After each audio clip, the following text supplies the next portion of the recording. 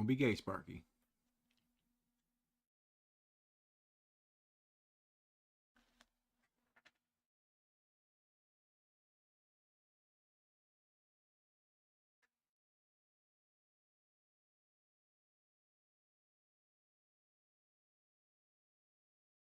It's so naughty. Hang on.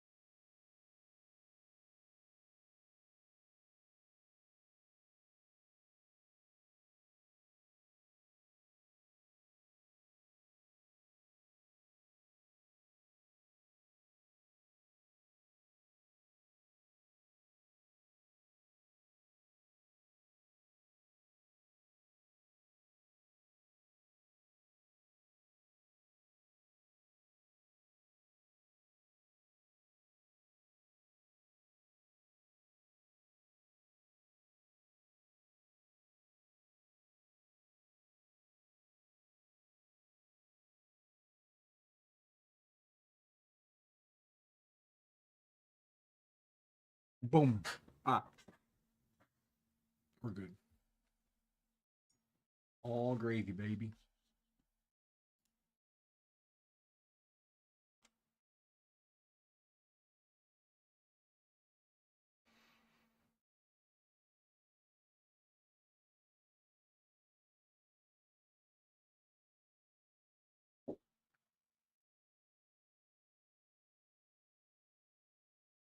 All right. So what are we going to do? I could play Zelda. I could play Albion. I wanted to try, you know what I mean? I want to do something that's not Diablo 4 kind of, sort of, because I'm kind of tired of Diablo 4. Kind of, it's kind of eh. I don't know. It's missing something. Like, it really is.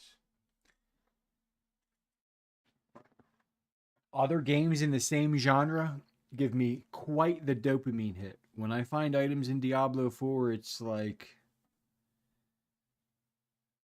oh well. Next. Like, I feel oh well. You know, I shouldn't feel oh well. Like, that should be the point where I'm like, yay.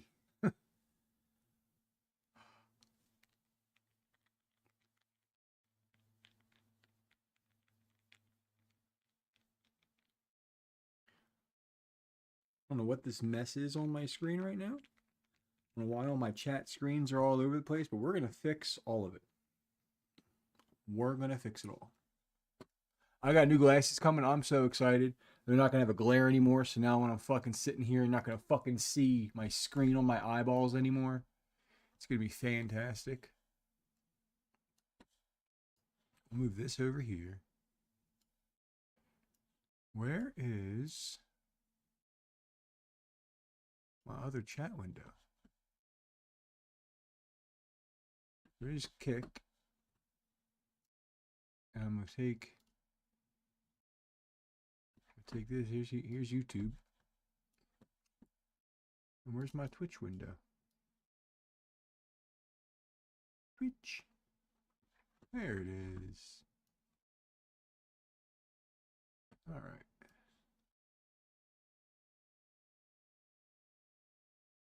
All right, we big chillin'. We are big chillin'. Fantastic. See, we've got Albion. I kind of want to check it out, bro. I don't know. Then we got this motherfucking game.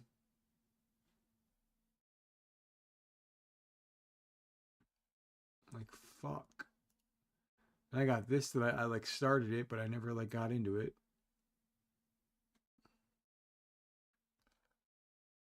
Same thing. There's so many games here that I've barely broken the surface of. A few hours into each of them. I can't fucking commit to a game. Ah, look, it's you. It's you, baby. Hi, baby. Hi, baby.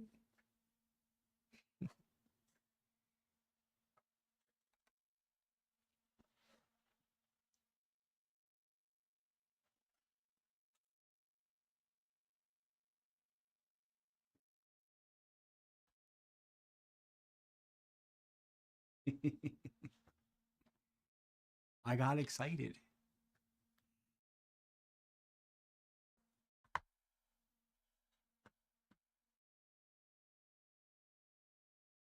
Albion, that's this game. It's like that. I get ads for it all the time. Just go to YouTube.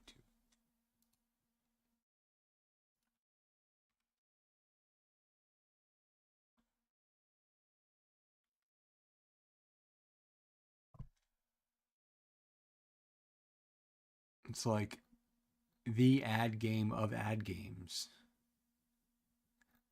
But apparently it's not pay to win.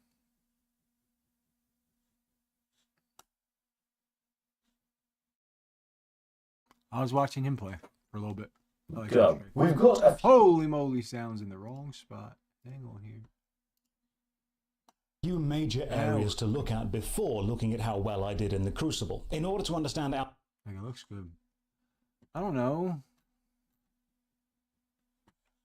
Because I kind of want to play Zelda.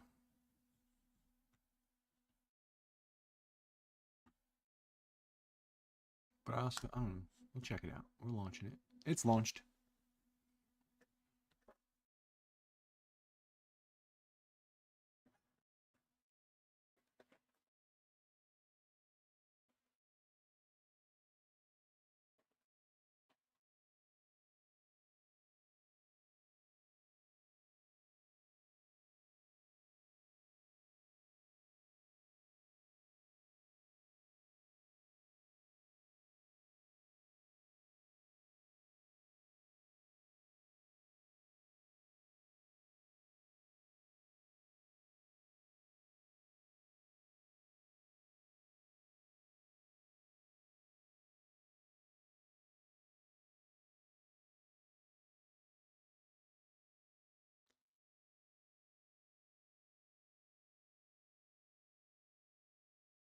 Red Ranch.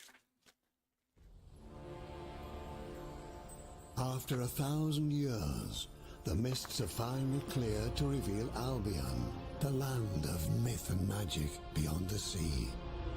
Back in the old world, a king who rules with an iron hand longs for Albion's riches. He summons adventurers to claim the land, hoping to escape their grim lives. Many follow, dreaming Bro, your of a sandwiches bright are so messy. future in Albion. But the journey across the sea is long and dangerous. And only the most daring cross successfully. Those who make it arrive at the shores of this magical land, from where they immediately begin to craft, trade, and conquer. You are among these adventurers. Head out and forge your own destiny in Albion. Oh boy.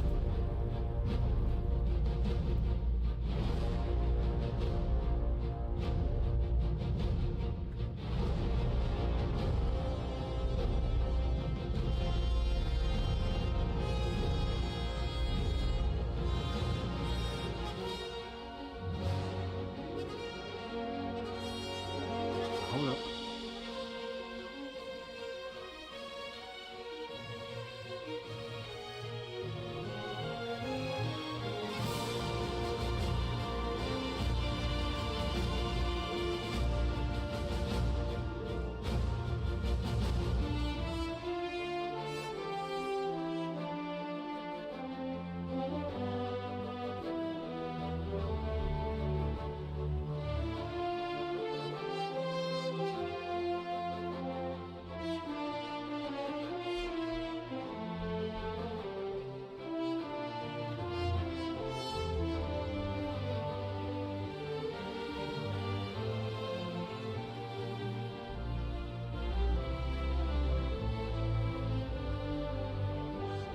Hang on.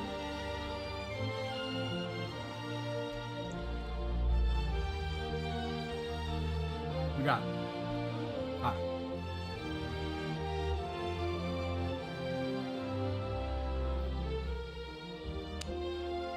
Didn't I sign up? I think I signed up already. I just didn't complete my registration. Hang on. Maybe I didn't?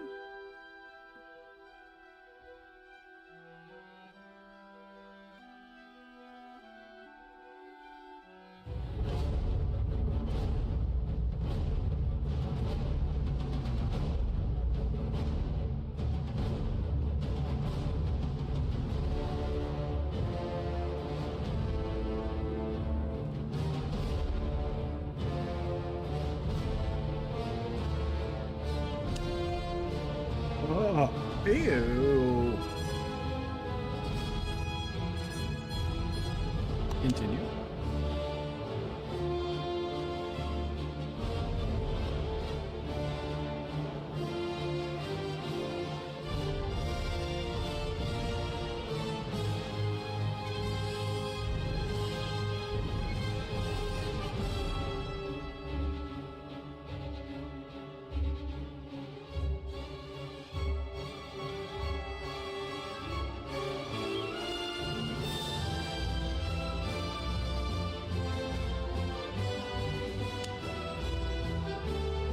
Send the fucking link, you fucking goober!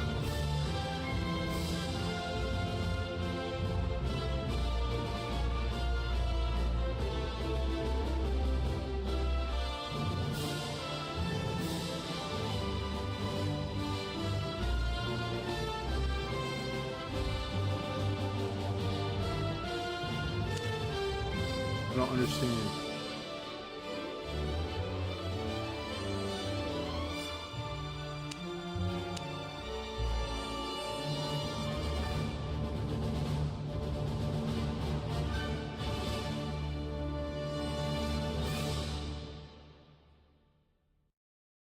Try this.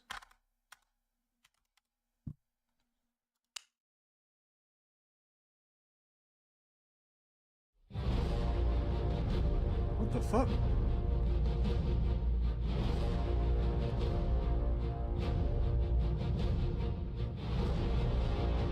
Cupcakes. Cupcakes.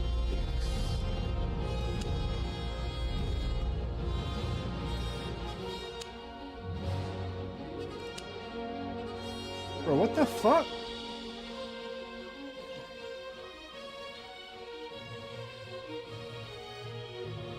Why did it work for that?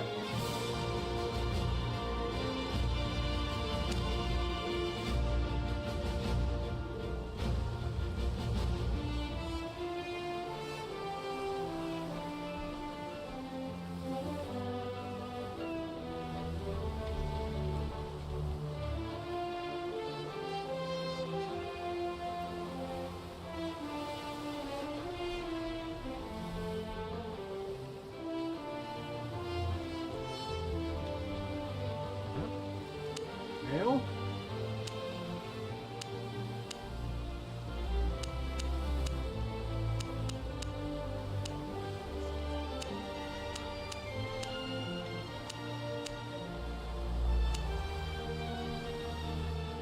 These are the men. Pick one.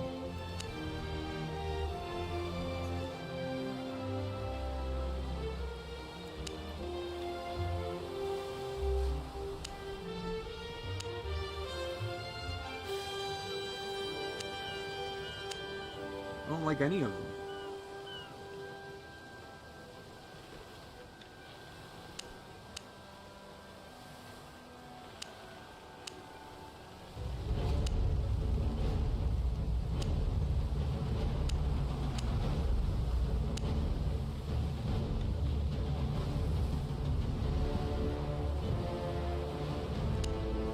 Oh, okay, here we go, here we go.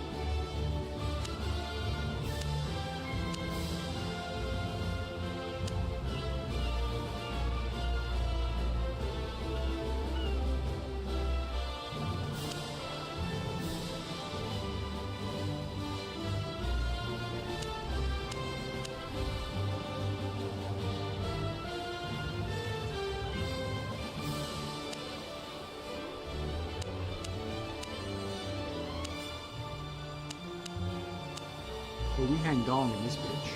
Yes, sir.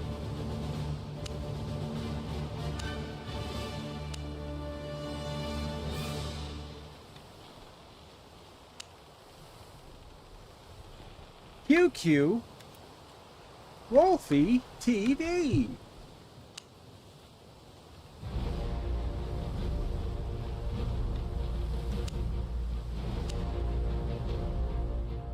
All right. Here we go.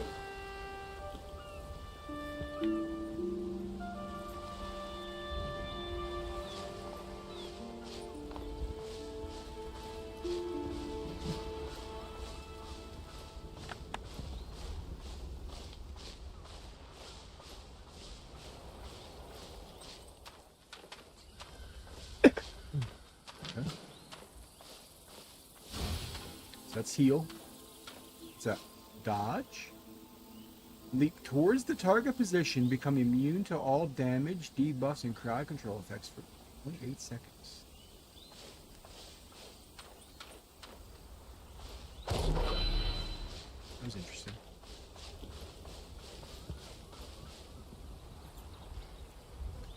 QWER. So is there WASD?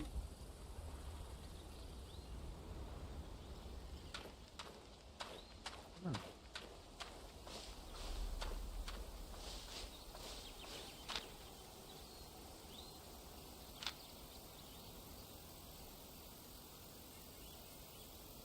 Things all maxed out, right?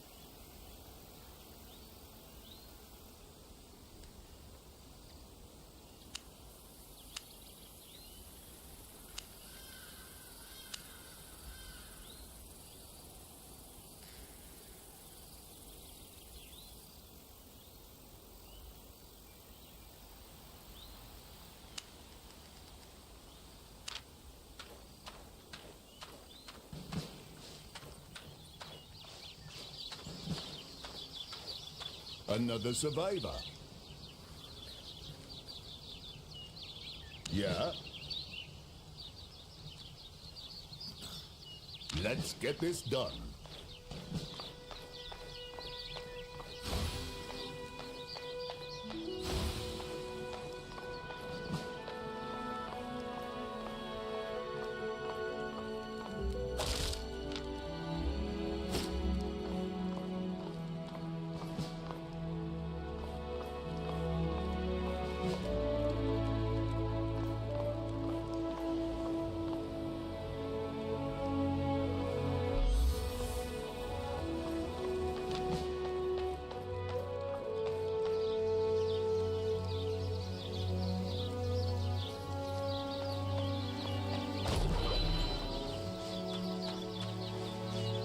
Good job. Need some advice? You can do this.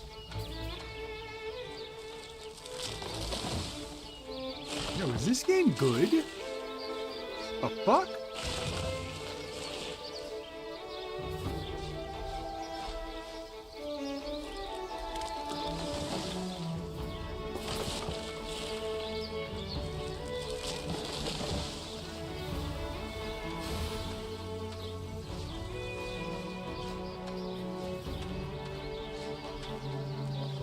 So far, so good. Need a hand? You're my right hand. crash this bitch. What do you got for me? Beginner's broads. Coming up. Yeah.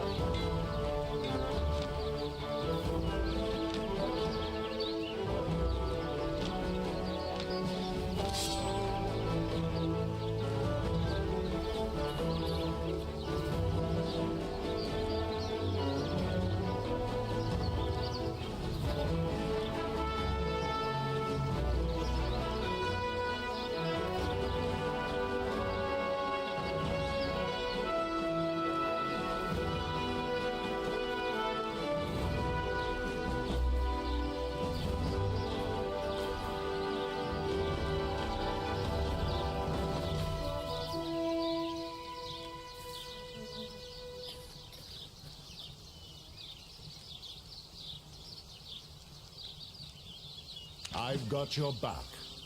Yeah? Need some advice? There is no time to waste. Oh shit. Need a hand?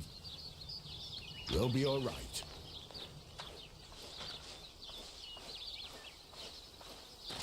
I'm ready.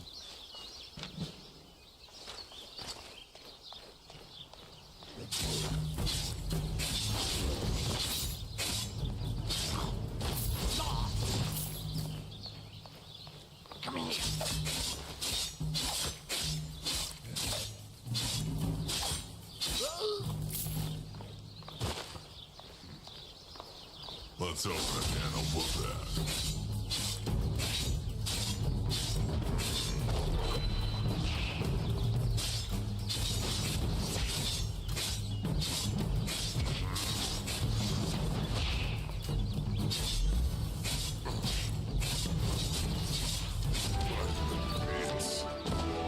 Boo.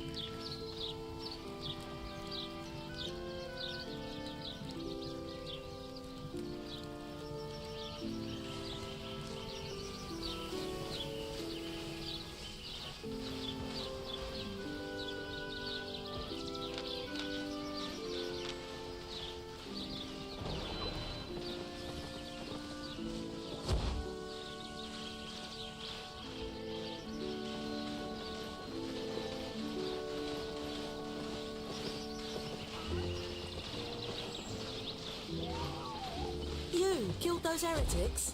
Bloody good work. Make haste.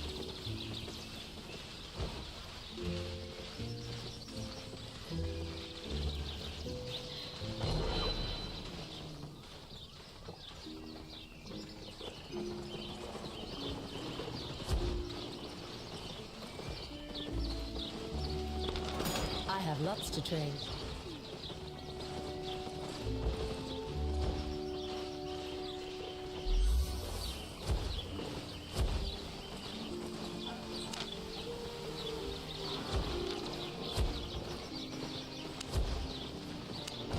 Stay honest.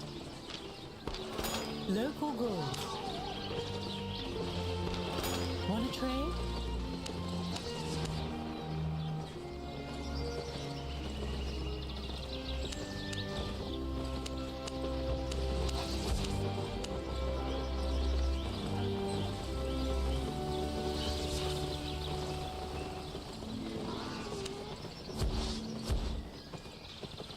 Got everything? It won't fucking let me, dude. What the fuck?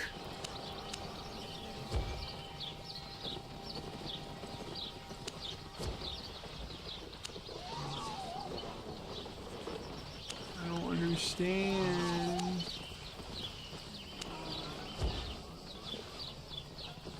Made a profit?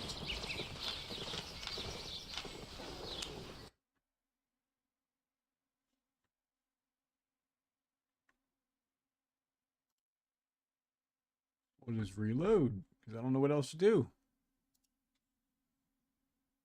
They killed your cat. This game is sick. All right, it's $7. You're wondering what this game is, but they killed my cat, which is all the motivation I'd ever need. Start new game. Enter name. Glorgino. Maybe I'm Italian. Use laptop to save progress. Holy fuck. Play with default settings for your first game. Semi-manual. Full manual. Manual reloads, breathing, blinking, and walking. What? Well, we'll do the normal one first.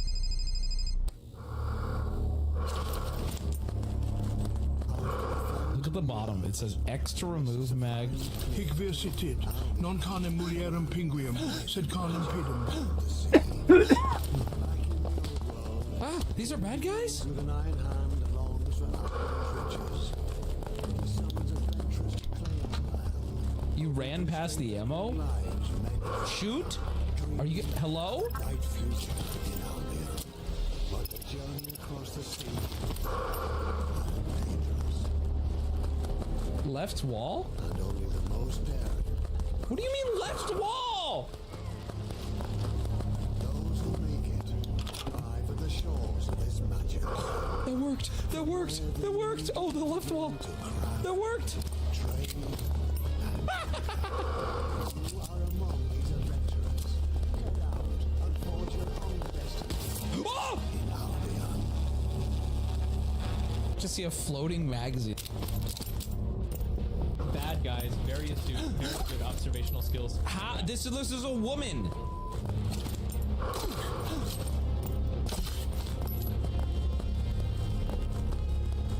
I'm him. No need to go through that. Okay, I have to.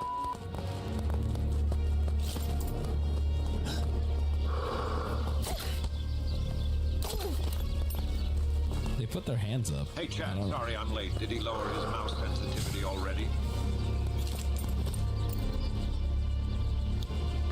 Can I flood? Stacking. I'm gonna pop you. Or not shoot them. Thanks for standing still so I can shoot you in the head. Locked.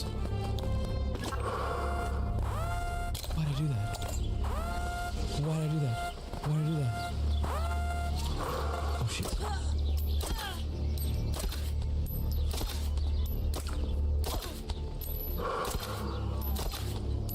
Damn, guns are effective.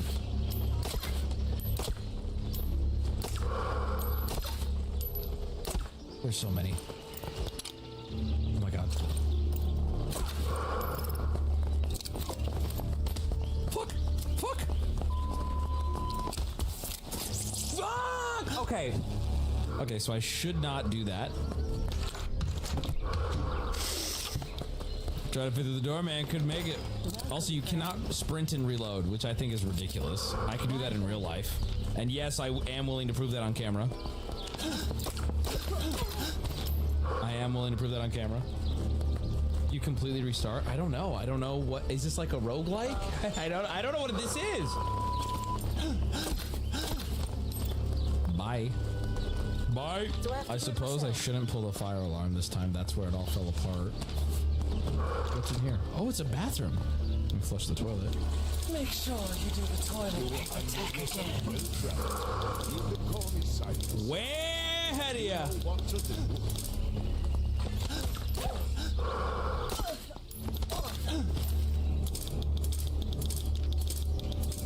Okay, I'm already hurt. You get money. Oh. Oh! Top left, you get money. Oh my god. Hollow sight? Why not? Spare mag? Another one. Oh! Oh my god. It is a roguelike.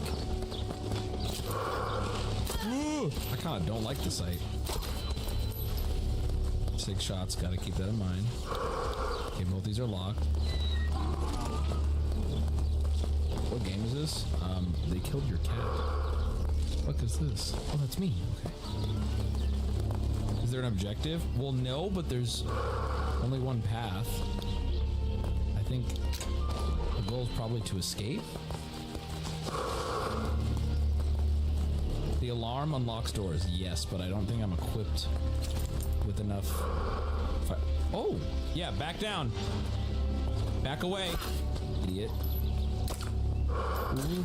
Why do they surrender?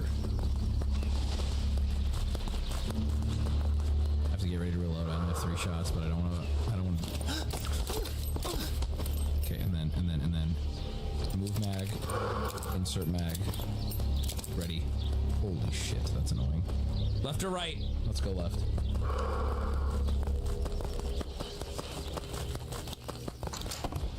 Oh, yes. Yes, and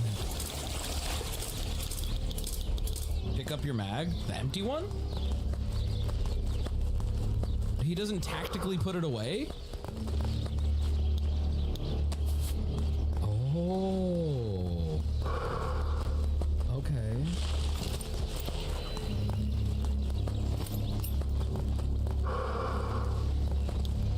Okay, so this must be...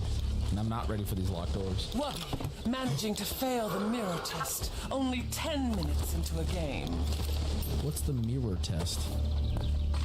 Is there a current active mag in here? Looks fire. Semi-auto, full auto, let's do auto. Okay, wait, hold on. Done this before. How do I know? I guess I could remove mag. Oh, I don't have a mag. But there was a mag in there. That's dumb. And then ready? Okay. I think now I have to do these doors. Let's do it. I'm ready. Let's get him at the choke point. Yeah, bitch. Okay.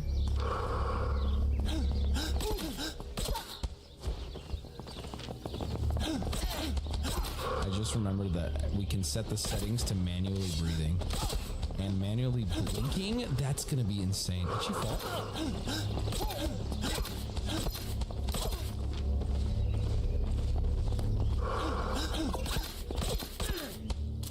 Doors unlocked. But are they done?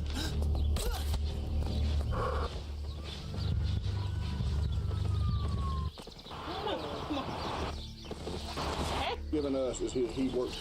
Oh, that's what. Yeah. Okay. Iron King. But He got a little bit. He just. That's probably. Yeah. Yeah. Okay. Is that Larry? And he's got a gun.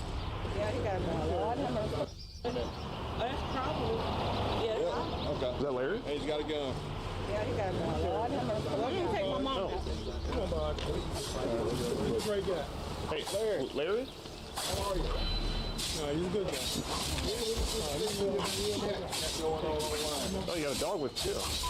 His name is Devin or Devon. He says he's inside the hotel. Would you care to explain yourself here? Yes, I would. Okay, what's going on? Why did you invite to your room? Didn't even know. She just now said that. She just now said that? You know, what about with this? Would this be your...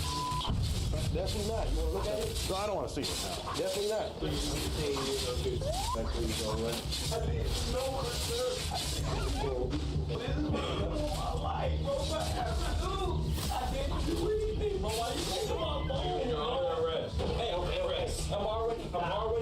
I'm already up in the thing. You a bitch. You know that. I'm a bitch? Yes, bro. Because you I'm a bitch. You're the one inviting a... Good luck explaining this to your 3 children when they see this on the internet years to come and know how much of a disgrace their dad is and what a bitch their dad is.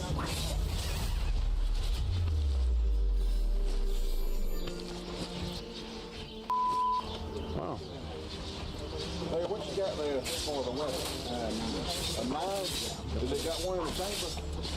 Do you mind if I take it off of you while we're talking to you? Oh, well, I don't really want you grabbing it right now while we're talking to you. Put it in circumstances. Get him. Well, you know what's going on. We're going to hear talk to you about it. We don't want to have to call law enforcement right now. I'm listening. Okay, so, but you have a firearm. Put it up. I don't want nobody touching my... Larry. I'm going to put it up. Larry, calm down. Okay. It's okay, Larry. We just want to talk to you. I'm listening. Listen. I don't want you touching that firearm until it's circumstances. Well, can you come and get it, Walter? If he wants to get it, that'll be fine. It's my church member. Back up. Don't let him take your firearm. Out of my house. Take that out right there if you don't. Make it the boy. Push the button on the side. Look, you were fit. Yes, that me really. Back up. I understand. But you did make an attempt to switch back and forth and only talk about the stuff on the Plenty of Fish. I guess you thought that was going to help you, but it's all time stamped and dated, Larry. That's the problem. And said, "Can you go back to the app and look at it after you knew the FBI files reveals reports of 4-foot-tall beings emerging from UFOs. Allegedly a negative photo of the strange dead being that was found in a UFO crash site in New Mexico. So let me get this straight. This right here was in the files? He's just a little guy? I mean, that's a really little guy, though. Pentagon UFO files show a star-shaped object moving in sharp... I mean, this is... What is this, like a Naru? There's no way.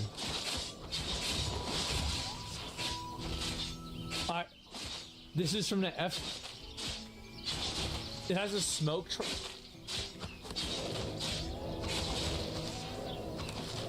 What the fuck? Presidential unsealing. This is a higher resolution. Okay, they're looking for Jeffrey Epstein. A UAP that they saw from the fucking moon? Newly released UFO files include phenomena observed by astronauts during the Apollo mission. Apollo 17 crew reported seeing unidentified bright lights spark up. Sparks that lit up space. Apollo 11, Neil Armstrong, Buzz Aldrin described seeing a mysterious brighter object tumbling past their spacecraft onto the moon. Oh my God. The first unusual thing that we saw, I guess, was one day out of something pretty close to the moon. It had a sizable dimension to it, so we put a monocular on it. We just look out the window and there it was. Yeah, we weren't sure about what it might be. We called the ground and we were told the SIVB was 6,000 miles away. We were seeing all kinds of little objects going by at various dumps, and then we happened to see this one brighter object going by. At the time, each one of us had a chance to look at it, and it certainly seemed like it was within our vicinity and a very sizable dimension. I don't know. Like, I mean, you got both of them saying this is what happened, and this is confidential with the guys that went to the moon. So this is audio from 1965 Gemini Mission 7 UFO sighting. This is Houston. Say again, 7? So we have a bogey at 10 o'clock high. So we have several, looks like debris up there, actual thing. It looks like hundreds of little particles dragged down the left out about 3 to 4 miles. Looks like perhaps a vehicle that's disintegrated. Roger, I understand they're about 3 to 4 miles away. They're past now, they're going to pull it over. Ooh. That was fast. Oh. Nope. Where'd it go? It's a wait, so it's another one of those little balls. What the fuck?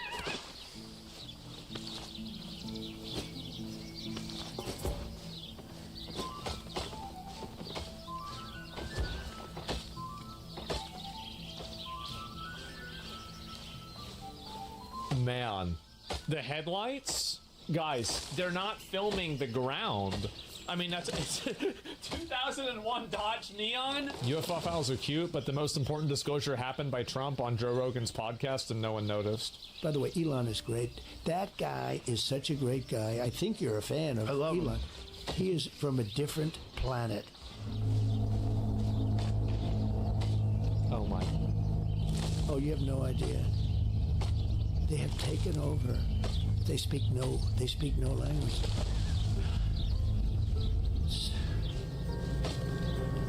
of a sudden, whoosh, and you hear blah, blah.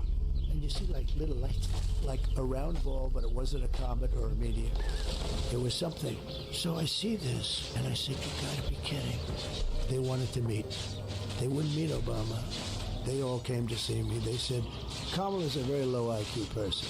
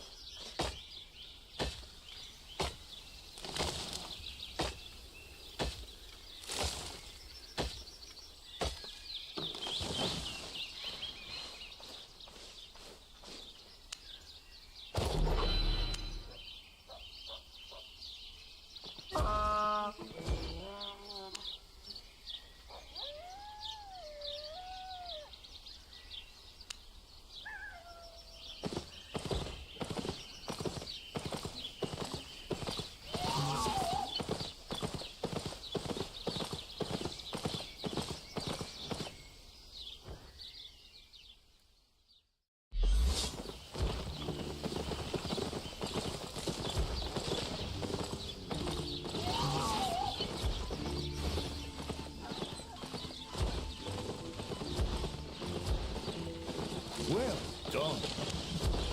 On you go.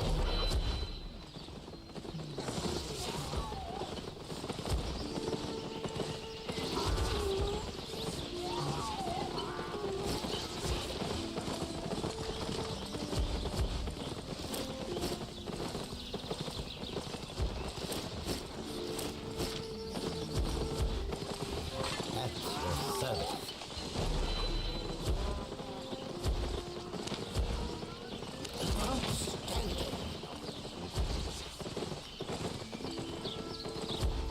Stay civilized.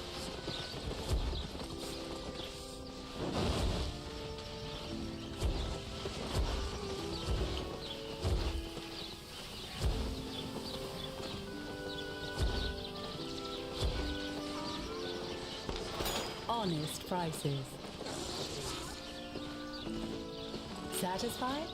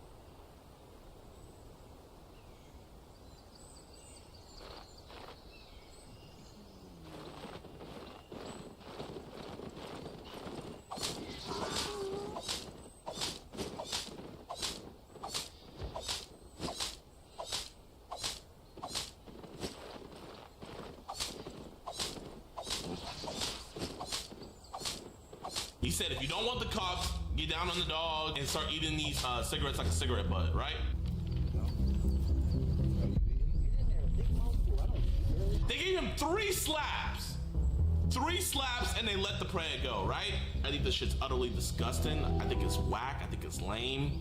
Dap is whack, and leave it at that. So chat, Jay from Dads Against Predators, he was arrested and they hit him with 3 felony charges of extortion, right? He was arrested in Florida. Me and Alex quite literally spent 2 hours going through his court paperwork, and the court paperwork is heavily redacted, like really, really badly redacted, but we think we were able to find the 3 videos that were the cause for him to get arrested, okay? So he was arrested and he's facing 3 felony charges, and his bond was set at $310,000. As you guys can see right there, the primary charge is extortion. I would love to show you guys all the catches, but in 2 of the catches that they did, the people in there, they did not call the cops at all, right? So I can't show you those catches because that will get this channel strike down. But I will show you one of them.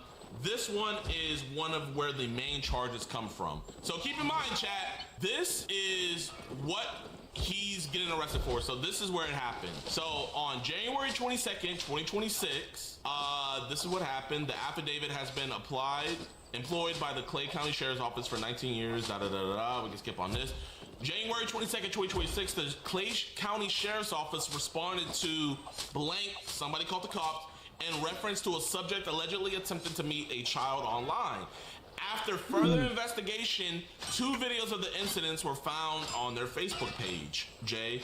The videos were uploaded February 14th, 2026 to the social media platform. The suspect was identified as blank. This blank right here, this is Dr. Pepper. The reason why it's blanked is, you have to see. So that's Dr. Pepper right there, right? But this charge is against Jay. Hereafter, the subject was identified as blank. So this is oh, my bad, let me rephrase. So responded to blank. So the person they responded to here is Dr. Pepper. The person here is the pred, but they put his name out there on their page, but this is the pred, and he's gonna be referred to as victim, and now this is what happened. It should be noted that the suspect is a self-proclaimed vigilante and member of the online group. They blurred it out, but Dads Against Predators, right?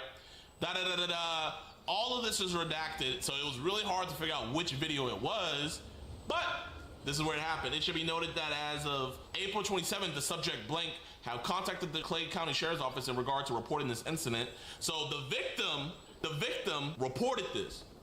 The suspect was identified by his Florida's license, and because he got pulled over, so that's how he got arrested. He had an arrest warrant, but he got pulled over, and when they pulled him over, they saw he had a warrant, so they arrested him. The suspect has several out-of-state warrants, non-extraditable, including assault and public order crimes in other states, all which stem from similar incidents.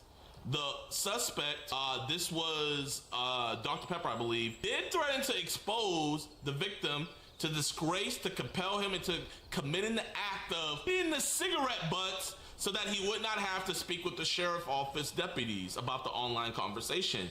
He had the co-suspect. They stated multiple times they could talk to the sheriff's office accusing the victim of committing a crime. So this is what they did. They made this pred eat cigarette butts from an ashtray, right? And they still called the cops anyway. The cops were investigating it, but with them doing this, the case will get thrown out right away, so they can't even do anything with it. So now I'm gonna show you guys the video. So this is the dude that they caught, right? They're talking to him, and let's listen to a little. I'll go in and block him. I guarantee you I will block him. If you don't believe me there, I will take the... He's begging on his knees. I screwed up and I made a mistake. And look. It's your choice. You could do it. Tell him what you did. Got one little deal for it. If you don't want the cops, you get down like a dog and you start eating these cigarette butts. So, remember in the affidavit, someone told him to do that? So, I wonder I think, I'm not sure, but I'm thinking Dr. Pepper has a charge for this as well. I'm thinking Dr. Pepper has a charge for this as well, but Dr. Pepper is the one who initiated this. So listen, because the Pred was about to leave. Now listen to what he said real closely.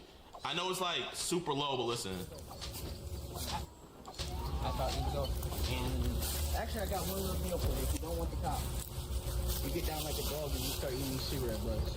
He said, if you don't want the cops, get down on the dog and start eating these things, these cigarettes like a cigarette butt, right?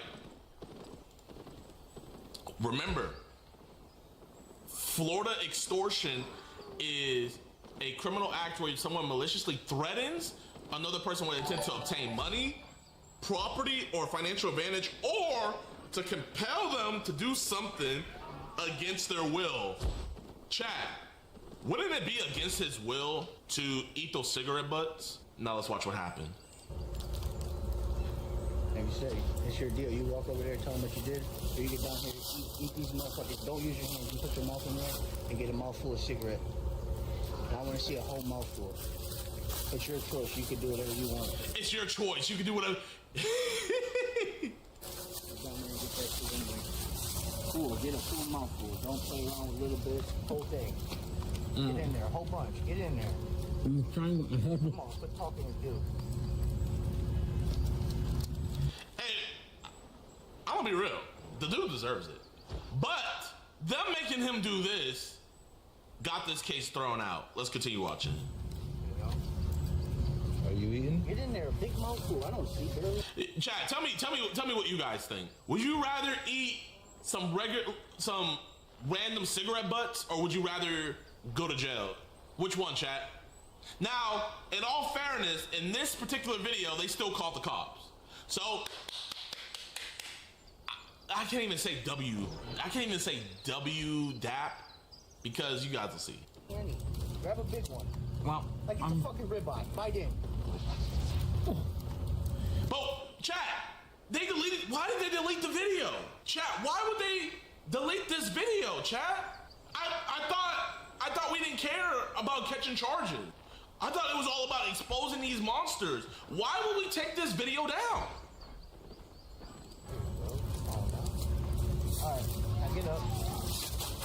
So they made him eat it, and they still called the cops. He first texted me, and then I texted him back. And yet, and at the time. So here's the police presence. I want to make sure I show you guys police presence. That's a sheriff office. That did call the cops. You shut the fuck up. So he was going to meet the child here. He wanted to be the bond. He wanted to get fucked and suck dick. You know, he wanted to come to the kid's house originally, but the cousin's there. So we were going to meet here and, you know, make some things work. We didn't have a full plan afterward. We just knew we were going to have a little fun. Do you have, is there any? We didn't have a full plan afterward. We were just going to have a little fun. So all of this, right? They get the Pred's information and everything. But I want to show you guys something. Because in the video, they did give him the chat logs. They did send the chat logs over, right? But chat, pay attention to the affidavit. Pay very close attention. So so January 22nd is when that happened, right? They responded, they came out, but now look at this. The videos were uploaded February 14th to the social media. So that means they didn't give them the video. They didn't give the police the video of what all they made him do. And while the police were investigating this, probably trying to figure out how to charge this dude, them posting that video, seeing that they committed extortion, throws the whole case out the way. So not only did their stupidity get this case thrown away, them posting the video get this case thrown away. So this video was so important to post that it didn't matter getting the case thrown out. But now that you're facing upwards of 40 years for extortion, now we want to take down the video. Why not stand on it? Chat, tell me if I'm wrong, chat. Why take the video down if you see nothing wrong in what you were doing? That's not even extortion. It quite literally is the definition of extortion, bruh. quite literally in the state of Florida. State of Florida is commonly known as blackmail, is a criminal act where someone maliciously threatens another person with the intent to obtain money, property, or any financial gain, or to compel them to do something against their will. Do you think somebody wants to eat cigarette butts? So I don't have a problem with them making a pred eat cigarette butts. What I have a problem with is one of the few times they actually call the cops. The case is now gonna get thrown out because they made him do some stupid shit. Tell me, chat, was him eating the butts was him eating the cigarettes worth it? They didn't even slap him. They didn't even slap him. So you're telling me him eating cigarette butts was worth him walking free now? Facebook deleted it. Facebook did not delete it. Shut up. Facebook did not delete it because all the videos that I have matched up to this case are magically deleted. So no, Facebook did not make them delete shit. They got way worse videos on their channel or on their Facebook page than them having a pred eat freaking things. So that's the first one. Now, everybody, so W or L? Was it worth it, W or L? W for yes, L for no. Okay, we're in agreement. Everybody's in agreement. L. Now, I'm gonna show you guys the other videos, right? Because there's more charges. So, I talked to Joshua. He's a member of DAP. I talked to Joshua, and so if you look at the court hearing, so his next hearing's on May 26th. Not only is he's out on a surety bond, but not only that as well, chat, he also has an ankle monitor. Let me find that. Notice to appeal, order, here, right here. Order requiring electronic monitoring. So chat, tell me if this was it worth it making a pred eat cigarette butts when if you didn't make him do that, you probably could have got him arrested, charged, all of that, right? He probably had CP on his phone, probably could have been even more charges. But was it worth it to have him eat cigarette butts, get the case dismissed, and now you're looking at 40 plus years? And you have to wear an ankle monitor, and you also can't leave the state of Florida. We actually discussed DAP's charges in my law class as textbook extortion. High chance the DA won't accept pred catches in the... Exactly. Now, when a real pred catching group comes by, rightfully so, they should treat all of us, you know, differently because we're all different groups, but they're gonna hear, oh wait, pred catchers did this one? Nah, we're good. So now Clay County's fucked for us. But that's not the only charge. I wanna go more in depth. There's more. But wait, there's more. Because he has 3 felony extortion charges.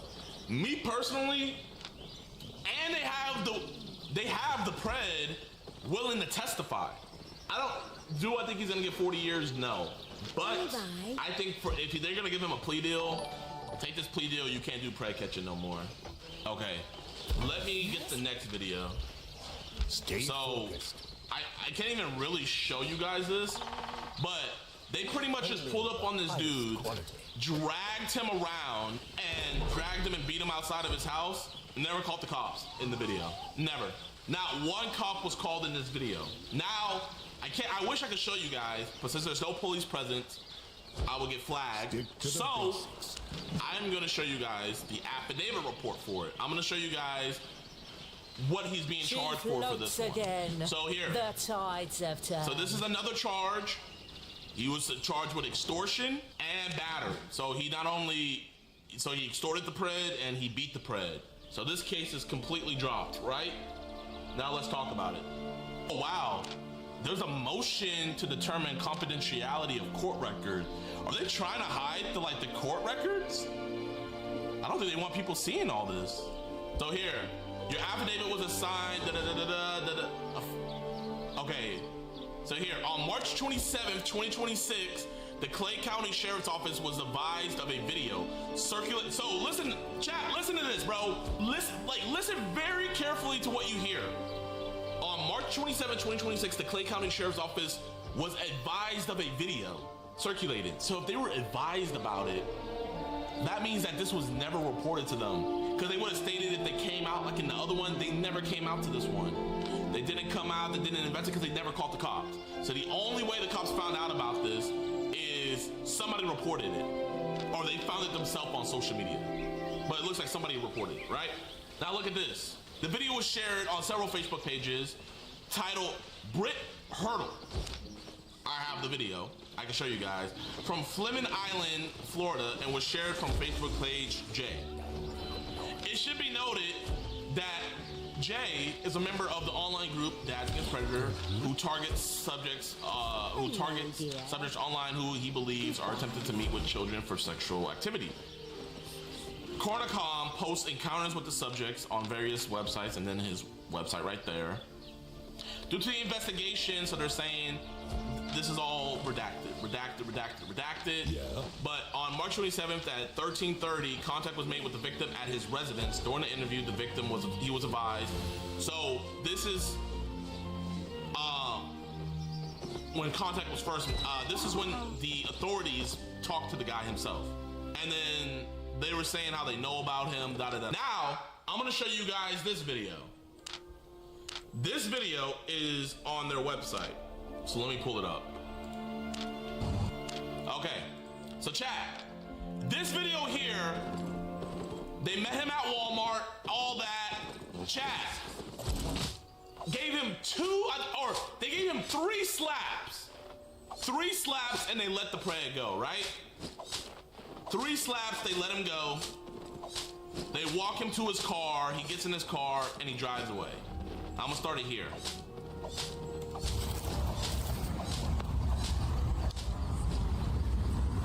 So they slapped him, he gets in his car, he's driving away. Okay.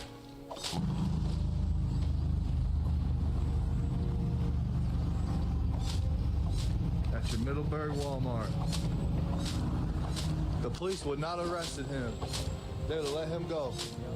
But he just got his ass smacked the fuck up, didn't he? Damn right. Damn right. The police would have not arrested him. They would have let him go. But he got smacked the fuck up, right? Damn right. So they're straight up admitted in this video that they called no cops. They called no cops. That's why in the affidavit it says that they were advised about it, circulating, da-da-da-da-da. Middleburg Walmart. The police would not have arrested him. They would have let him go. But he just got his ass smacked the fuck up, didn't he? Damn right. Damn right. 3 slaps. 3 slaps. Was that worth it for y'all, chat? No cops called, and now he's facing extortion because they said in the video, either you let us slap you, or we're gonna call the cops. So they bluffed him. They literally bluffed him because they said in this video that no cops would have came. So they bluffed him and said that they were gonna call the cops when they were never gonna call the cops. And they just slapped him. So it should have been, should we slap you or should we just let you go? Which one do you want? We're trying to meet a kid.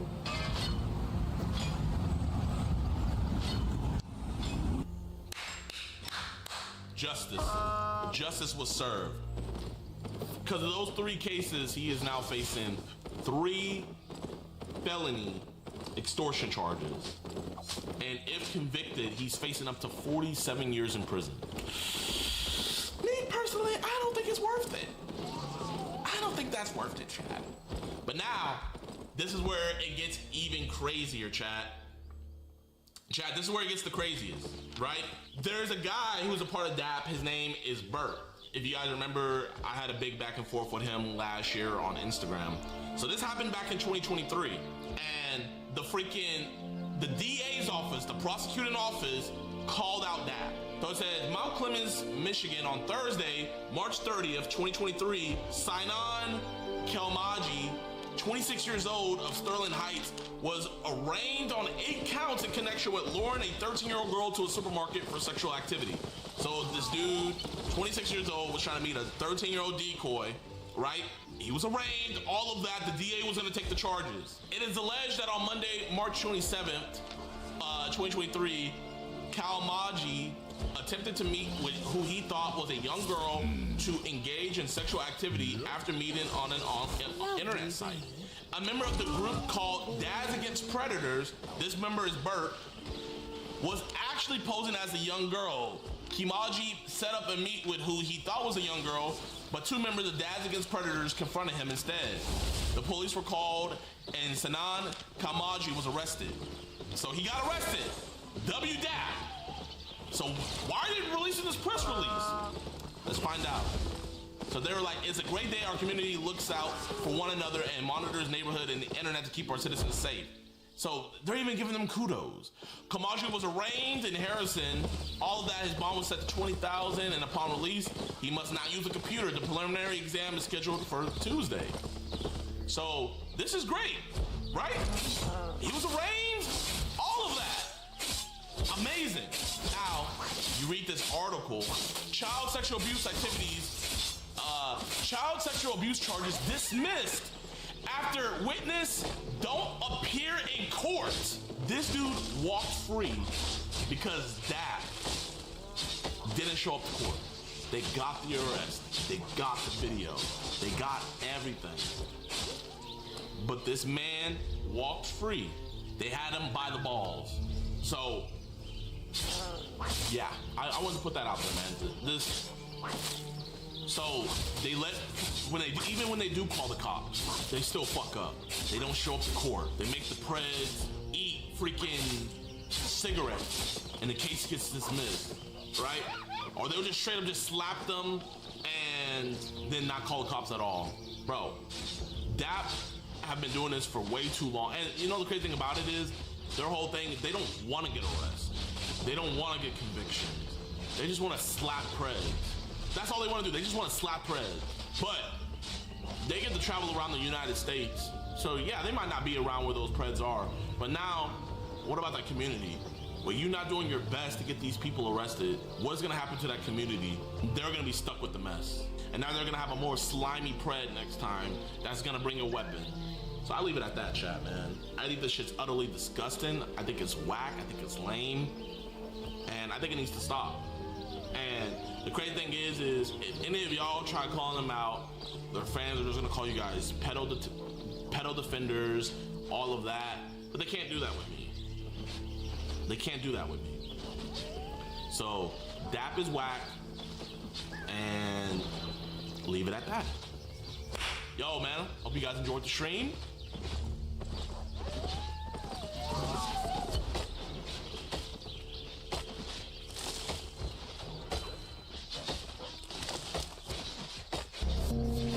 Options. Graphics. We're gonna do off limits. We'll put this at probably max, not full though. It's gonna bug out otherwise. Optimal. XQCL. Wait, what did I leave it at max FPS though? Wow. Extra. Until there's a line. What?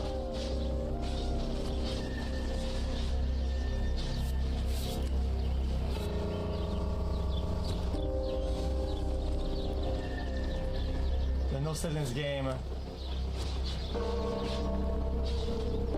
The boy is what boy? I mean, I can barely see that.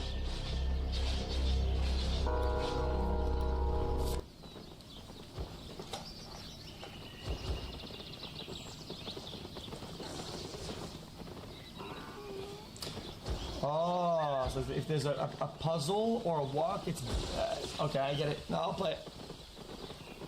Not to forget to stop feeling all this pain. I'm afraid because it's all left of them. Time doesn't. Yeah, it erases it. Imahot girl BTW. Real, not nice. cap. Nice. XQCL. Oh, this is some fast moment. Oh no. Oh whoa whoa whoa.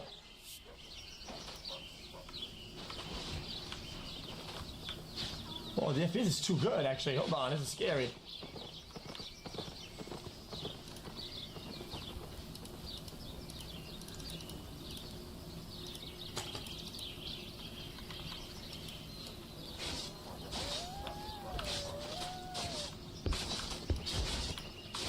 This is loud, chat.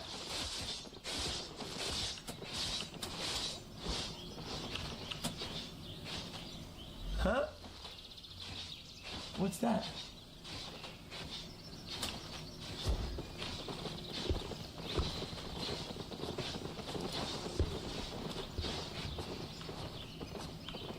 It's loud and the huh? What was that?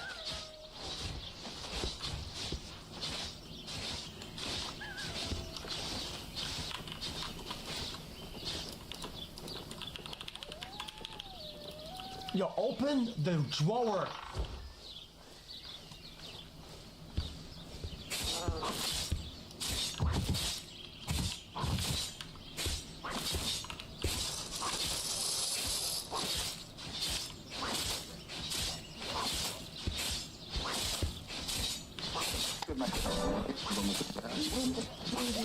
Chad, the FOV, what happened? Is that camera blurry? I'll fix it.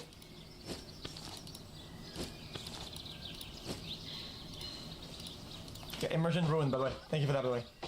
Logitech, I'll thank Logitech for that.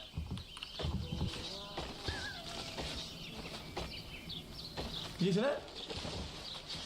Footsteps.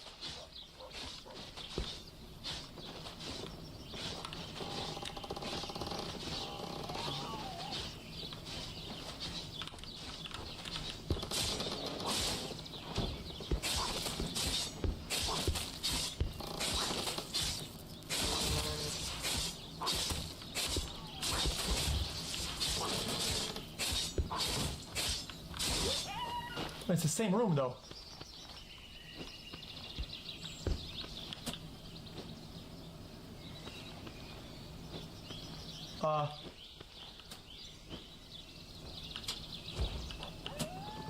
It's the same room.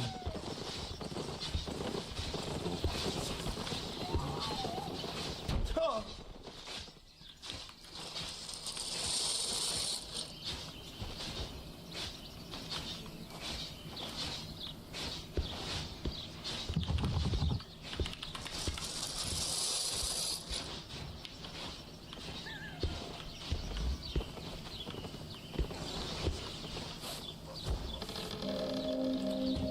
I'm waiting for Dad. Mom said he'll be home soon. I'm sitting in the new all the buildings up. I keep glancing out the window waiting for him to appear.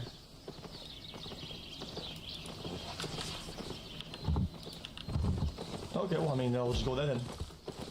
It's all good.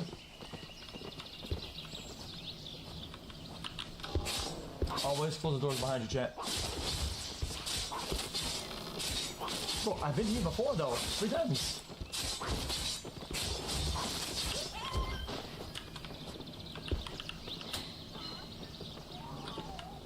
Ah!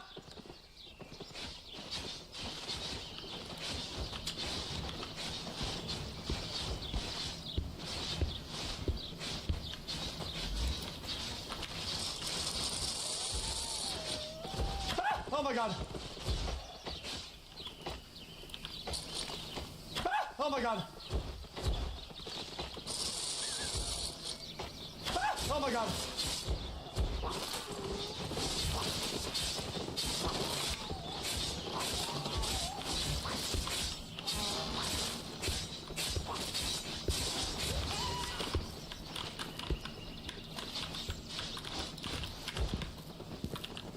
Teacup.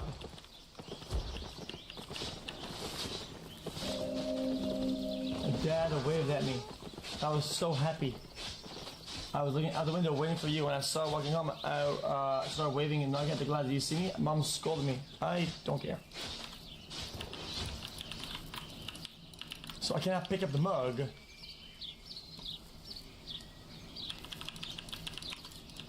The mug is stuck to the wall.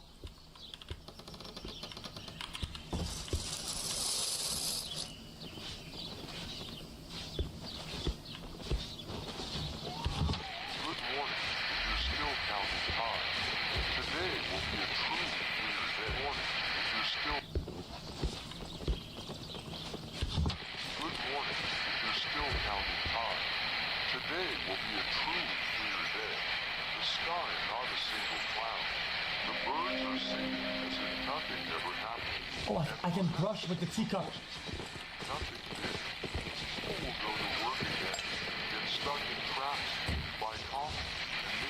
That's the key to the door. Just like yesterday, just like always, ordinary weekdays. But There is someone whose morning never begins and whose day never ends. Steps placed at the same time.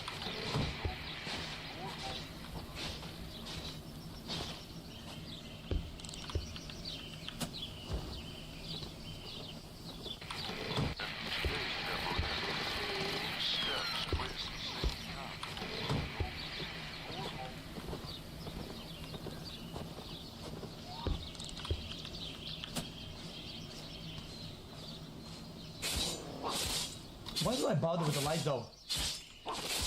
Oh wait. I don't.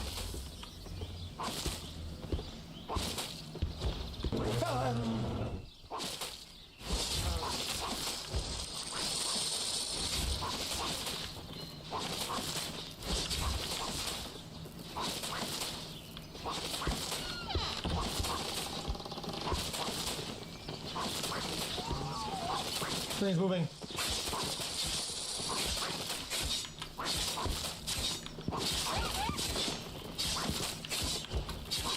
Ball.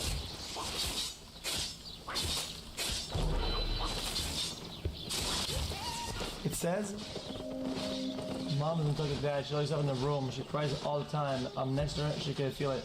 Seems like the only makes her feel worse. Does she not love me?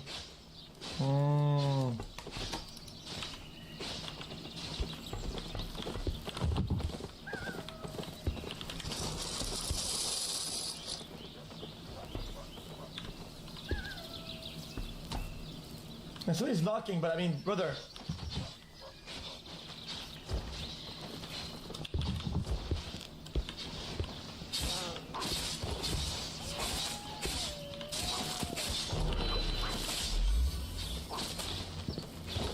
Is it on the window?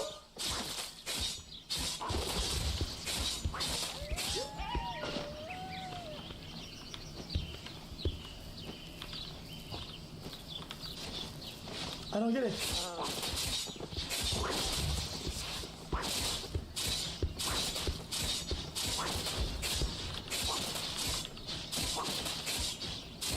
I don't get it. Oh, I tried to get the teacup, the toothbrush. Because it's a family. They have more than one toothbrush.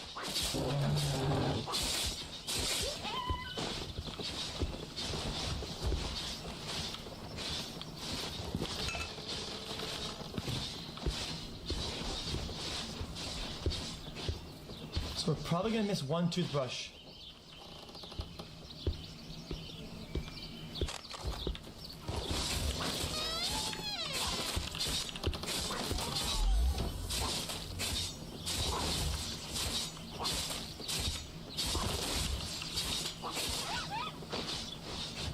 Is there any difference when I put this on?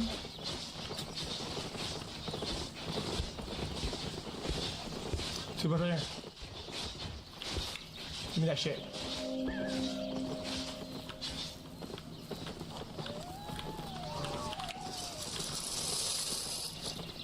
I'm kind of rolling right now, I feel like.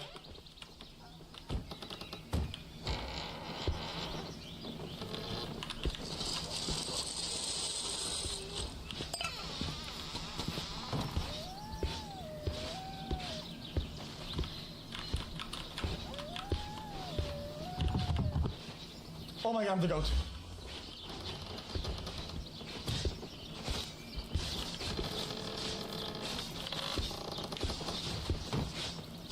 This is different.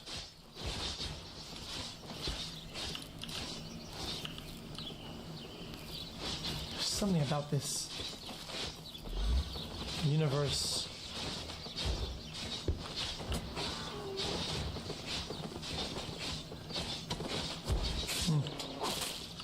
Going.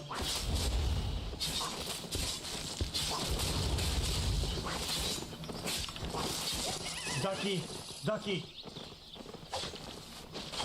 I remember something, but I didn't understand what happened. Something cracked and it got dark, really dark. I could hear, all I could hear was mom and dad piercing screams in silence, okay?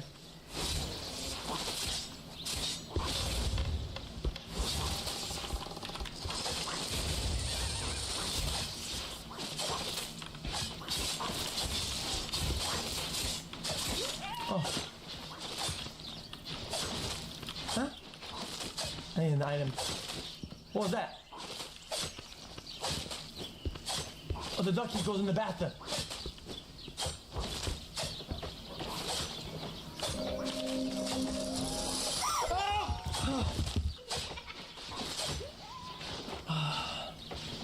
Why was that so loud, man? You heard that too, right?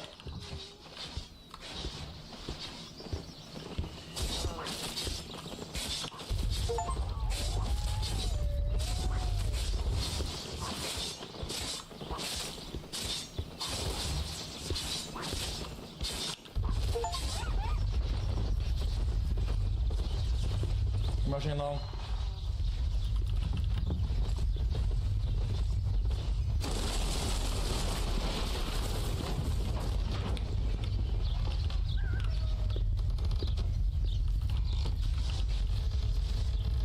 Hello?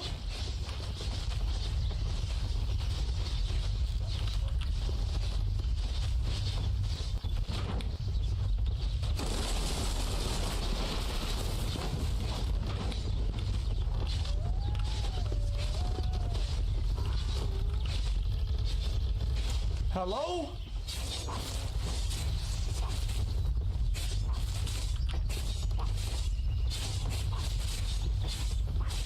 New door. It's a code. Okay, chat, I think I have to adventure in the dark. Watch this.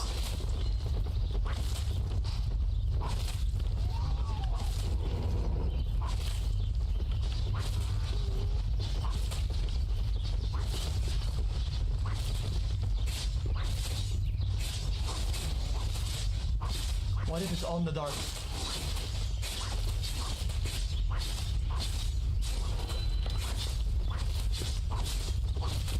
Nope, I'm not doing that. I don't think I want to go there yet. So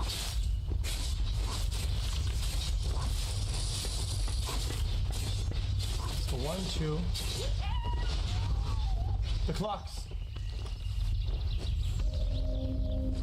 Dad was doing something with the safe. He stood next to it crying, repeated the word, "I'm sorry," over and over again.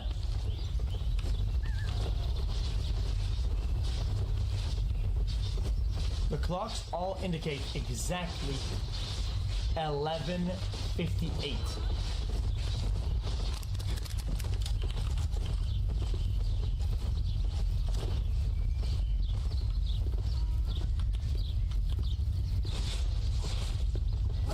We're not going there.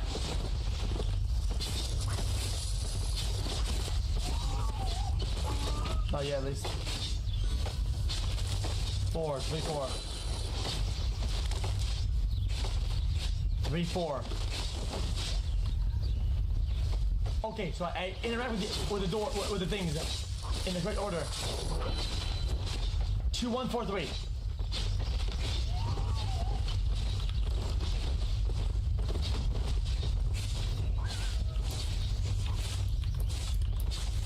Oh, it's there's correspondent letters I need to go find, and it's a Caesar cipher.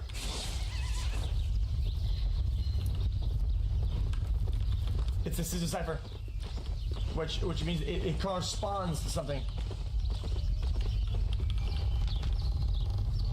There's correspondent letters to the things. And to go reverse engineer it.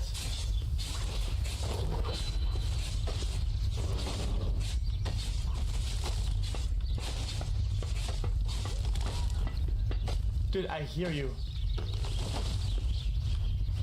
Maybe I just...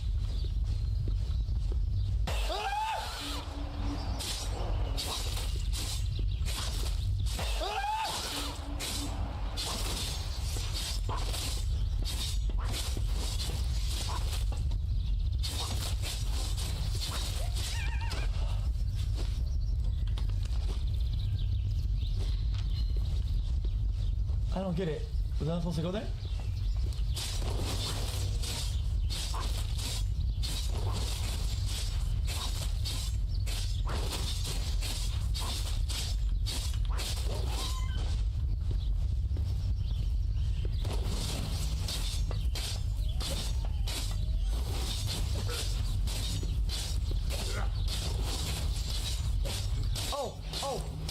143.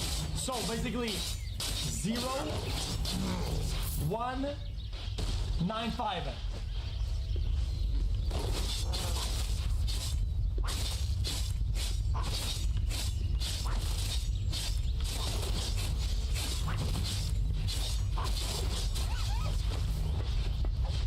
Oh my god, it's the bong bang.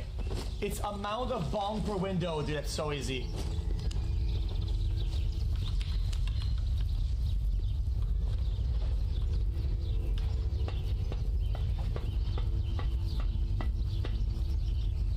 Wait, isn't that 10? 5, 6, 7, 8, 9. 9. So blank 9.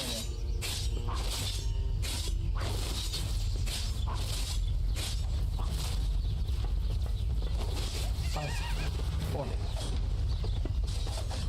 4, 9.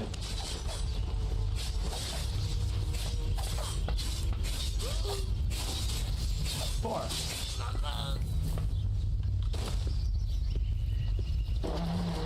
4, 9, blank 4.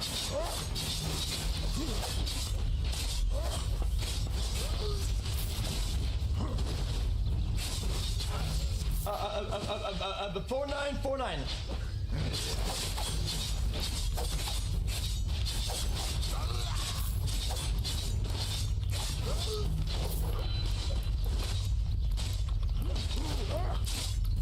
No.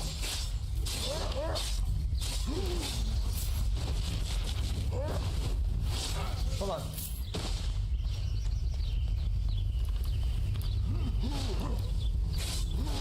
Oh, reverse. 4, 9.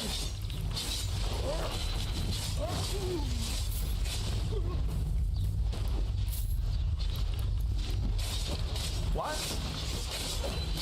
That doesn't make any sense. Wait, I said blank 9. 4, 9. 9. Oh my god, that's crazy.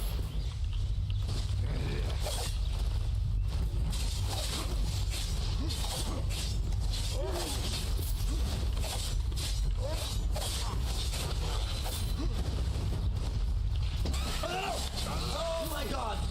Fudge, man!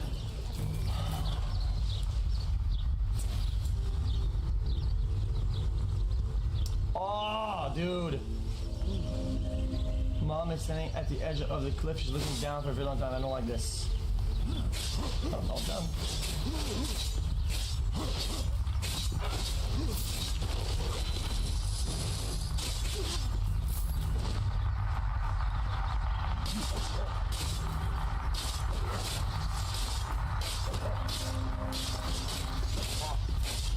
Be nice. Be nice.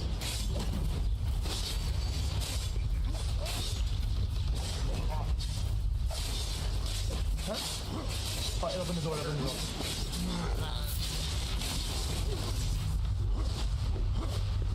Run.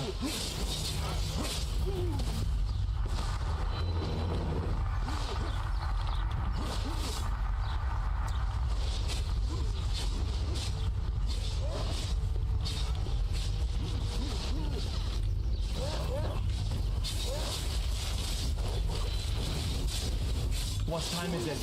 10 to 9.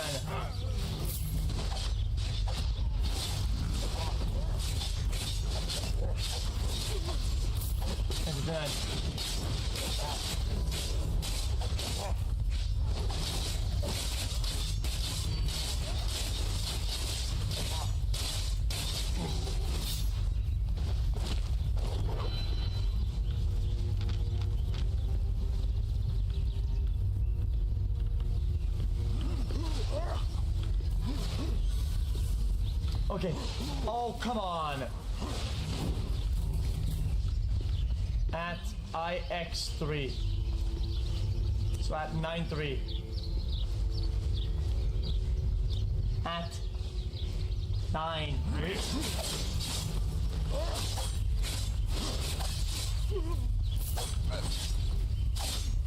That's 12. Daddy, when are we going fishing? It's asking me a bunch of questions, but...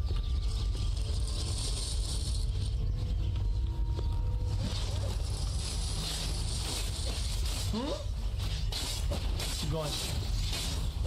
Okay, so I have 3.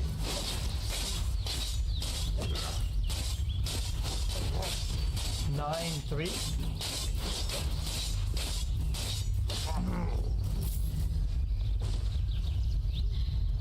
Okay. On Saturday, sun.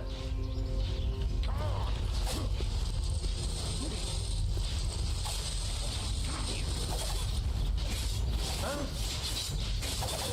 What time?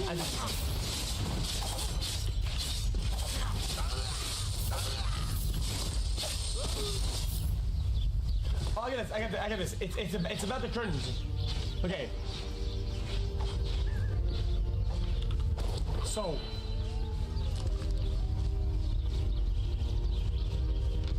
Huh?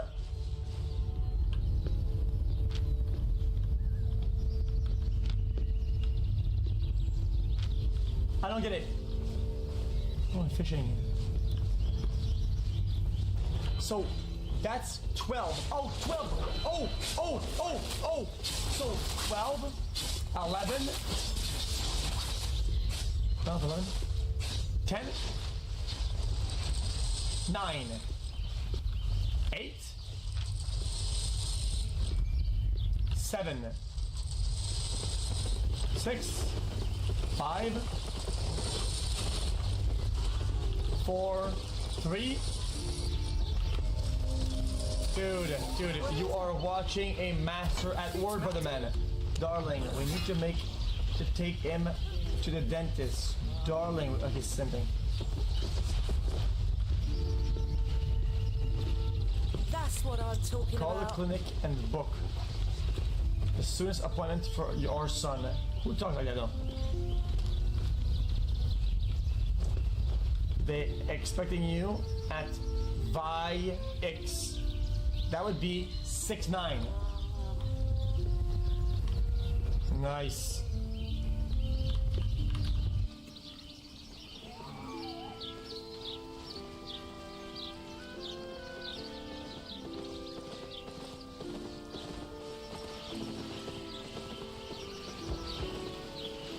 So,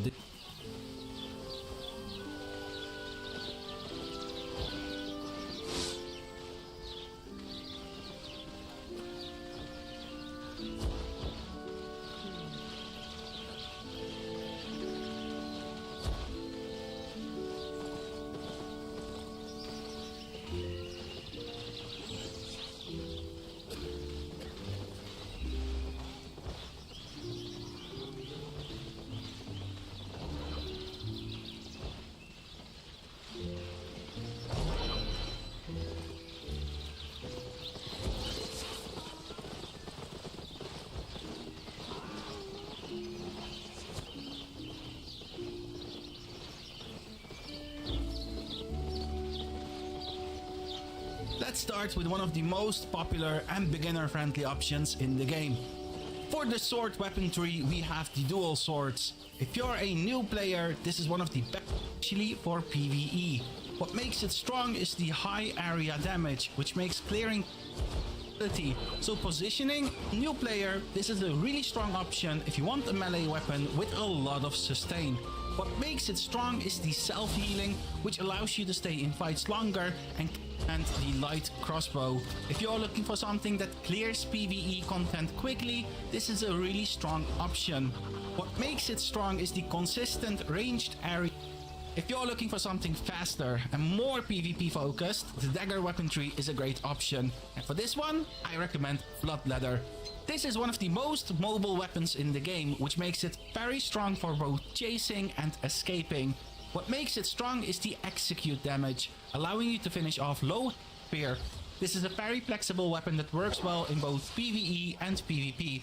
What makes it strong is the mix of range and mobility, allowing you to keep your distance while still applying consistent damage. If you prefer something more straightforward and reliable, the bow weaponry is a great option. And for this one, I recommend the regular bow. This is one of the simplest ranged weapons to pick up, but still very effective in both PvE and PvP. What makes it strong is the consistent single target damage, allowing you to apply steady pressure while keeping a safe distance. And it's easy to get value out of, since your playstyle is I recommend the Battle Bracers. This is a very fast-paced weapon that gives you a lot of mobility and control in fights. Strong ranged weapon that excels at controlling fights and keeping enemies at a distance. What makes it strong is the consistent damage combined with slows and control effects, allowing you to guide and manage space very effectively. You also have solid mobility in your kit, which helps you reposition and maintain that distance. It's a very safe weapon overall, since you can deal damage while staying out of reach. You already have everything you need early on, and the build works well right from the start. The downside is that it can feel a bit slower paced, and while it has area damage, clearing can take a bit longer compared to other options, especially in PvE. So if you like a more methodical playstyle where you control the pace of the fight and keep enemies at a distance, this is a really solid pick. The build I recommend is Soldier Helmet, Assassin Jacket and Soldier Boots with a Limhurst Cape. At this point, you've seen even more different playstyles, so again, which one stands out to you the most? Right, infantry is a great option. For this one, I recommend the Quarterstaff. This is a very versatile weapon that gives you a lot of mobility and utility in fights. What makes it strong is the ability to control space and reposition constantly, allowing you to engage, disengage. If you are looking for something more advanced and high risk, the Shapeshifter weaponry is a very unique option. And for this one, I recommend the Prowling Staff. This is a stealth focused weapon that relies heavily on understanding your abilities and using them correctly. This is a very effective weapon that works well in both PvE and PvP. What makes it strong is the damage over time, allowing you to apply constant pressure while staying at a safe and the Forge Hammers. This is a very tanky weapon that gives you a lot of control in combat. What makes it strong is the combination of crowd control and survivability, allowing you to stay in fights longer while disrupting your opponents. It also has solid mobility, which helps you reposition and stay on. Strong is the ability to heal and protect yourself while still being. For the mace weapon tree, I recommend the Oath Keepers. This is a more unique weapon that focuses. For the nature weapon tree, I recommend the Great Nature Staff. This is one of the safest weapons you can play, especially if you want a lot of sustain and survivability. What makes it strong is the healing, allowing you to recover through most fights and stay active without much downtime. And because of that, you can take fights more safely and keep going even after taking lots of damage. It's also very forgiving to play, since mistakes are much easier to recover from compared to most other weapons. You already have everything you need early on, and the build works well right from the start. The downside is that your damage is lower compared to other weapons, and you rely heavily on auto attacks to make it work, so clearing can feel slower. You also don't have much mobility, so once you commit to a fight, you're more or less all in. So if you like a more safe and consistent playstyle where you focus on. For the Holy Weapon tree, I recommend the One-Handed Holy Staff. This is a more active healing weapon that. For the Arcane Weapon tree, I recommend the One-Handed Arcane Staff. This is a more utility-focused weapon that offers a mix of support, control, and disruption rather than direct damage. What makes it strong is the combination of debuffs, sustain, and utility, allowing you to handle both PvE and PvP effectively. You have access to tools like a Purge, a Blink for mobility, and high range abilities, which gives you a lot of control over how fights play out. And because of that, you can create advantages in situations where other weapons would struggle. It's also quite flexible once you understand it, since you can adapt your abilities depending on what you're facing. You already have everything you need early on, and the build works well right from the start. The downside is that you need to land your abilities consistently to get full value. Otherwise, it can feel.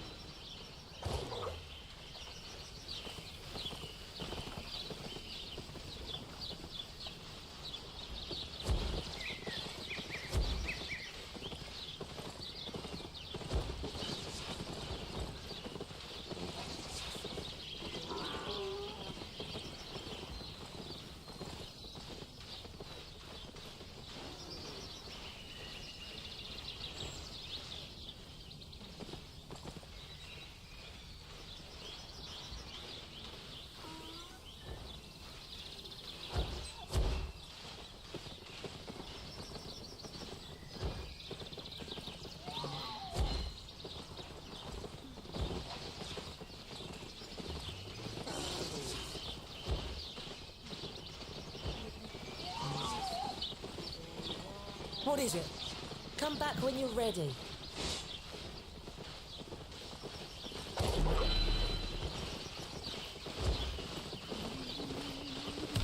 I saw wood.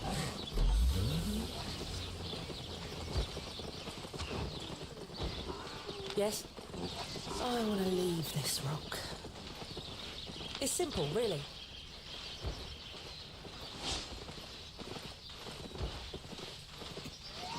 Hunter or hunted?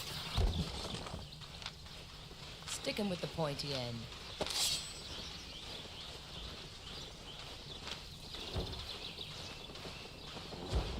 Need something?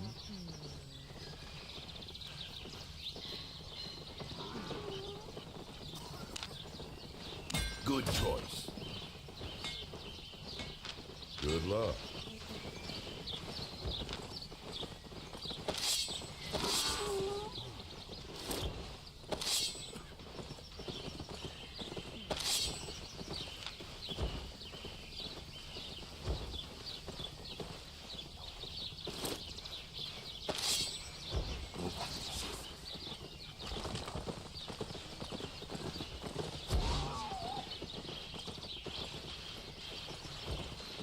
I had my microphone off this whole time. No one told me anything. It's cool.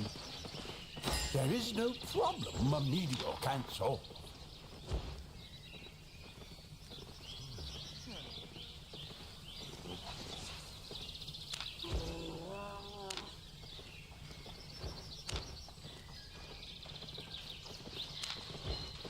That should work. Repetition is the path to mastery.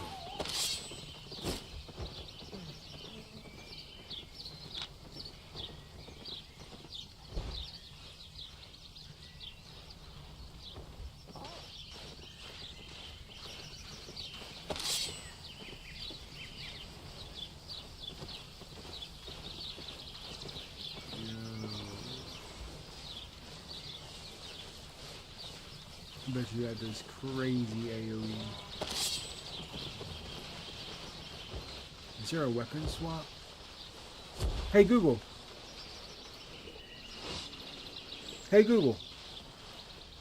Is there a weapon swap in Albion Online?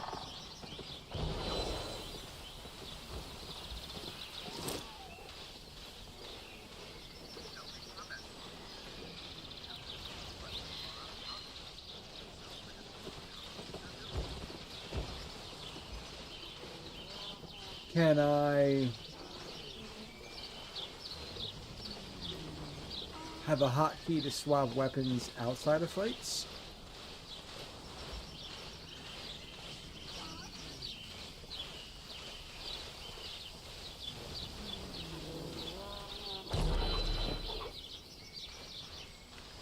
Fair enough, fair enough. That's fine with me.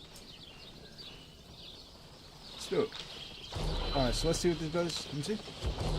You got multi-shot and deadly shot. Shoot an arrow in the target direction, piercing through all enemies, dealing 149 physical damage to all enemies hit, decreasing damage resistance by 7 for 5 seconds. And what's this do? Release a volley of arrows in a cone in front of you, dealing 175 damage and 216 versus mobs. Holy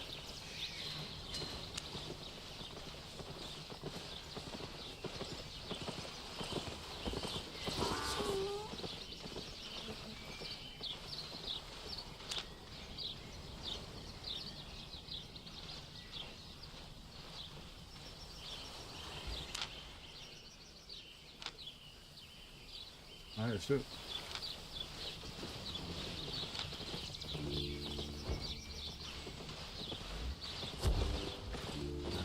What's this energy build?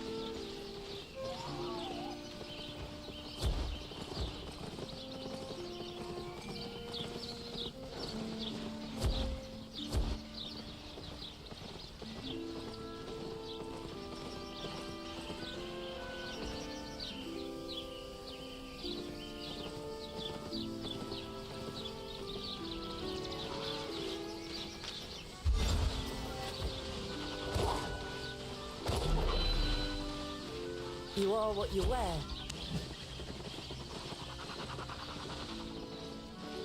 Take your time.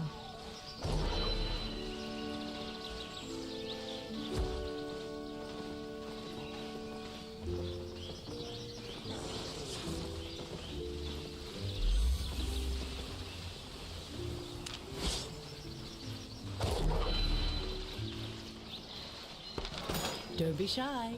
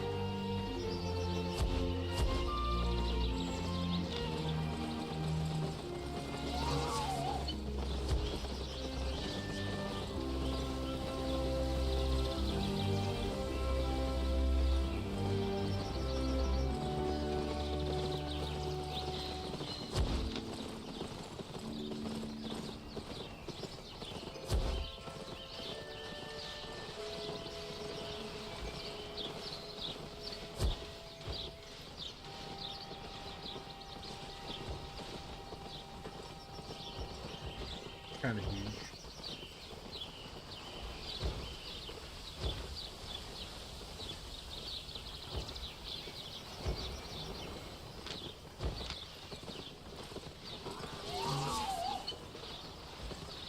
This is kind of nice.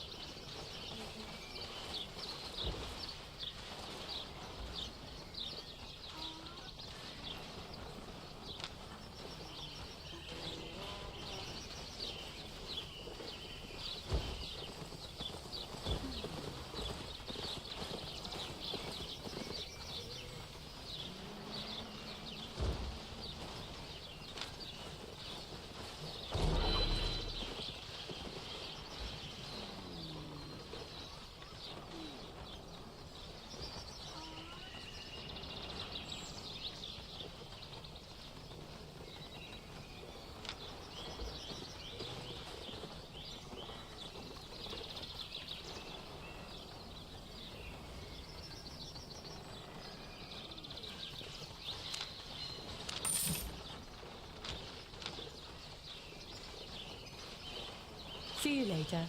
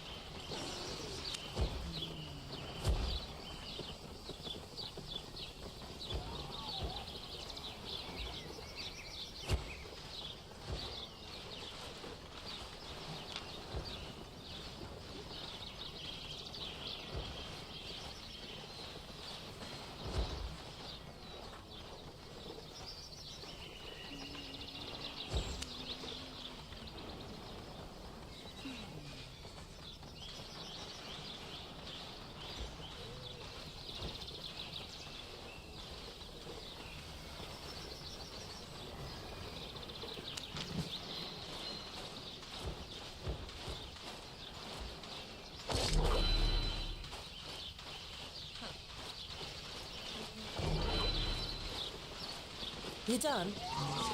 Yes? Show them hell! Find the heretics in the mountains. Oh shit, where am I going?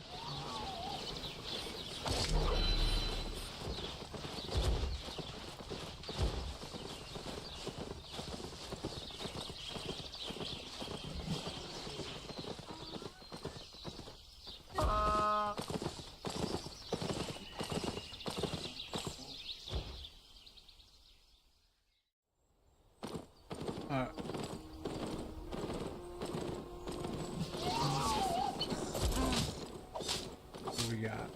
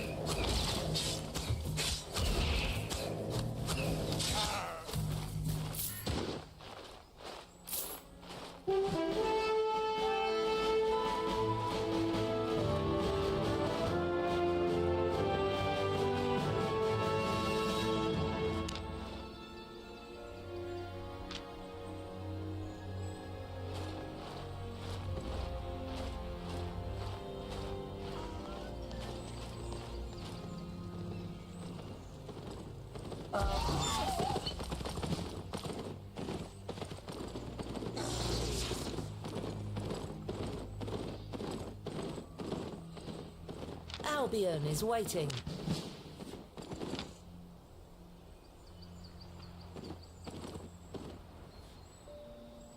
Oh shit. Well. Hey Google. If I'm playing Albion online and I'm trying to get resources to make the bloodletter daggers, what starting island do I want to go to?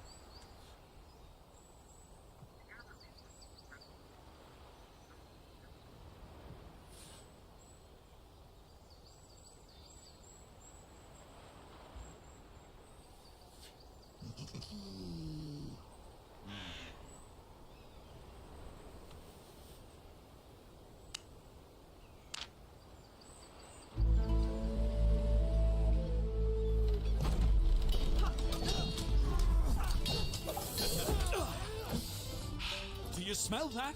That's the smell of adventure up ahead. Ancient ruins, deep dungeons, and ugly monsters lurking in the dark, guarding unimaginable wealth. Ah, lad, those myths can't be true. Now, what I do know is that this land is ripe with resources, ready for the taking. You sure you can carry it all? Well, what do you think I brought him for? There's something much more valuable to be found than treasure and resources. It takes practice and great skill, but over time, you can make a name for yourself.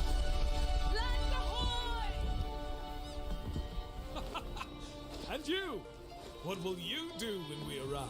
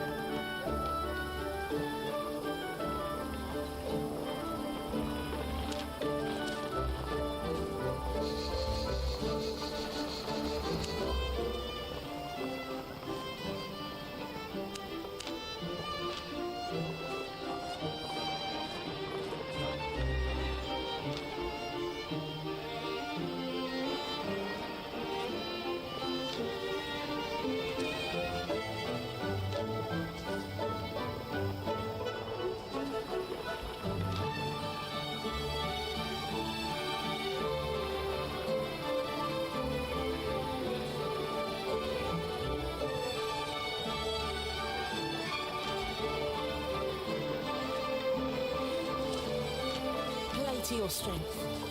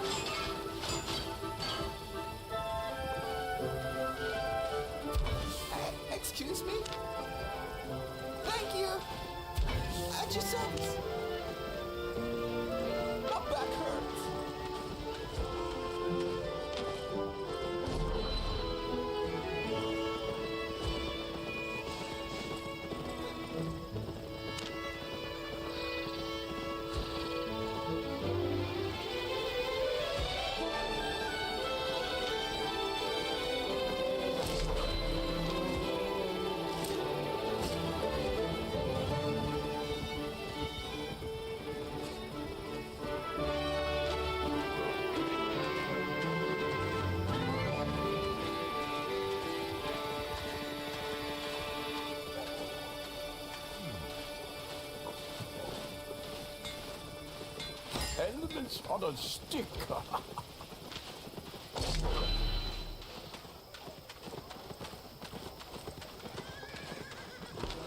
Local goods.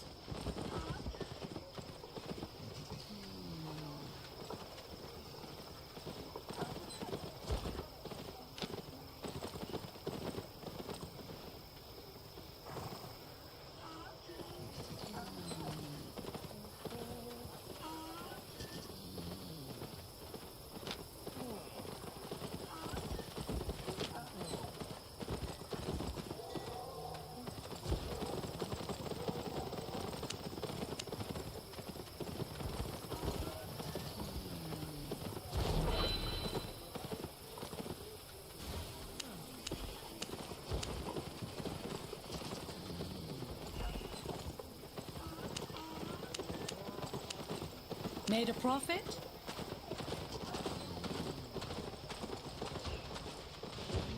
Yes.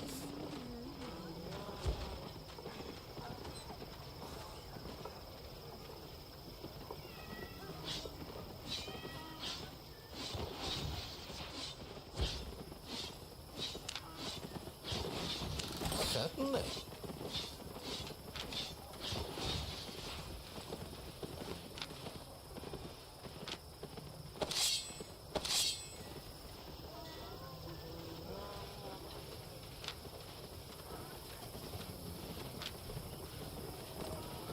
Fine by me.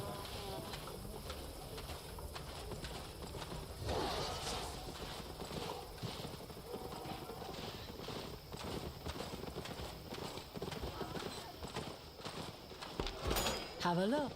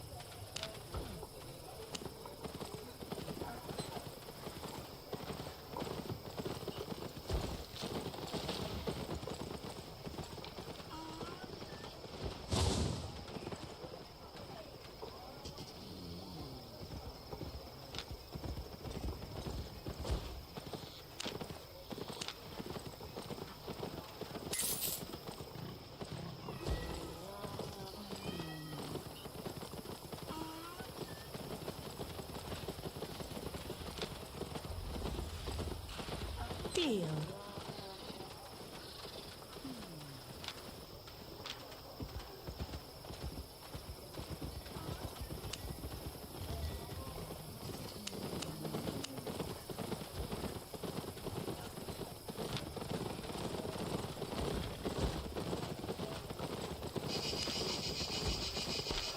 Buying or selling?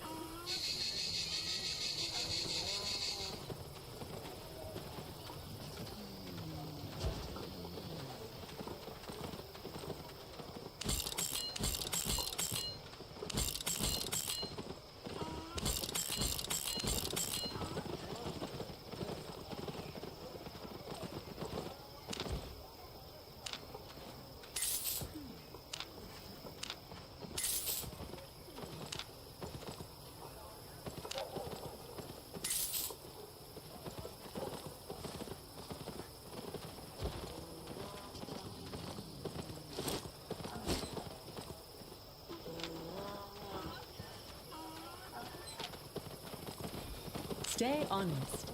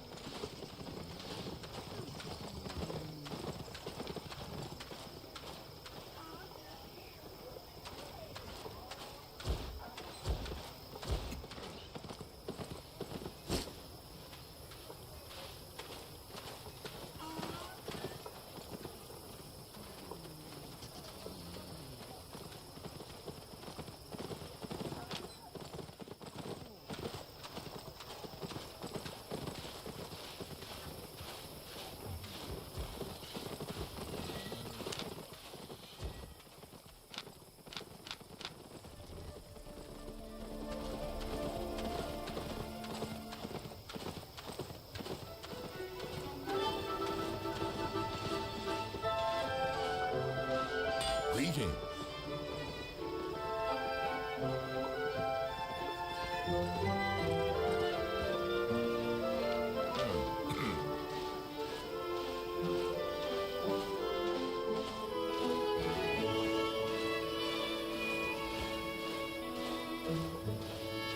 On the hunt?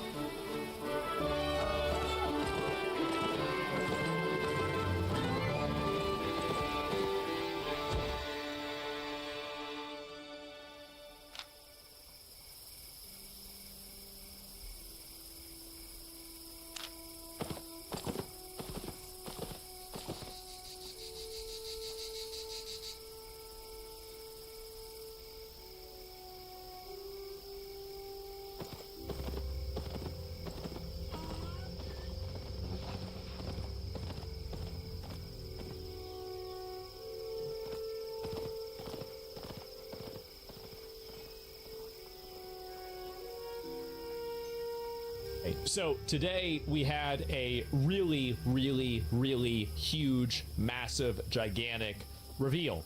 I didn't know if I was going to go live today. I'm going to be honest. I really didn't. I didn't know. I was like, am I going to do it? Am I not going to?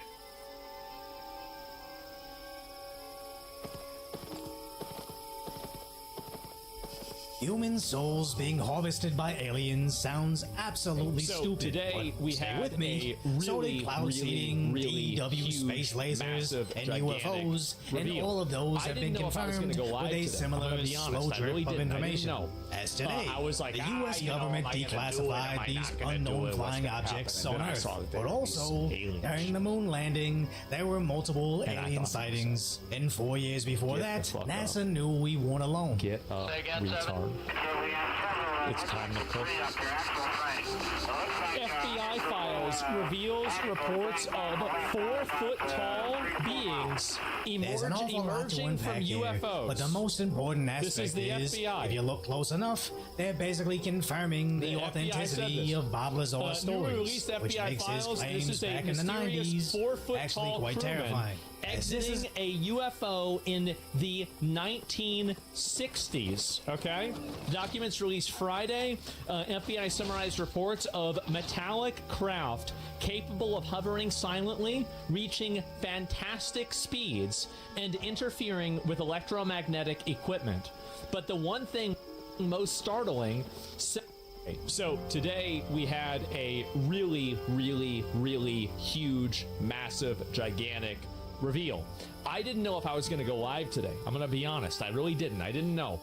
I was like, am I going to do it? Am I not going to do it? What's going to happen? And then I saw that they released some alien shit. And I thought to myself, get the fuck up. Get up, retard.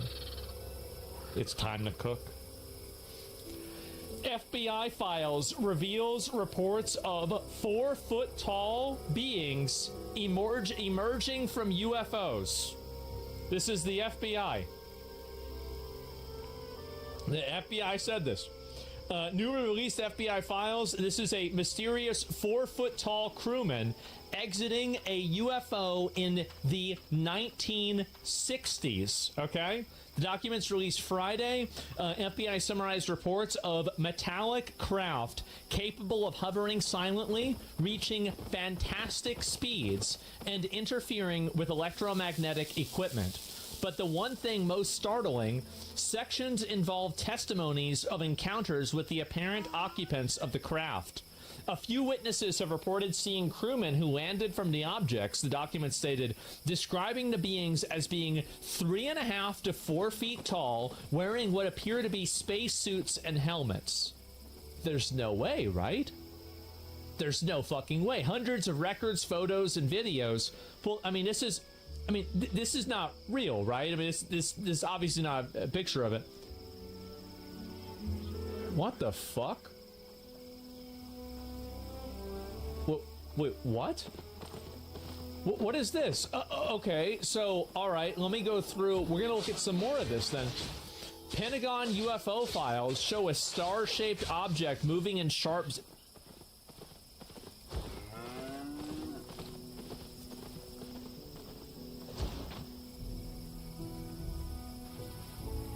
I mean, this is... What is this, like a Naru?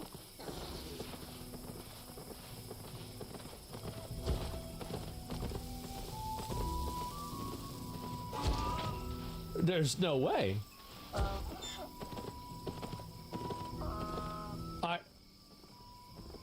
Be not afraid. What? This is from the F...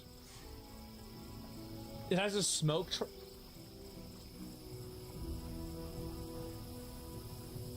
What the fuck?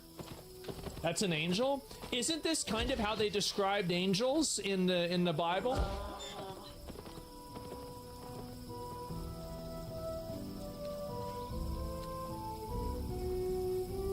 Holy fuck.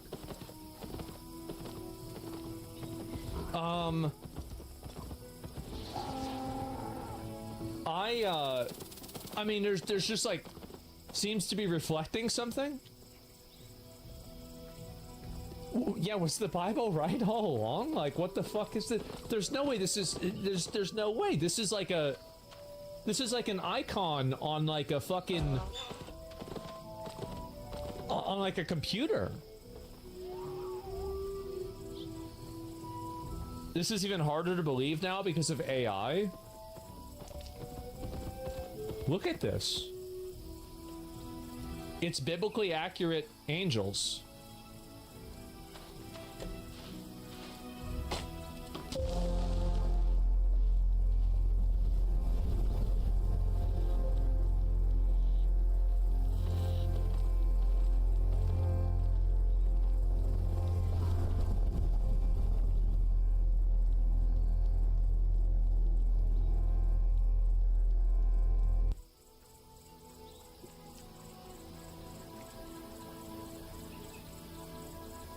Oh my god.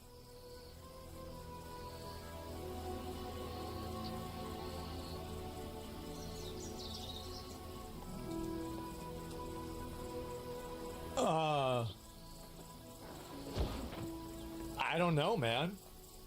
Like,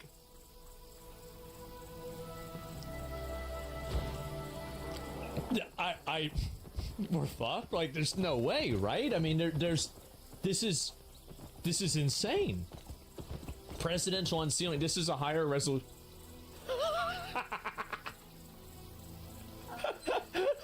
Okay. They're looking for Jeffrey Epstein. So, this is one of ours. What is this? Catch this machine. 1, 2, 1. With no pilot to compromise performance, even more unusual craft and propulsion systems have been designed and tested. Yeah? This incredible machine was originally designed to shoot down nuclear missiles and satellites. That'd be convenient. Yeah. Just 12 inches long, gyroscopically balanced, and with thrusters and key points around its body, it is capable of instant changes of direction. Cover. tracking. Cover. I mean, maybe this is... Yeah, maybe. I mean, I don't know, guys. I really, just as realistic as the moon landing. We're up next. I'm nervous. We're supposed to believe this stuff now. Are we doing... Is what I think is going to happen, that like when the Epstein files get released, that they're so perverse, demented, evil, insane, and outlandish that people just can't comprehend, like the Goyim can't comprehend the severity of it, so they just turn it into a meme? Is that it? Not really? I don't know, guys. I don't know. It's looking like that to me. Sodom and Gomorrah 2, dog. We'll get polymarket odds for aliens? Okay. Oh, yes. Where is it?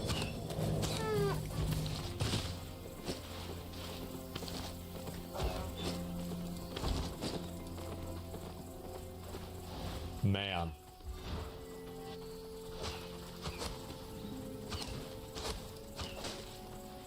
What about December, though, at the end of the year? Oh, it's going up. That's really big. Did I miss the UFOs? We're talking about it right now.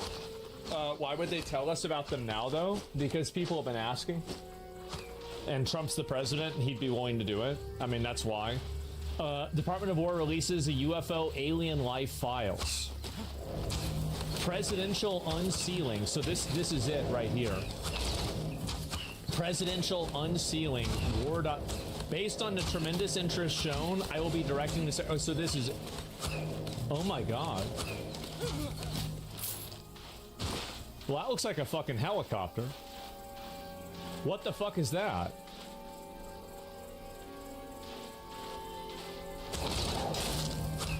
Oh, it's a composite sketch. Okay, I was about to say. I was like, yeah, I don't know about this one, guys. Like, I think that one's not real.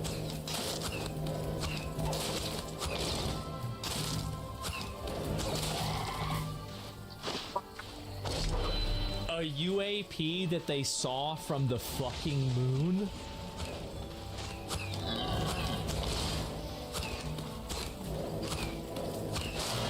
Oh my god.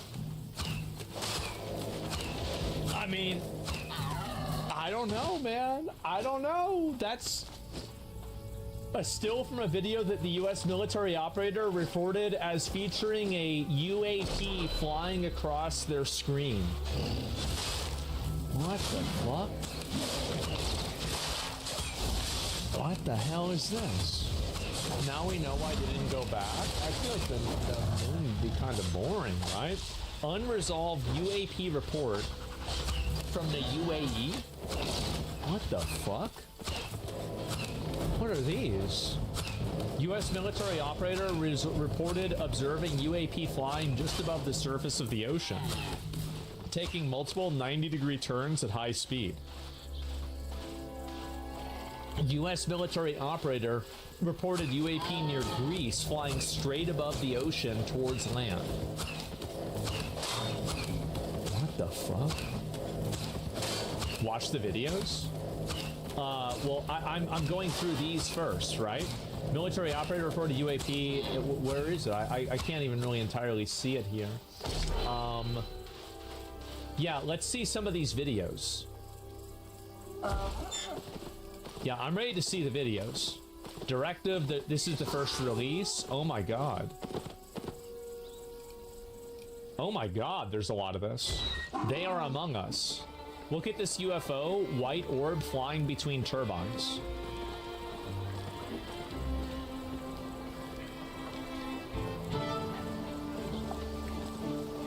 What the fuck?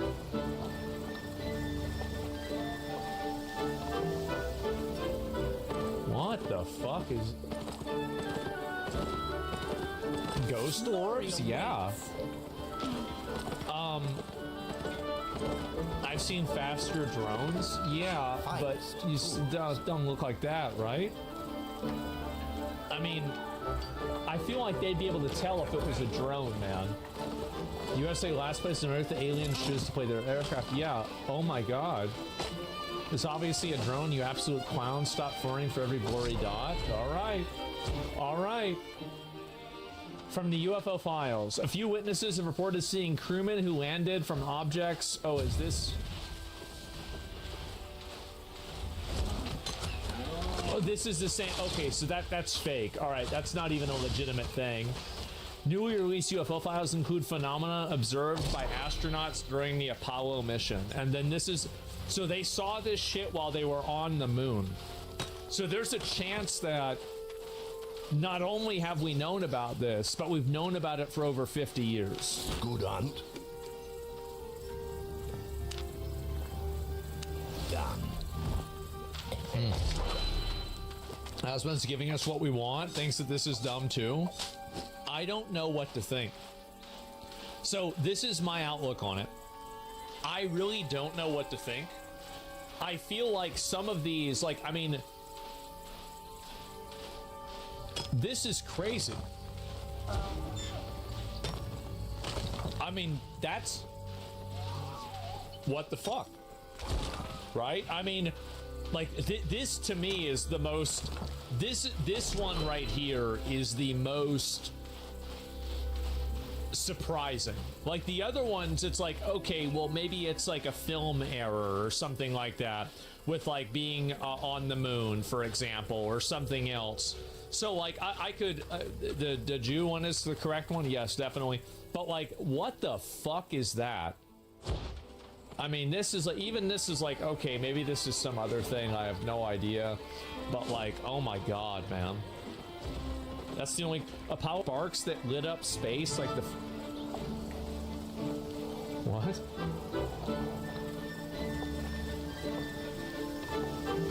Wait, what?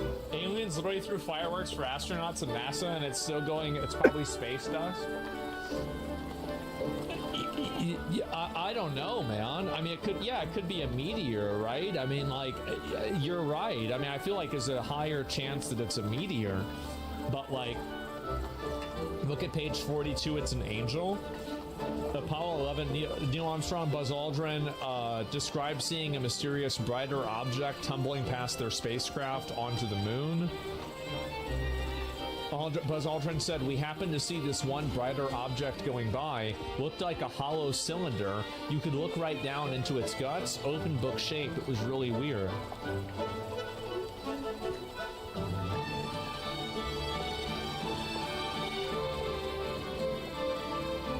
Oh my god. These are literally... This is from Neil Armstrong and Buzz Aldrin. Fake? I don't know, man. Last time somebody said that to him, he punched him in the face. Remember that? These guys were vetted? Yeah, I don't know. I think Mike's hitting the nail on the head. We basically did that. We got a lot of the rest in our orbit. We've talked about a lot for flight, and I don't know how you can get yourself into that frame of mind. You have to be get yourself convinced that there will be a nice, relaxing couple of days going to the moon. The first unusual thing that we saw, I guess, was one day out of something pretty close to the moon. It had a sizable dimension to it, so we put a monocular on it. How did we see that thing? Did we just look out the window and there it was? Yeah, and we weren't sure, but about what it might be. We called the ground and we were told the SIVB was 6,000 miles away. We had the problem with the high gain this time, didn't we? There was something, maybe a bump, or I had imagined it. He was wondering whether Mesa had the Mesa had come off. I guess we didn't feel anything. We were seeing all kinds of little objects going by at various dumps, and then we happened to see this one brighter object going by. Oh, this is the monocular, like an open suitcase. We were at the PTC. At the time, each one of us had a chance to look at it, and it certainly seemed like it was within our vicinity and a very sizable dimension.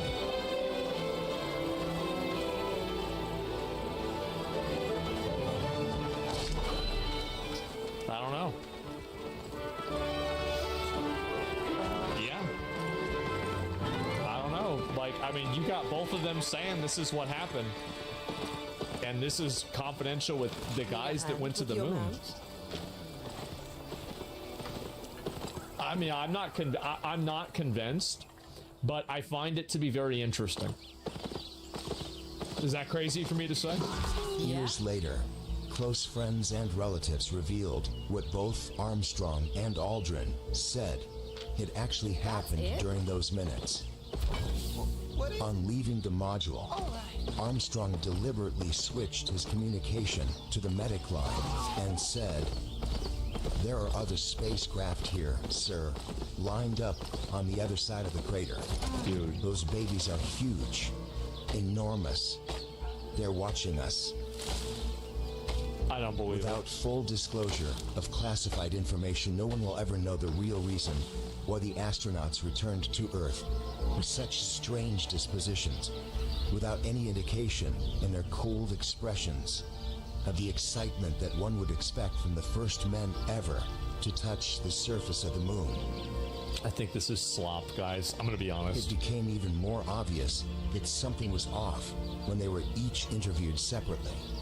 You can easily detect, even without being a body language expert, No, not AI slop. that something slop. just isn't right. It's a beginning of a new age.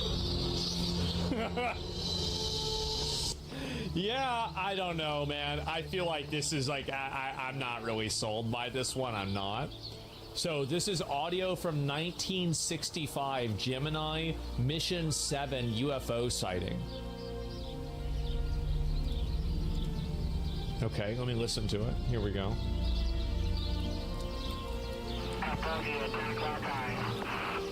This is Houston. Say again, 7? Is that the booster or is that an actual sighting? Say again, 7?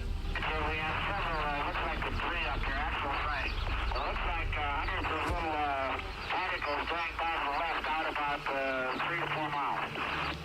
Understand you have many small particles going by on the left. At what distance? 4 miles. Looks like perhaps a vehicle that's disintegrated. Roger, understand they're about 3 to 4 miles away. They're past now, they're going to pull her over. The booster on my side is a brilliant body in the sun, just a black background, and with billions of particles around it. What the fuck? Bogey at 10 o'clock high. This is Houston. Say again, 7? Yeah, somebody says that there's no delay either. Somebody said, yeah. How is there no delay?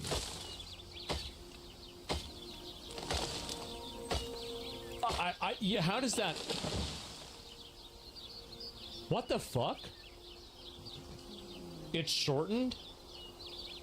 It's edited? Yeah, that could be it. I think that's probably the most logical. Okay. UFO files are cute, but the most important disclosure happened by Trump on Joe Rogan's podcast and no one noticed. By the way, Elon is great.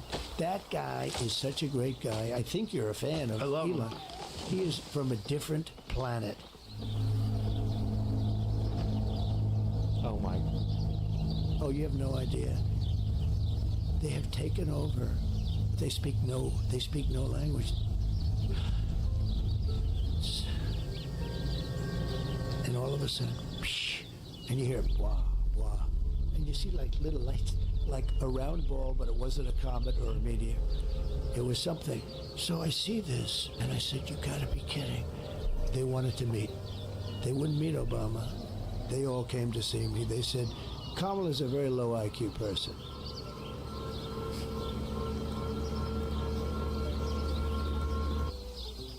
By the way, Elon is great. That guy is such a great guy. I think you're a fan of him. Oh my god. It's some dead. Yeah, guys, hopefully nobody. It's just edited together, okay, guys? Don't get too excited. Sorry. And let me see if I can find some more of this.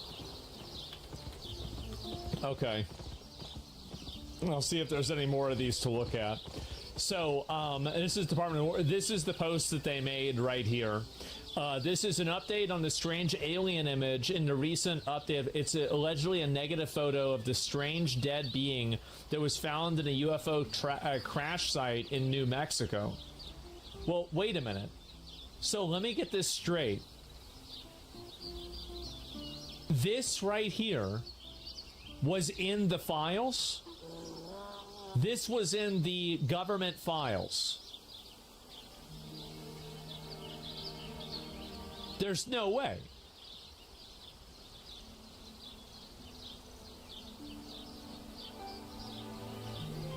There's no way.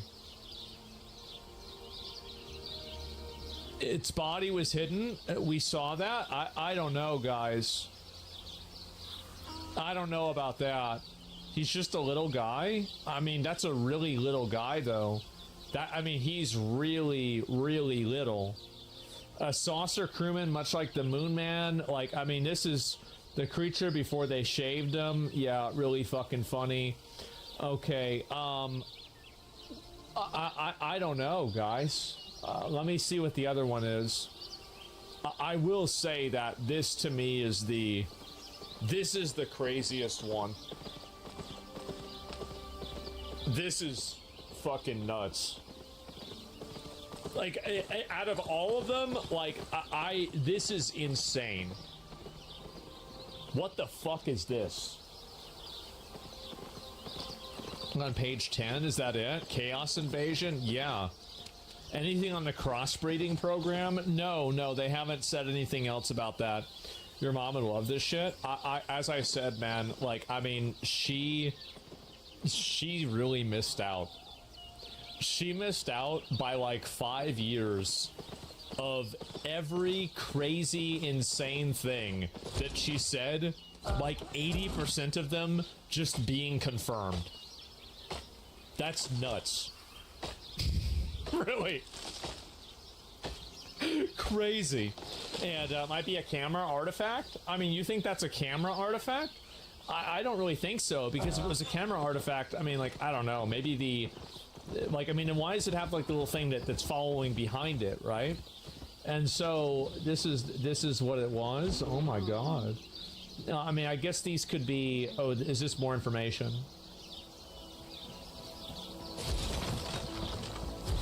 Oh.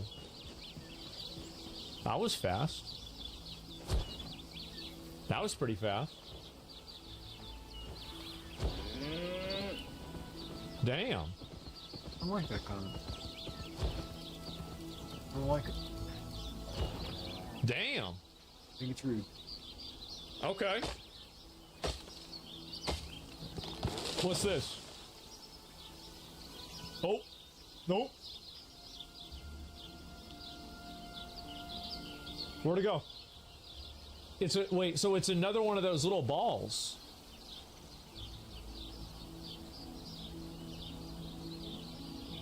What the fuck? It's a balloon? I don't think a balloon goes that fast, guys. I mean, it's moving pretty fast, bro. Like... It's a windy day? Like, guys... I don't know about that. I don't think that's a balloon. I just don't think so.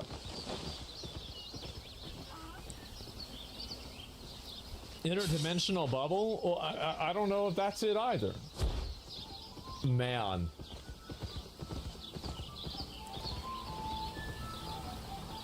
Man. The headlights? Guys, I mean... Look, if you think that it's fake or something like that, I mean, this is obviously... they're not filming the ground. I mean, it's 2001 Dodge Neon? No, guys. No, it's aliens, okay? Okay, let's get it. I don't think these are UFO sightings. I don't know what they are, but... I mean, well, they are... I mean, they're technically... You think that they're not... You mean they're not aliens. Like, that's what you mean, is like... What was that like? Okay, there's nothing there. Like, because, I mean, they are UFO... I mean, by definition, they're UFOs, right? Unidentified flying objects. But that doesn't mean that they're necessarily otherworldly. It's just U.S. advanced tech. If it was U.S. advanced tech, I feel like they wouldn't unclassify it. It would be classified differently. but they wouldn't release it. So I don't know if I believe that. Is this a this is the same one, right? Hmm.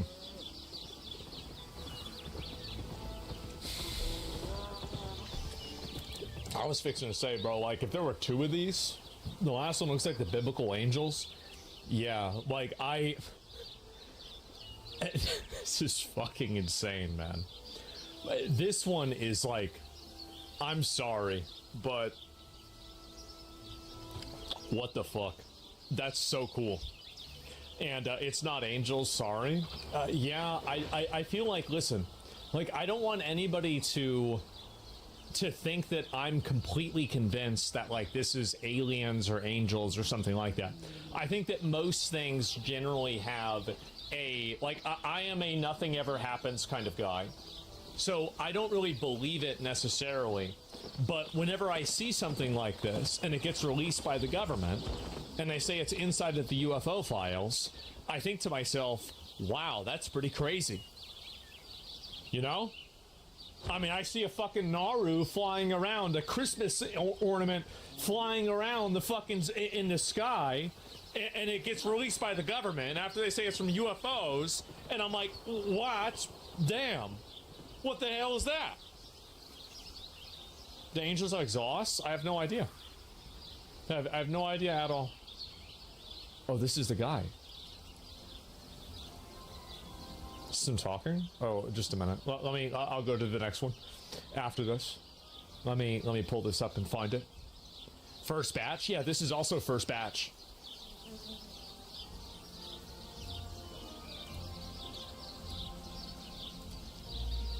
Is this... Representative Tim Burchett says the first drop of the UFO files is a drop in the bucket compared to the holy crap moment that is coming. The first drop will be big, but in comparison to what's coming, they will be a drop in the bucket. I would say holy crap. 162 files were released today. I mean, he's edging us. We are getting edged big time. So it's hard for me to believe it, right? It is. And UFO files, this is 8 decades of information. Oh my God. So, UFO files, this is 8 decades of information. Oh my God. So, yeah, this is a... Wait, left? Page 42. Page 4... No. There is no page 42. The fuck are they talking about page 42 for? That's bullshit. Yeah. Yeah, somebody trying to just fuck people around, right? I mean, like, I get it. And one guide within its file number 42? Oh, no. Within a PDF? There's no way.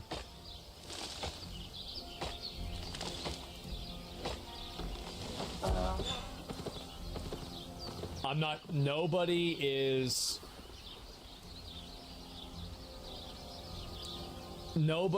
like, okay, I know what that's gonna be. We don't need to scroll down anymore. AI bot farm installed. Yeah, guys, I don't think this is really anything else. It's not. And anyway, let's see, can I find any more of this? Pentagon files are getting weird fast. Pentagon docs show glowing objects moving between wind turbines. Okay, so we saw this one before. Holy shit, man. And these are the UFOs. Debrief, describing a bright object. It does not describe a UFO spacecraft tailgating them on the moon. Well, no, I don't think anything was getting tailgated. Interesting piece of newly released information. From the planet Corindor. What the fuck? What the fuck is all of this? Key takeaways from the UFO files. They don't exist. Oh, right. UFOs don't exist. Well, that's convenient. Wow. I don't know. Like, what do you guys think? I keep getting video releases. I mean, oh, okay. Where are the videos coming from? I'm looking at the files in the FBO UFO site, and they're all PDFs. I don't know. Maybe it's inside of the PDF. Like, I really don't know. I don't know what you're looking at. So, yeah, I don't know what to think about this. I really don't. I feel like right now, what is the probability? Aliens are a mathematical certainty. So this is my opinion on aliens. I'm going to give percentages, okay? I'm going to make, okay, just so everybody knows where I'm at.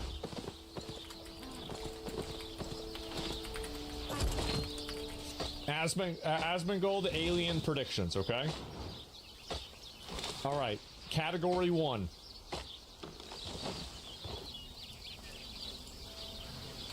Aliens exist. Category 2. Aliens exist, but we have not been contacted, haven't contacted able to detect them. Okay.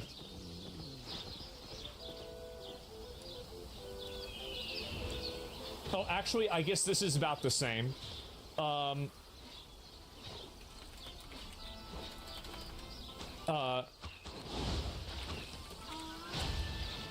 Okay, aliens exist and we identified them, right? So it's both. Okay, so there's that. And then also we have another one. And we identified them. Yes. We contacted aliens, right? Either they came here,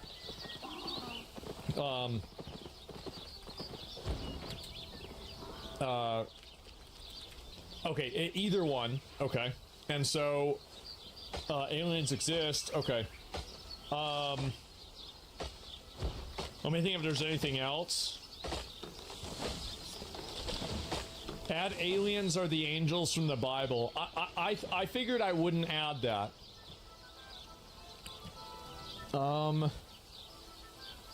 Okay, yeah. Well, let me just do with this. Aliens exist and we identified them. I would put this at... Oh, there's one more.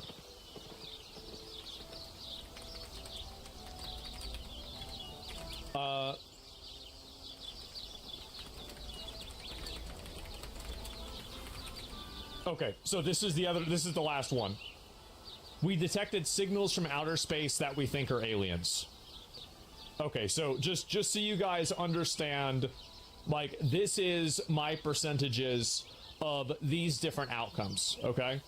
Like, basically, that we identified them, aliens exist, and we identified them, I'd put this at, like, 5%, okay? Aliens exist, but we have not been contacted or able to detect them. I think this is 99%.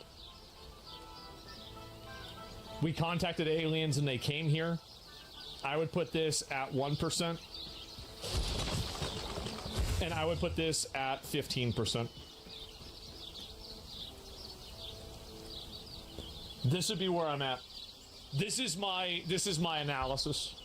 5% is super high. Yeah, I don't think it's uncommon or it's impossible or something. Yeah, sure.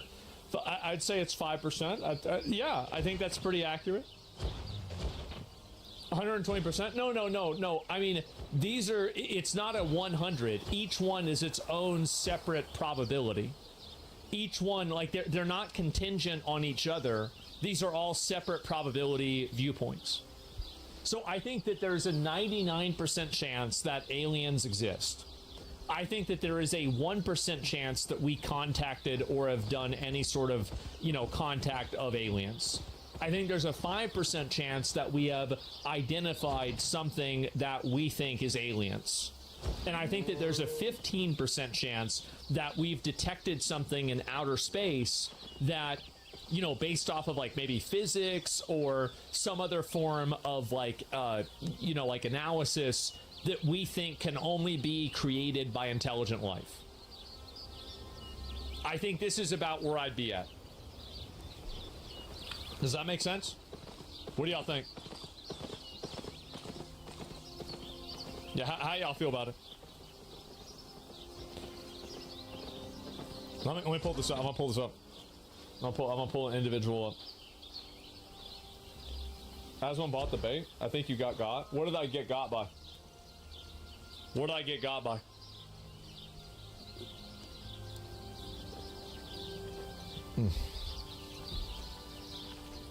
You've been typing a lot. What did I get got by?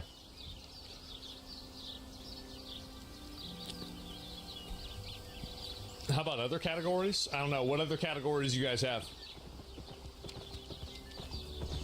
We see aliens here every day in Texas. What are you confused about? Yeah, just go to Home Depot, all right? You said overwhelming crimes require overwhelming evidence? Well, I didn't say... Well, what do you mean? Overwhelming claims? I haven't seen anything overwhelming events. Well, if I rated something... If you say something is a 5% chance, would you consider that something that you're convinced of?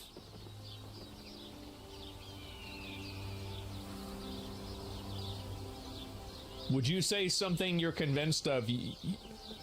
Like, I mean, where's the other 95%? Like, I'm 100% convinced that, you know, there's a McDonald's that I can drive to. I'm like 100% convinced that, you know, I'm drinking a soda. So I don't know, what are you talking about? I'm confused. Is there any percent that no aliens exist? Yeah. I think that just based off of the size of the universe that's projected, that it's statistically very unlikely. I think that just by probability, the odds are that aliens do exist. That's why I said it's 99%. So logically, you already answered your own question. Why would you ask it? So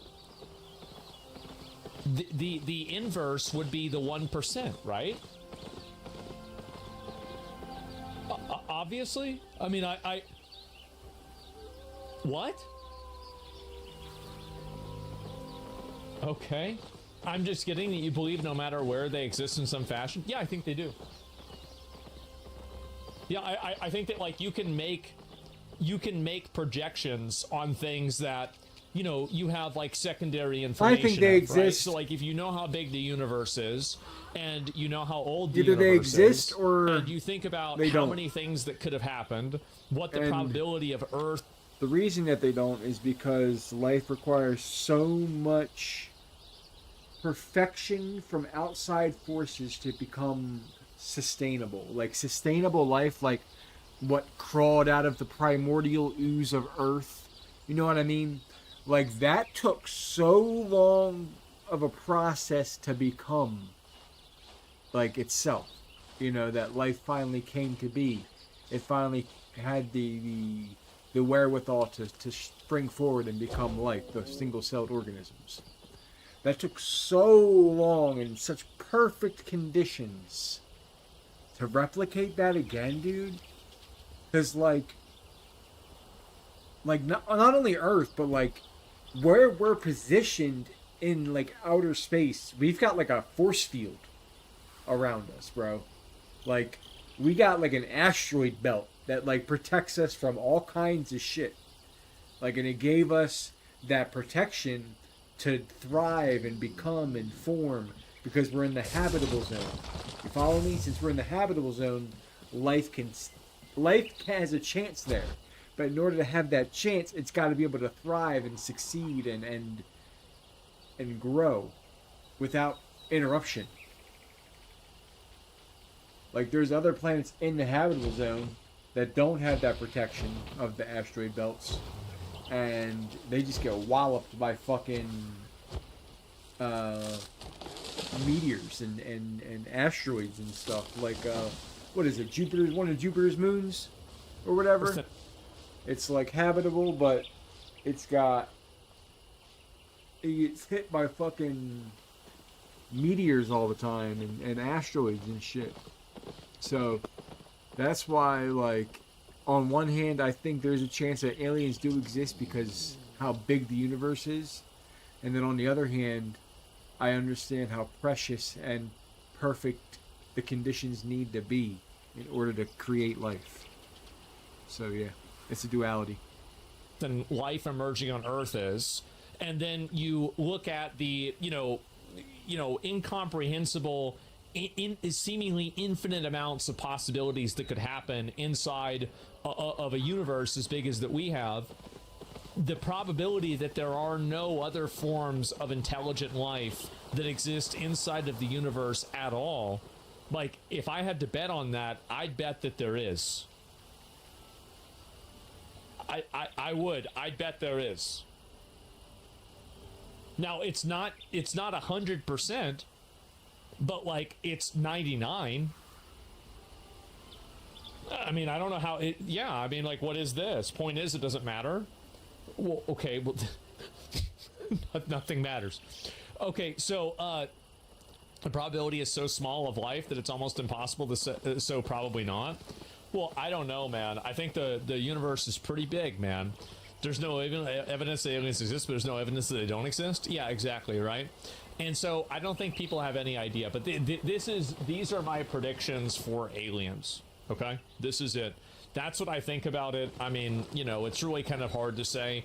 I don't think anything here, like, I mean, some of these are fucking... By Jeremy Corbell. It's called Chandelier, because apparently this is what a chandelier looks like if you lay on a table and look up at one. Yeah. When I first saw it, I recognized it looked rather like a diffraction artifact. Bright lights or heat sources often have a star-shaped diffraction pattern around them. This can vary a lot by camera, lighting conditions and the settings, but generally depends on the shape of the aperture and the configuration of support vanes in a compound mirror telescope. Yeah. On Metabunk, Flarkey recognized the camera as a Raytheon MTS-B, and we see that does indeed have the support vanes in the main camera. There's not a lot of sample footage, but we do see diffraction spikes. But what are these weird club or arrow-shaped spikes? They do look odd. But in a video about the MQ-9 Reaper with a similar camera, I noticed a diffraction pattern that also had clubbed spikes. We also see from the lens flare that it has a square or diamond-shaped aperture, which is probably related. Then, John Phil published an analysis on Metabunk. Using the Masculator software, he used images of the camera to create an input mask, which is then used to calculate the expected diffraction pattern. John also noticed a crucial point. The vanes on the MTS-B are apodizing, meaning they are a bit wavy. Putting that info into the Masculator gives a diffraction pattern that has the odd club or arrow shapes. No. It was lacking the horizontal and vertical spikes, but those are a consequence of a square aperture. If we calculate that diffraction pattern and then add them together, we get something that looks very much like the chandelier. These results were also roughly replicated by Adams AT using a different program. Now, this is just a still image that looks like the expected diffraction artifact of the camera involved, but there's also a description of the object moving around weirdly. We also see what looks a bit like a smoke trail or a contrail. Yeah. What fits all of these observations? The drone? Hard to say without seeing the video, but since this is thermal footage, we are looking at something hot. Maybe an explosion? But if it actually moves around, then maybe an engine or a rocket motor, possibly even a reflection of the sun. So it could be a missile or an aircraft in the distance flying away. A hot engine or rocket motor gives the bright diffraction artifact. The sausage with wings, yes. Makes the smoke trail look more dramatic than it actually was. And this could also give the illusion that the object is just moving up, down, left and right when it's really flying away at high speed along a slightly irregular path. Again, hard to say without the video. But from this photo matching the diffraction pattern of the MTS-B camera, there's really no reason to suspect that this is the actual shape of the craft or that it's non-human technology. Cool story, but as in so many cases, the physical evidence points towards the mundane.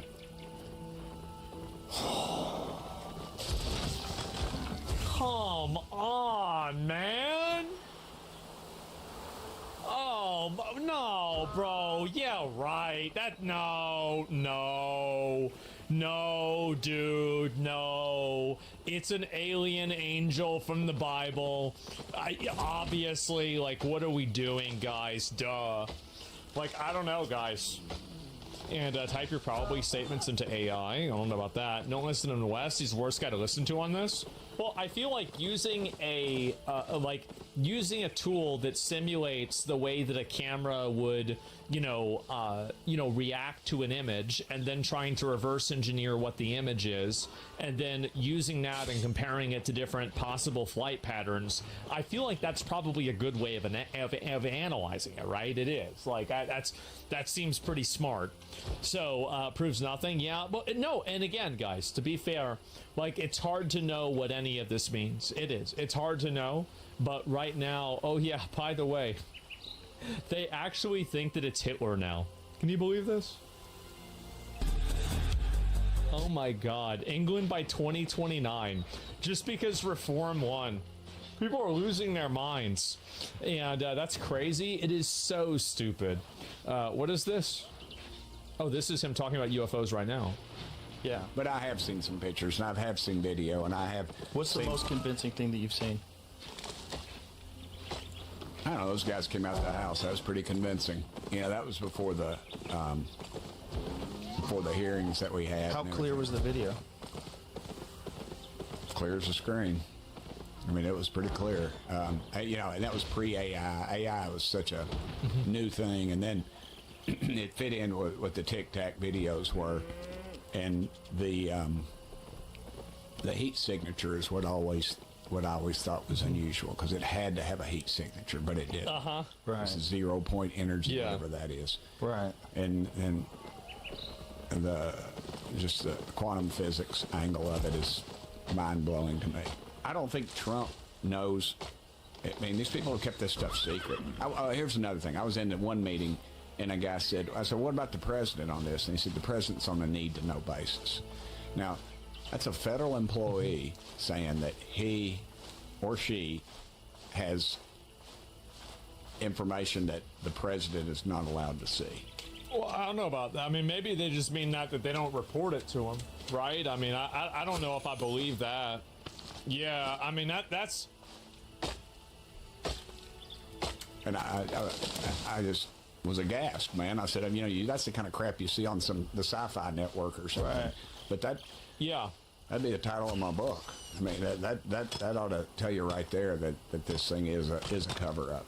And I don't, and it's kind of like MK Ultra. I don't think we're going to get they're not going to tell us everything. I really don't. I don't think they're going to give us half of what we should get. But you think we're going to get something? I think we'll get something. Do you know Hal Puthoff? Do what? Do you know Hal Puthoff? No, I don't. Do you know who he is?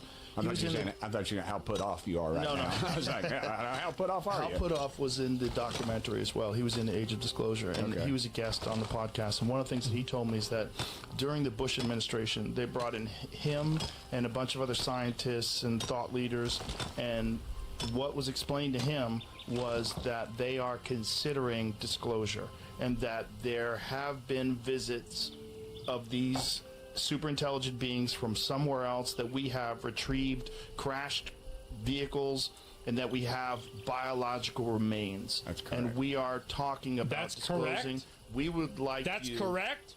to make a list of all the ways that it'll negatively affect society and all the ways that it'll positively affect society, and attach a numerical value to these things.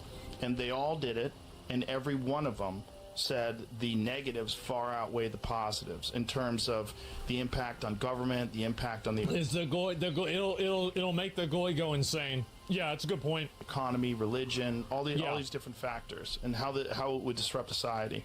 And in the end, they decided not to disclose. Yeah, I've heard that many times. I just don't buy it. You don't buy it? I don't buy it. I mean, I don't doubt what he's saying. I know all those guys now that you mentioned. I was in the movie, of course, and I met them all afterwards. But I just don't buy that. I think it's a fake narrative. You think? Let us know. Let us decide. I believe that too, but I wonder what that meeting was like. I don't know if I believe that or not. I don't know how anybody can say I believe that without knowing what it is. I feel like you say that, you don't know what it is. Like, and whether or not they were being truthful to these people, or whether it was a thought experiment. Allegedly, when they told Jimmy Carter, he cried. That's what I heard too. I was. Yeah. It was. I won't go into all of it, but I was in a meeting. What would make him cry? I don't know. He's a pussy. That's why. Distraction from Federal Reserve, Rothschild Banks, and pedo rings. No, it's not a distraction. Because why would you need a distraction? Like, that's what I think is kind of odd, is that everybody who thinks that things are a distraction from stuff like the Epstein files implies that their attention has a consequence.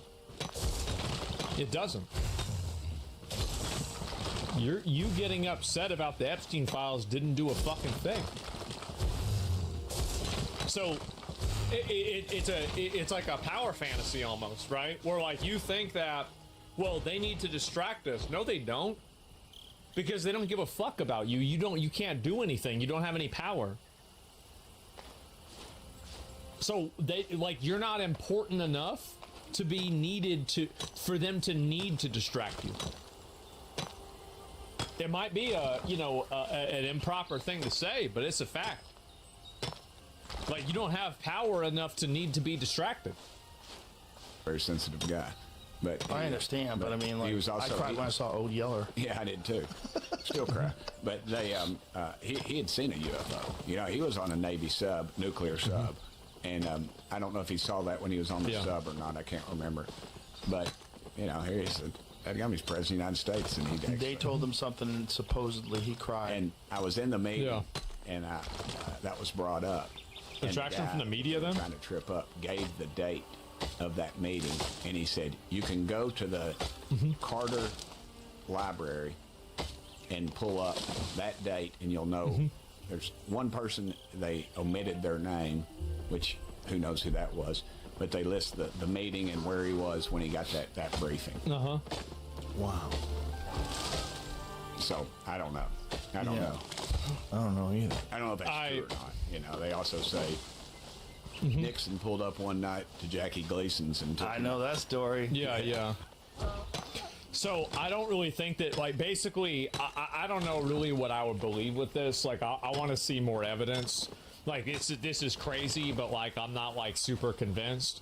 But anyway, I do think that overall, like, you guys, like, y'all that, like, Epstein files were a distraction for something else, yeah. The people that say that things are a distraction, I think it's a LARP about people that think that they're more informed than they are. Like, I don't think that, like, basically you should really learn about the artichoke. Well, I'll pull you up and ask you, right? So, why do you think that we need to be distracted from the Epstein files? Why do you think that the government needs to throw this out there to distract us from it? Sure.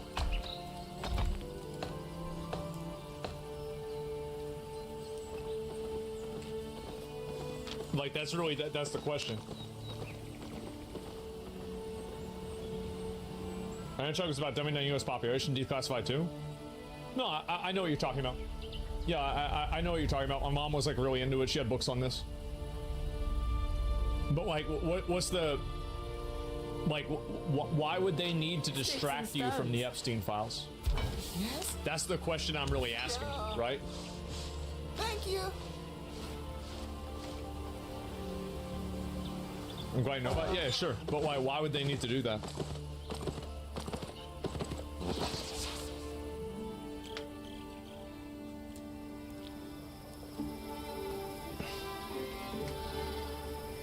Because the currency and the way insider trading works is exposed. What? What?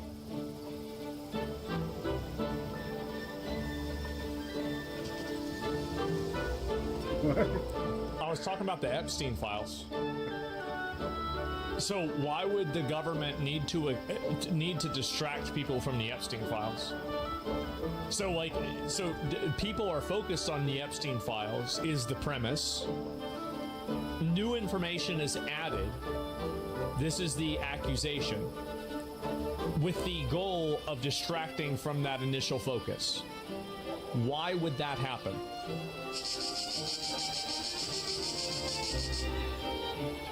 It's like a hazing ritual. They get together to insider trade in these circles.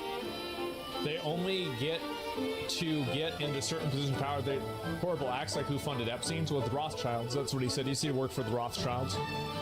I mean, that's the best answer that you can give, right? Or you could say maybe Israel because he was working with them too. It's very hard to say, but you're not understanding this. Why would they need to focus on a distraction from that?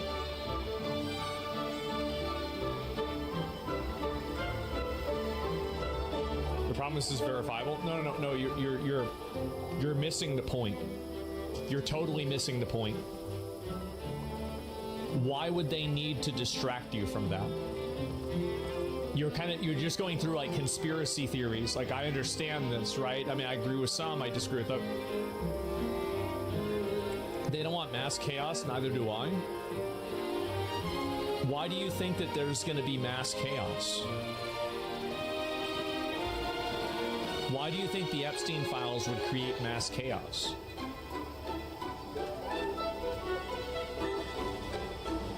I mean, tons of stuff got released. I mean, there were files that people presumed to be true, that George Bush Sr. sacrificed a baby, opened it up, and ate their intestines. There wasn't even a protest about it. I mean, like, I feel like we should be honest with ourselves here, right? Should be honest with ourselves. Because if people realize the scope of things, they'd be very mad. The people are already very angry when the majority thinks it's only teens. I think that you vastly overestimate the consequence of internet turmoil. I think a lot of people do this all the time, is that they vastly overestimate their own importance. It's just, the reality is that people are going to get really mad. Most people are too stupid to even comprehend the complexity of the Epstein files on a basic level. Like, if the files are as complicated as I actually think that they are, there's like probably, I'd say 90% of the population that's not really going to even understand it to begin with. Like, and you're not going to be able to explain it to them because there's so much complexity to it. And it's not something about being deliberately dumbed down. It's just simply about not being able to understand it on a base level. I think that the premise that it's a distraction is a bad premise. And the reason why is because the focus of the community, and not community, but of the nation, or whatever you want to call it, is of no consequence. Like, we found out all this really bad stuff. Nobody went to jail. And do you know why? It's because most people don't care. You trust the government too much? No, I don't trust the government too much. It has nothing to do with me trusting the government. Like, you're total. I'm talking about group psychology. I'm talking about group psychology and the fact that even if all of this stuff was real and everything was as bad as people said it was and everything happened, I don't think that people would really give a shit. I don't. And I know that everybody thinks that we're going to have some kind of like collective consciousness uprising. It's not going to happen. It's never happened. It's never going to happen. The reason why it's never going to happen is because that's the way that humans are biologically designed. We're not biologically designed to have mass uprisings and to have this happen. There are small changes that happen throughout history. Every once in a while, there's a moderately big change. But for the most part, most people just care about going about their day-to-day life. That's it. It's coming, dude. People can keep telling me that all they want. Our currency is being inflated, aids in creation of opioids in this horrible situation today. ESF and fiat currency, and many things are distractions from that. And the average I said more if you missed it. I think we also underestimate the effect of peasants like that, almost come across as learned helplessness. It's not learned helplessness. It's that these people are functionally impotent. They have no, like, this is the problem, is that average people don't understand how much smarter and more ruthless and aggressive and better reasoned and more prepared a lot of the people that run the government and run these cabals are. People like Jeffrey Epstein were not stupid. They were incredibly fucking intelligent. Crazy genius. And I think that there's a lot of people that are like that. And you're not going to outplay them. You're not going to outthink them. You're not going to outthink these people in a perspective of, like, you know, the same way a dog isn't going to outthink you. It's not going to happen. Yes.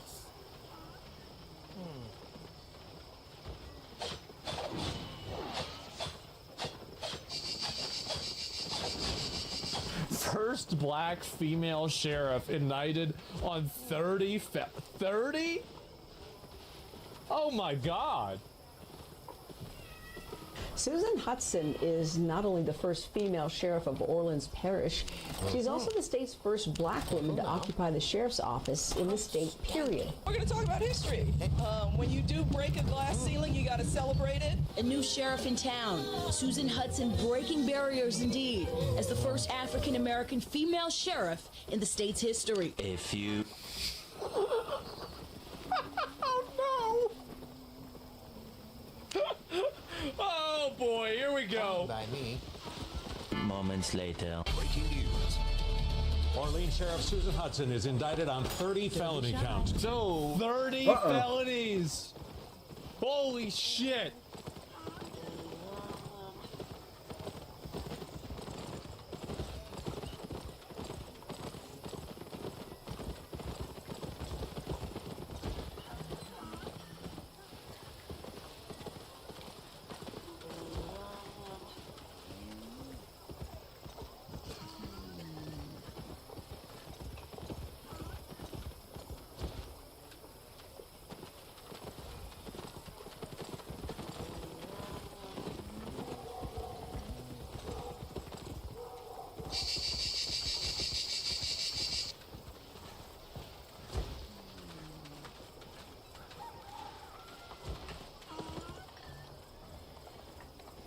This episode of the Y-Files is brought to you by the Wellness Company. Frank Smythe had to stop. He was 28,000 feet up Everest and fading. He knew if he closed his eyes, he wouldn't open them again. Lots of climbers took their last breath right here. Some were still frozen in the ice. But his partner wasn't worried. They just needed a break and a bit of food. Frank broke a mint cake in half and held a piece out. But nobody was there. But Frank knew he wasn't alone. He experienced something thousands of people in danger experience. An unseen presence, calm and familiar, always there when you're about to die. Scientists call him the third man. They even built a machine that can summon him. But what the machine creates and what survivors describe, they are two very different things. Huh.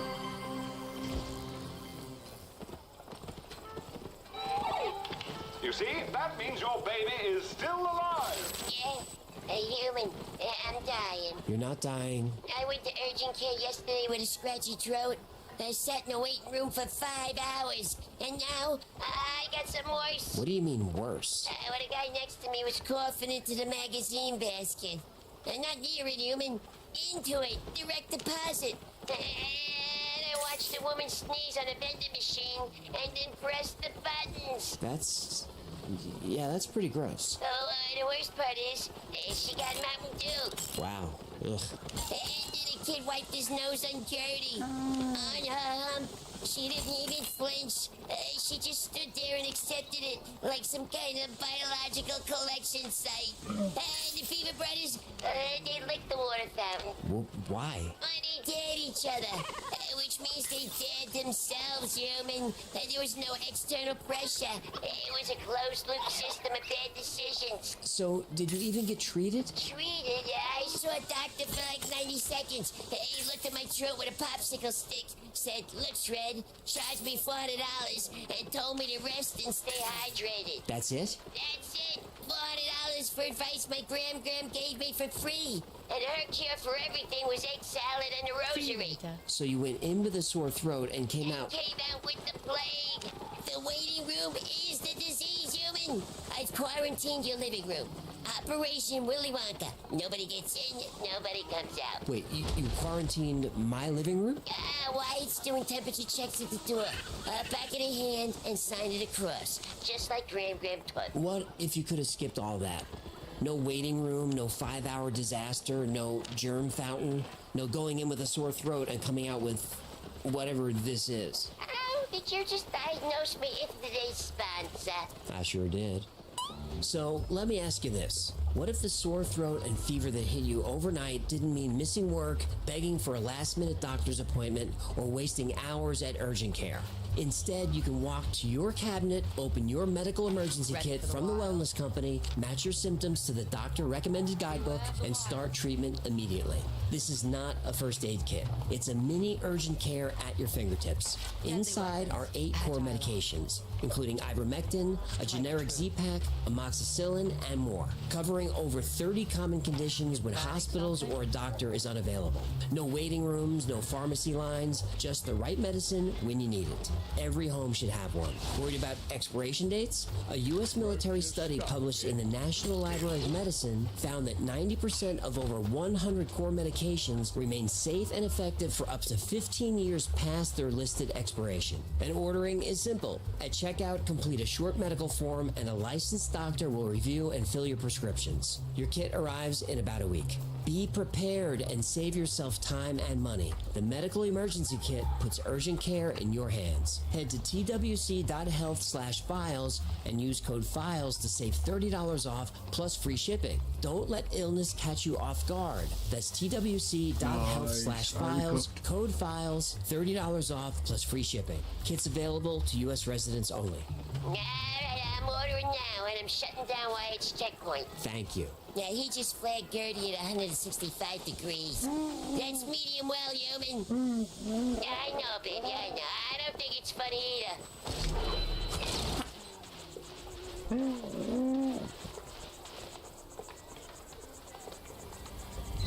Ernest Shackleton's ship got crushed by Antarctic pack ice in November 1915. 27 men, 3 lifeboats, no ship. They camped on the ice for 5 months, dragging the lifeboats behind them. When the ice broke apart, they launched the boats and sailed 200 miles to the nearest land. But it was nothing more than a barren rock in the middle of nowhere. There was no hope of rescue. Nobody knew where they were. So Shackleton piled into a lifeboat with 5 men. They endured hurricane winds and 20-foot waves for 800 miles. But finally, they reached South Georgia Island. That was the good news. The bad news, they landed on the wrong side. The whaling station that could save them was on the north coast. They were on the south. And between them was a mountain range nobody crossed. Nobody even dared to try. But Shackleton was out of options. He picked 2 men for the final push, Tom Crean and Frank Worsley. They carried 50 feet of rope, a small axe, and 3 days of food. No tent, no sleeping bags, no good options. If they stay, they die. I saw MacGyver get off an island once. What was that? All he had was a kazoo, a dental dam, and an extra rigid churro. A rigid churro. Well, it wouldn't work with a flaccid churro. Okay.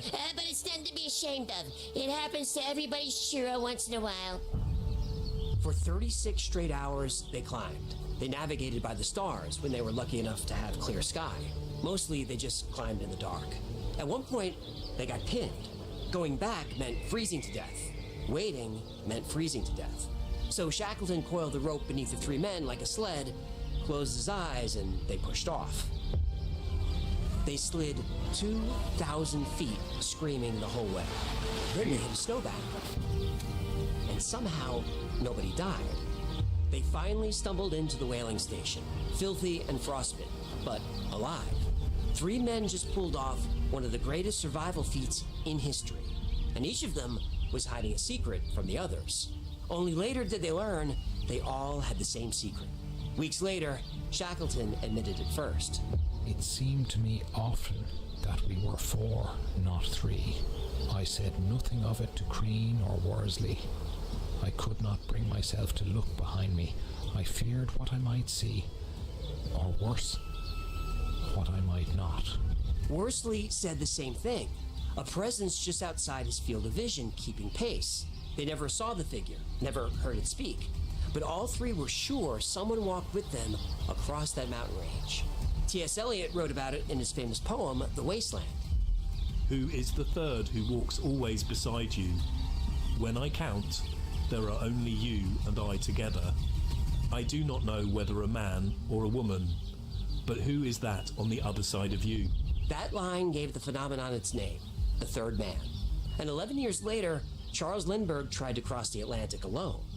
But he wasn't alone for long.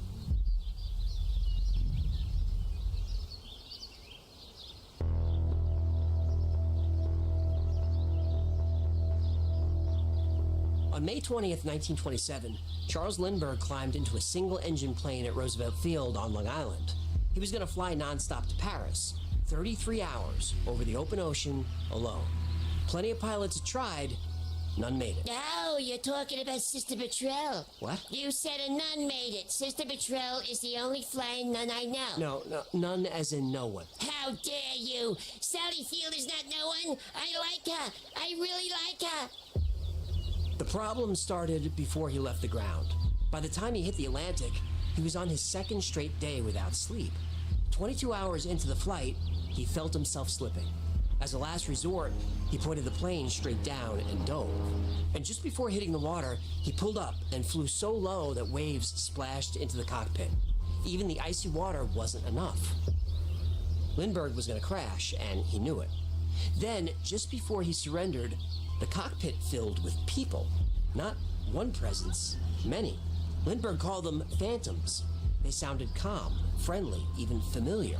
They pointed out a navigation problem. They helped him change course. And even though there was nothing behind his seat but fuel tanks and not enough room to stretch his legs, he could feel them, all of them, all around him, keeping him company, keeping him awake, keeping him alive. These phantoms speak with human voices, friendly, vapor-like shapes, without substance, able to appear and disappear at will. I am flying in a region beyond the range of human experience, where time and space seem to have altered. The phantoms stayed for hours. They were comforting. They said he was going to be all right. Then just over the horizon, he saw white waves crashing against the green coast of Ireland. Land. Lindbergh felt a rush of adrenaline. Or relief. It didn't matter. Fuel levels were good, instruments were working, and the landing strip was in sight. He was going to make it. That's when Lindbergh realized something. The voices were gone. 1 minute the cockpit was full of people, then nothing. Lindbergh was alone. And after 33 hours in the air and almost 60 hours without sleep, Charles Lindbergh landed safely. He crossed the Atlantic. He made history. He became one of the most famous, admired men in the world. He published books. He gave hundreds of interviews. And through it all, he never mentioned the voices, not once. But 26 years later, Charles Lindbergh took another risk. This time he risked his reputation. In 1953, he wrote The Spirit of St. Louis. And this wasn't a story of bravery and triumph. Lindbergh wrote about his early struggles and regrets. And he wrote about that flight in 1927 when invisible voices saved his life. He was worried he'd be mocked for mentioning the third man. Instead, he won the Pulitzer Prize. 43 years later, on the tallest mountain wall in the world, the third man appeared again. But this time, he couldn't save everyone.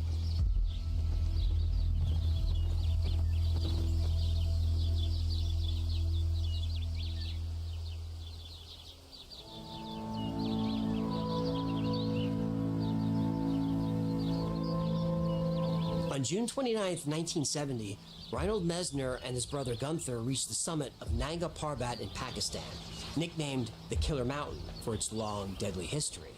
They should have been celebrating. They just became the first people to climb the tallest mountain wall on Earth, 1,500 feet of vertical rock and ice. Night gathers, and now my watch begins. It shall not end until my death. Here he goes. I shall take no wife, hold no lands, father no children. You done?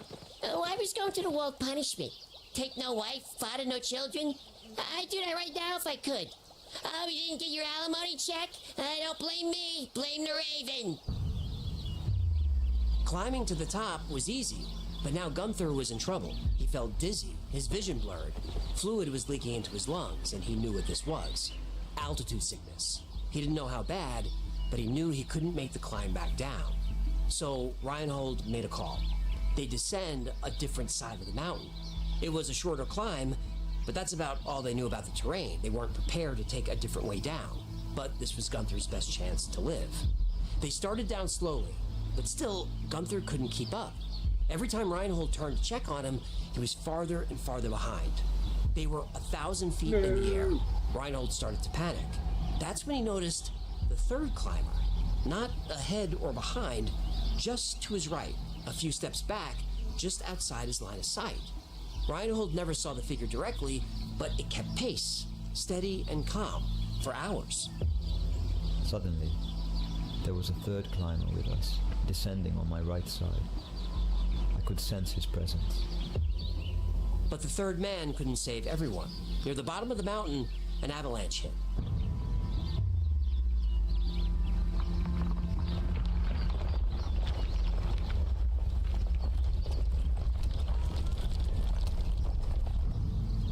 Reinhold barely survived, and Gunther didn't. His remains weren't found for almost 50 years. In 1985, two British climbers, Joe Simpson and Simon Yates, were coming down the west face of Ciula Grande when Joe slipped and shattered his leg. This was a bad one. Bone was poking through the skin, and they were 20,000 feet up, so there'd be no rescue. So they worked out a system. They had a 300-foot rope, one end tied around each man. Simon would lower Joe down slowly, let him get in place with his good leg, and then follow down. And they did this for hours. 3,000 agonizing feet. Then a storm hit, and they lost sight of each other. Simon called out, but the wind was too loud. Suddenly, Simon felt the rope snap against his ribs as it went taut. A gust knocked Joe off the mountain, so his full weight was pulling on Simon. Simon dug in as best he could, but his hands were frostbitten, and he was down to one anchor. If Joe didn't grab hold soon, they'd both fall. Simon held that rope for a full hour while the storm got worse. Then he heard a dull scrape. His last anchor was starting to give. He still couldn't see Joe. He screamed. He begged. Nothing. Another gust of wind roared through, and the anchor slipped again. If Simon waited any longer, they'd both die. He had only one terrible option. He cut the rope. Joe fell 100 feet into the dark. Simon assumed he was dead. He should have been, but he wasn't. Joe landed on a snowbank inside the crevasse, alive, alone, in the dark, with a shattered leg. Above him, a 100-foot drop he couldn't climb. Below him, a bottomless pit. No food, no radio, no way out. Then he heard a voice. Not his own thoughts, another voice, clear and calm. It told him to stop looking for a way up. The way out was down. Joe couldn't see what was down there, but he went anyway. And for 3 days, the voice kept talking. Which direction to crawl, when to rest, when to keep moving. There was this voice talking to me, and it was quite clear. You've got to do this, you've got to do that. And I do it. Joe dragged a shattered leg over boulder fields and 3 glaciers. He dragged himself all the way back to camp, just as Simon was packing up.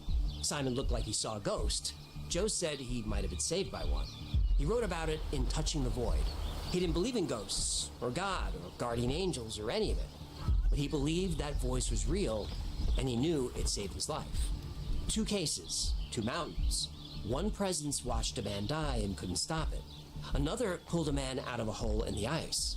Whatever the third man is, he doesn't work the same way twice. Because 12 years later, a cave diver lost her lifeline in 100 feet underwater. She had 20 minutes of air left, and the stranger who came for her wasn't invisible. She knew it.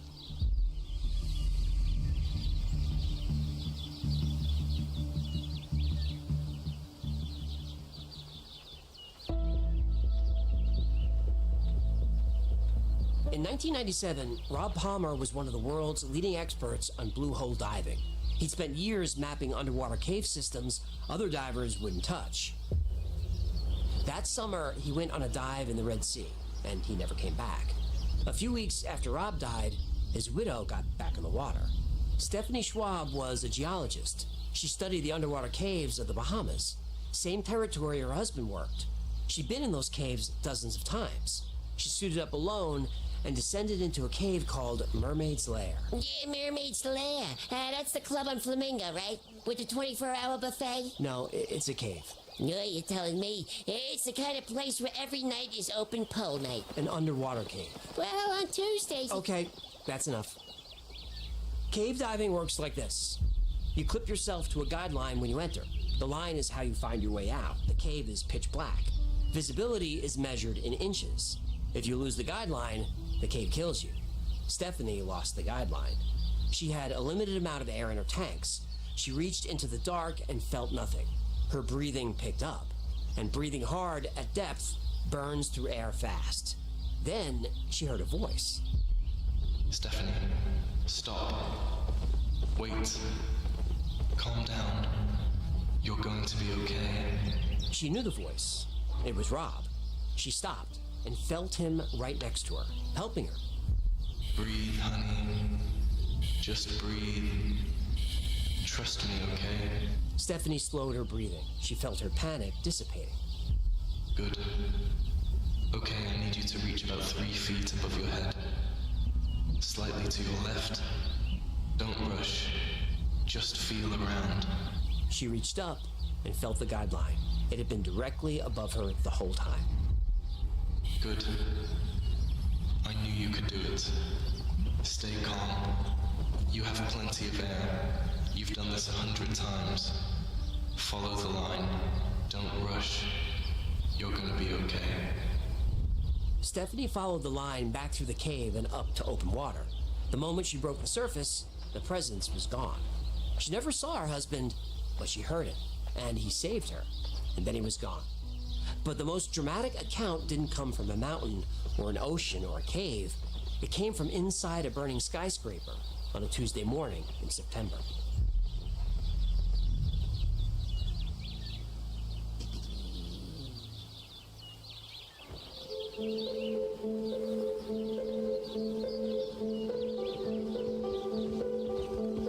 September 11th, 2001, 9:03 a.m.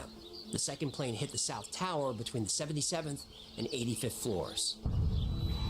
Ron DeFrancisco worked for Eurobrokers on the 84th floor. When the plane hit, he was below the impact zone by just a few floors. The people above him were dead, or were gonna be. He started down stairway A. He made it a few floors down and ran into 2 people coming up. They told him the stairway below was gone, consumed by fire. The smoke made the air unbreathable. The group turned around and headed for the roof, hoping for a helicopter. Ron followed them up a few floors, but then he stopped. The roof was the wrong choice. He didn't know why. He turned around and went back down into the smoke, alone. The smoke was thick enough to blind him. A collapsed section of wall blocked the stairs. He tried to climb over it. He couldn't breathe. His lungs were burning, so he stopped. He sat down and decided this was where he was going to die. He thought about his wife, thought about his kids, and then he heard a voice. Get up, Ron. Get up. You can do this. Ron felt a physical presence next to him, but nobody was there. I was led to the stairs. I don't think something grabbed my hand, but I was definitely led. The presence guided him down through smoke and fire. At one point, it led him directly into the flames. Nobody sane runs toward fire, but Ron did. His hands burned, his face burned, but he made it past the impact zone. Then the voice disappeared. Ron kept going. He made it to the lobby. He ran out of the building. He was barely 2 blocks away when the South Tower collapsed. Ron DeFrancisco was the last person to escape the South Tower alive. More than 600 other people in that building died that day. Everyone above the 78th floor, everyone who headed for the roof. Ron says he wouldn't have made it without the presence he never saw, but felt. Journalist John Geiger spent 5 years collecting accounts like these. Climbers, sailors, soldiers. He found hundreds of cases and published them in a book called The Third Man Factor. Shackleton in the ice, Lindbergh over the ocean, Stephanie underwater, and Ron in a burning stairwell. 100 years of stories that nobody could explain. Then in 2006, a neuroscientist in Switzerland found a way to summon the third man. All you have to do is let him open your skull and stay awake while he does it.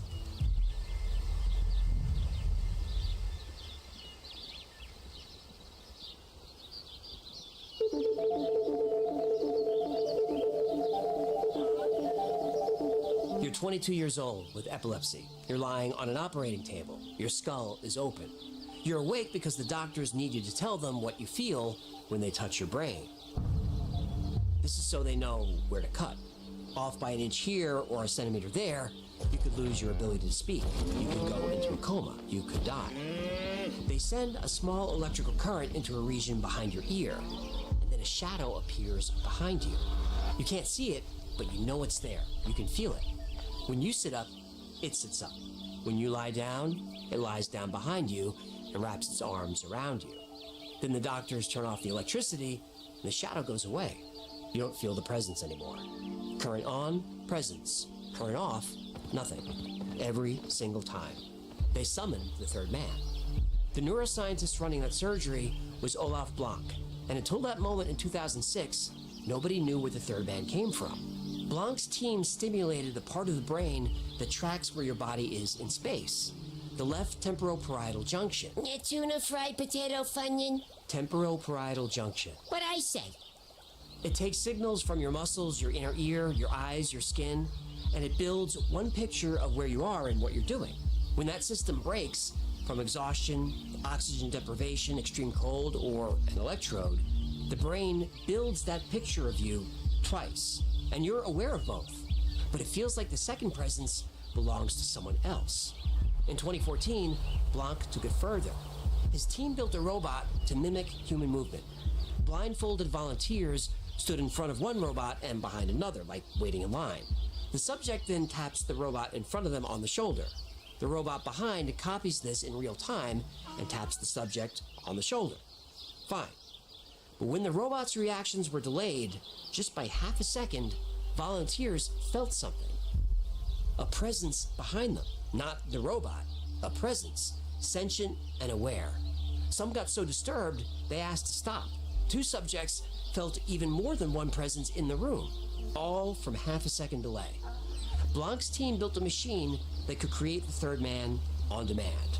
The third man experiment proved that when the brain's prediction of sensation is interrupted, it attributes those sensations to an external agent, in other words, the third man. But there's a big problem with this theory. That's not how the third man works at all.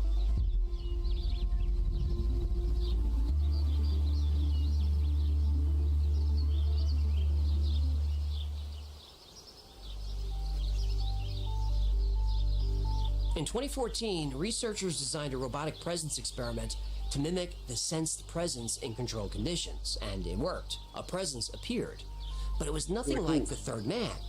Subjects described a shadow entity that made them uncomfortable, even frightened. That's not how the third man works. He doesn't create fear, he takes it away. Every survivor describes a calming presence, supportive and encouraging. The mechanism matched, the experience didn't. So, is the third man real? Well, let's break it down. The skeptical explanation is clean. Under extreme stress, the brain misfires. It hallucinates a second person built from its own signals. Blanc proved it by stimulating the temporoparietal junction. Complimentary pirate luncheon. Never mind. Electrode on, ghost appears. Electrode off, gone. His team reproduced the effect in healthy people in minutes. The third man is the brain talking to itself and not recognizing its own voice. And that explanation fits every survivor. Shackleton had been awake 36 hours in sub-zero cold. Lindbergh hadn't slept in over 2 days. Joe Simpson was hypothermic with a shattered leg. And Ron DeFrancisco was breathing smoke and carbon monoxide. But the glitch theory can't explain the most important part. The third man is helpful. Hallucinations from oxygen deprivation are chaotic. Melting walls, hostile figures, panic. The third man is the opposite. He's calm. He gives directions. He knows the way out. and he's consistent. In 1943, the British neurologist MacDonald Critchley interviewed almost 300 shipwreck survivors. This was 60 years before Blanc picked up an electrode. Critchley found the same pattern. Calm presence, specific guidance, disappears when the danger ends. Christians and atheists, 1916 and 2001. Mountain climbers and office workers. All of them describe the same thing. And there's one more theory worth mentioning. In 1976, psychologist Julian Jaynes argued that ancient humans didn't have the kind of internal experience that we have today. They heard voices, commands from the right hemisphere of the brain, and interpreted them as gods. Jaynes called it the bicameral mind. The theory says that under extreme stress, the brain reverts to that older operating system. The command voice comes back. It sounds like science fiction, but it fits these theories better than a misfiring brain does. But here's the question nobody can answer. If the brain makes the third man, why does it make him a savior? Evolution doesn't usually build backup systems that switch on at the moment of death, unless they work. Systems that are calm, specific, directional. Systems that know which way to crawl, which way to walk, which way to swim in the pitch black. If the third man is a malfunction, he's the most useful malfunction in the history of biology. If the brain is doing this on purpose, then we're looking at something in human consciousness that science hasn't mapped yet. Something that knows you need help, and something that shows up on time. Something that leaves when you're safe. The survivors know what they felt. The scientists know what they can prove. And somewhere in the gap between those two things, on a mountain, in a cockpit, inside a cave, in a burning stairwell, the third man was there. And I don't need science to explain the third man. I don't care who he is. I'm just glad he's there, waiting and watching, ready to step in when you need him most.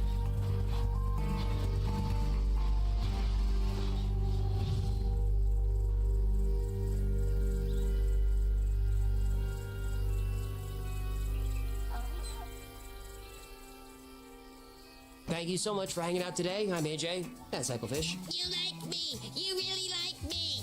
This has been the White Files. If you had fun or learned something, I'd appreciate it if you hit some of those buttons down there. Like, subscribe, comment, share.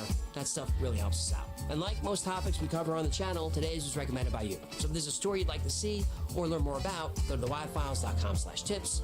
Catch us on Discord, send an email, live chat. You can reach us a bunch of ways. Hey, remember, the White Files is also a podcast. You can take us on the road. Twice a week, I post deep dives into the story.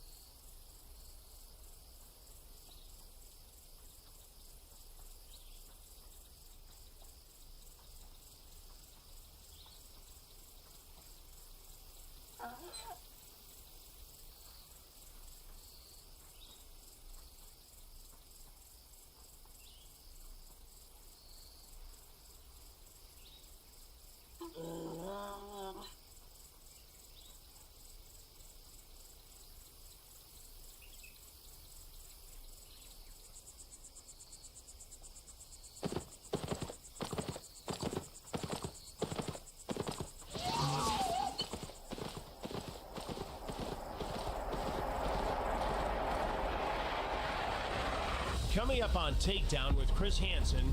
Holy cow. In Harford County, Maryland, this man arrived. Stop. Turn around. Who he is leaves us all stunned. Escorting the president, escorting dignitaries from other countries. We're out here trying to catch these guys. Then one of our own is that guy. Because rather than making an arrest, he's the one being arrested. Do I take your glasses off? No, I'm good. Okay. You're smiling. You think it's funny? No, I don't. I'm just not going to answer any questions. Thank you. You're going to listen to me. I'm sorry, those cuffs uncomfortable? I'm fine. You're long away from fine.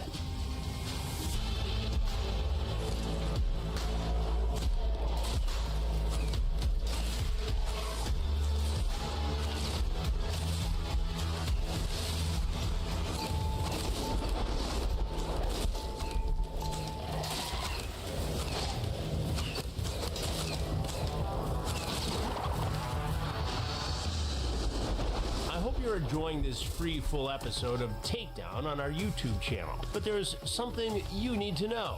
There are literally hundreds of new episodes either in production or on our streaming channel right now, uncensored, all on WatchTrueBlue.com. Use the code YouTube26 to watch all of the episodes for $2.50, or for an annual subscription, use YouTube Year for $20 off. Also, and this is very important, hit the subscribe button, and we'll see you on True Blue. I'm back in Harford County, Maryland, with Sheriff Jeffrey Gaylor and his team for their latest investigation into crimes against children. Before I arrive, detectives are busy online chatting with men looking for sex with underage girls and boys.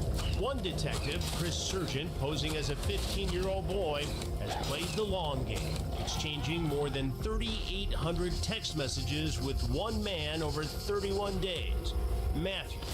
And who Matthew is will leave you floored. Detective, you've been chatting with this guy, Matthew, for 3 weeks now? Since March 13th, so it's actually a month and a day. And he himself is in law enforcement. He is. 23-year veteran. 23 years. And where is he a law enforcement officer? DC Metro Police.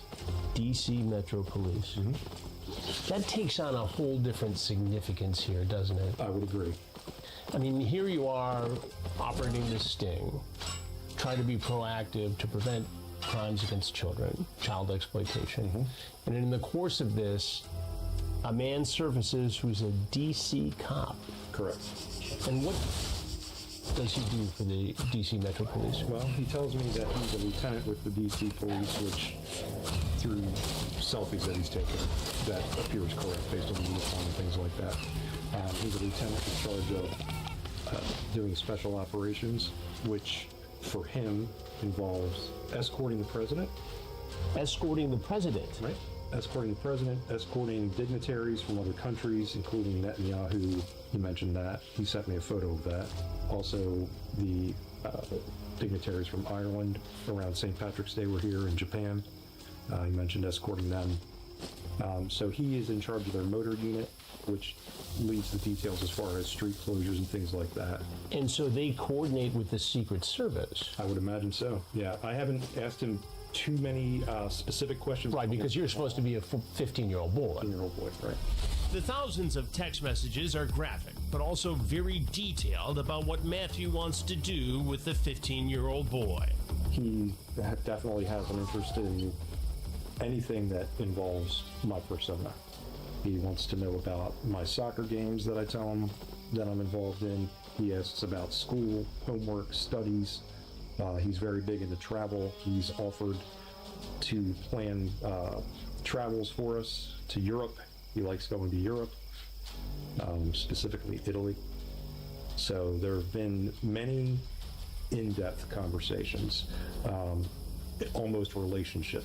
Like, he's well aware that I'm 15, well aware that I'm in high school. He's asked plenty of questions about, what I want to do in the future. He says that he himself is planning on moving to Italy once he retires.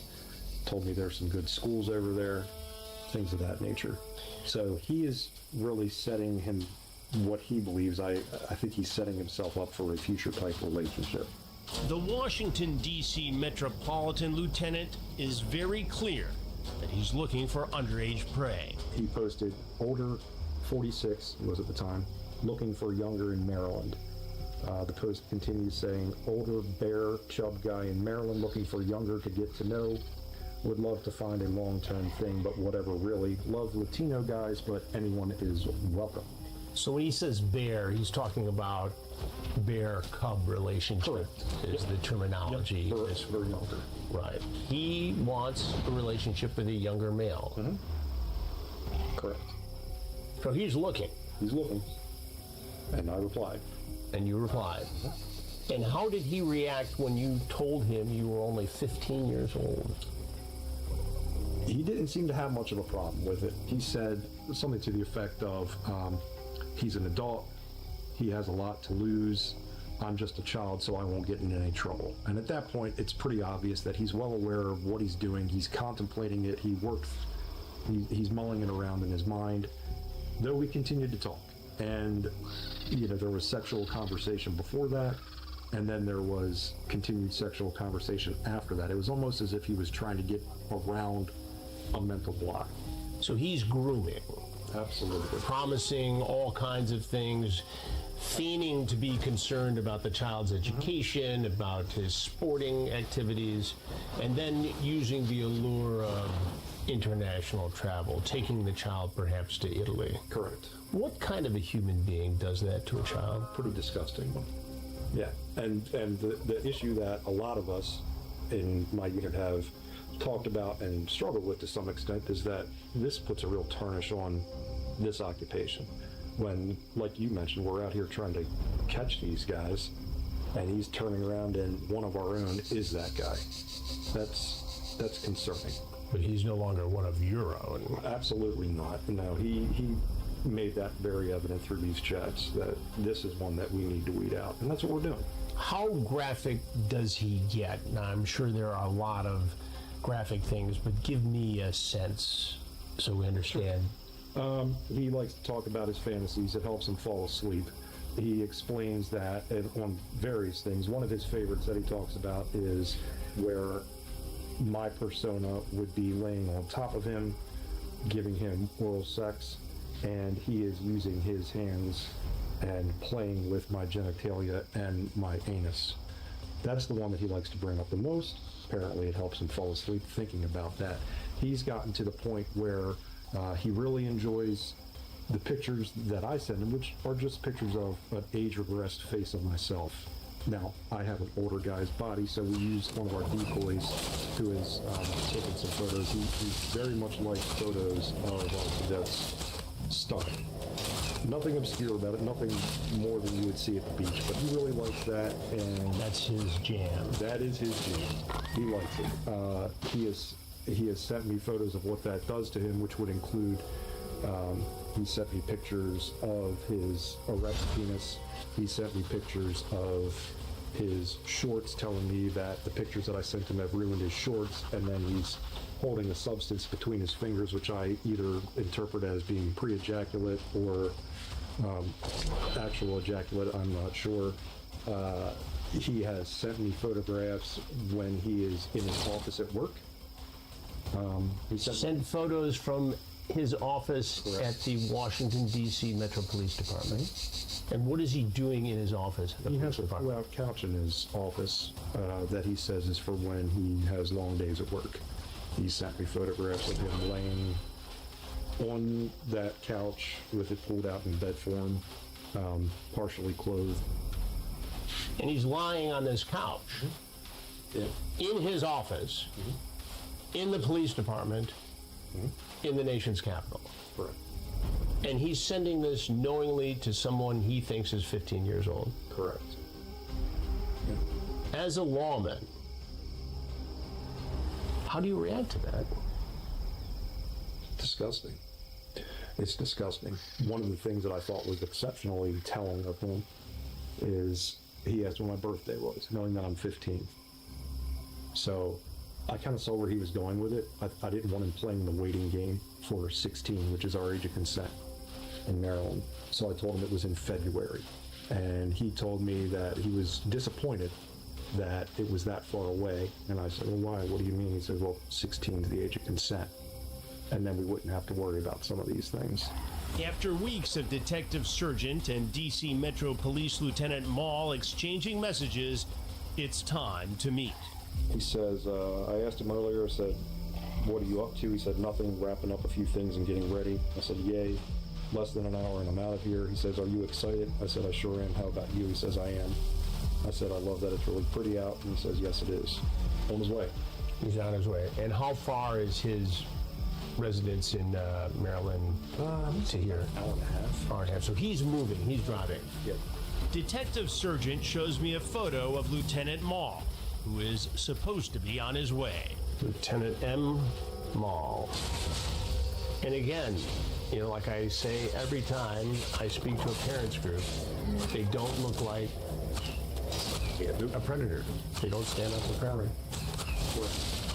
Holy cow. Because Matthew Mall is an active law enforcement officer, we all know he could be armed. And that makes this situation potentially volatile. We're probably going to be utilizing our SWAT team members that we did last time. Yeah. So we'll probably have them in here to do it. So we have a lot of technology in place. We're going to be doing a lot of surveillance on this. So we'll know as much as we can before he gets here. Right. But if the opportunity presents itself before him getting here, right, we're going to seize it. There's his most recent, so he's definitely... Yeah, he definitely is. The lieutenant is on his way. The Harford County Sheriff's Office is now tracking his movements by ground and by air. All right, looks like he is probably on 24 or right at the exit. Mall pulls into a nearby convenience store. He's walking back again. Yes, it's here. He just looked down at his phone to read the message. All right, Mike, he's on the move again. And then drives around the neighborhood of our sting house. We closely watch his every move. He's right there. We're here. Does he have the address yet? Yes. Yes. You should go right. Keep going right. The small traffic circle. Mike, I told him to go right for that. I jumped in the shower and I left the door unlocked on the patio. Told him he can come in. This is where he's going.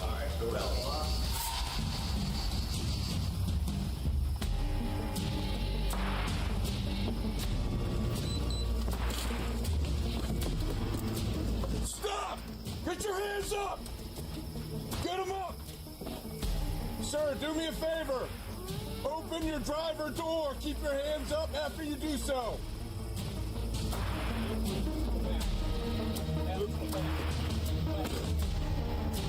Hands up, all the way up. Start walking back. Towards us. Towards us. Walk towards us. All the way up, all the way up. Stop. Stop. Turn around. They take. Yeah, he's in a car stop. Yeah, it's back behind that building there. He's complying. Tuck in, tuck in, tuck in.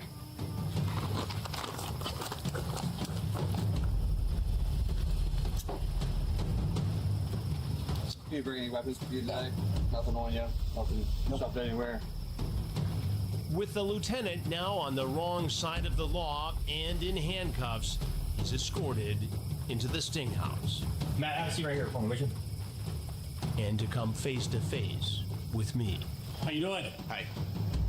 Do I take your glasses off, or? No, I'm good. Okay. What's your name? Matt. Matt. And what's your last name? Just Matt. Matt. Okay. Matt, what happened today? How did you get in this situation? I'm not sure. Well, tell me as best you can what led up to your arrest. No, thank you. You're smiling. You think it's funny? No, I don't. I'm just not going to answer any questions. Thank you. You're not. Well, I have a lot of questions. Okay. So I'm going to ask them. Okay. And then you can determine which ones you want to answer. I'm not going to answer any questions. Well, I'm going to ask them, though. Let's start off, Matt, by what you do for a living. Lieutenant? Again, I'm not going to answer any Lieutenant questions until I Wall, speak the to a lawyer. Washington, D.C. Metropolitan Police Department. Again, I'm not going to answer any questions until I speak to a lawyer. What did you mean when you told someone who said he was 15 about the monster at the end of the Happy Trail? Again. Sir, you turn back around. Are you one of the deputies? So I'm not going to answer any questions. Okay, well, until I have a lawyer. Listen to this. Here's what happened today, Matt. You gave up your reasonable expectation for privacy when you chatted for more than a month with someone who told you they're 15 years old. I'm not going to answer any questions. Fine. I speak to an attorney. But you're gonna listen to me because you don't have a choice in this. Do you understand? You gave up your reasonable expectation for privacy when you groomed someone who told you he was 15. You talked about having sex with him. You sent him pictures of your erect penis. You sent him pictures from your office at the Metropolitan Washington, D.C. Police Department. Right? On your couch. Your fold-out couch at your office.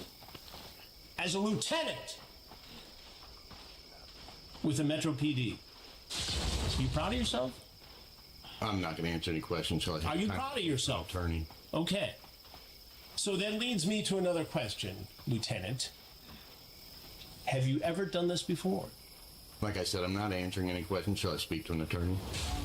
You asked about the boys' soccer games. I'm not answering any questions until I can speak to an attorney. You talked about traveling. Future plans with the boy, maybe taking him to Italy. You say something to the effect of, I've got much more to lose. I'm an adult. How old are you? I'm not answering any questions until I can speak to an attorney. You just turned 47, didn't you? You had a birthday during this big, long chat. For a month and a day, you chatted with a boy who told you he was 15. And you're a sworn law enforcement officer in the nation's capital, doing liaison work with the Secret Service, guarding foreign dignitaries. You told the boy you recently were involved in security for the Israeli president, Netanyahu. Did you meet the Israeli leader? I'm sorry, I'm not answering any questions until I can speak to an attorney. You sent photos of your penis? Erect? You told the boy you ruined your shorts, meaning you ejaculated while you were talking to him. You asked for explicit pictures of him. You say the age of consent in Maryland is 16. This boy is 15. You knew this was illegal. And you had multiple chances to not commit this crime, but you did anyway. Which makes me wonder how many times you've gotten away with it before. Do you have CSAM on your phone? No.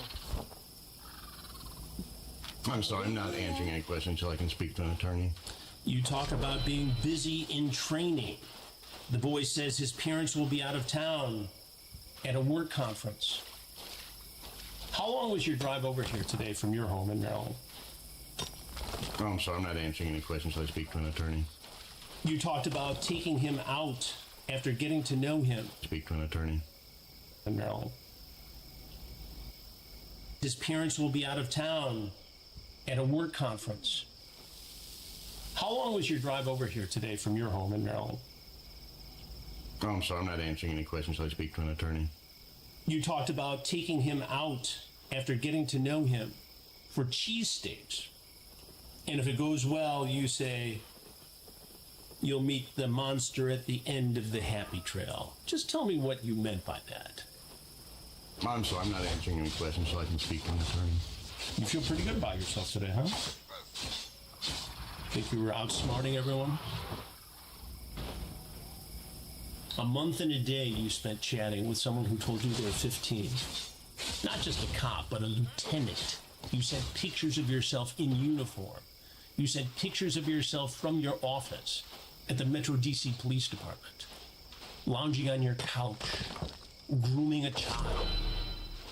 What should happen to you, Lieutenant? I'm sorry, sir. I'm not answering any questions until I can speak to an attorney. I guess you won't be a lieutenant by the end of the day, probably, huh? How many years at Metro PD? I'm sorry, sir. I'm not answering any questions until I can speak to an attorney. You think that's going to get you out of this? I'm sorry. You think everything's going to be okay now because you don't answer my questions? You tell the boy that one of your fantasies is to have him fall asleep on your chest as he gives you oral sex and as you fondle his genitals and anus. You say this in the chat. That's okay with you? I'm sorry. I'm not answering any questions until I can speak to an attorney. 23 years. Lieutenant in Special Ops, escorting the president, dignitaries, heads of state of Israel, Ireland, Japan, you say. Organizing the motorcade unit. Should we be worried that a guy who committed a crime like this today, who acted the way you acted today and over the last month, is in charge of something so important? Such a critical security matter? And now you sit there in handcuffs? What do you think should happen to you? Again, sir, I'm not answering any questions until I can speak to an attorney. He clearly knows his rights, having read them to several other alleged criminals throughout his career. But I'm still going to press for the details. You talk about wanting a relationship with the boy, looking for younger guys. I got a lot to lose. I'm an adult. You're a child. You sent photos of your penis. Stained shorts. Where you were masturbating looking at his pictures during a conversation with him. You talk about your pull-out couch in your office. You pose on it. You ask for nude photos from him. I'm sorry, are those cuffs uncomfortable? I'm fine. You're fine. You're a long way from fine.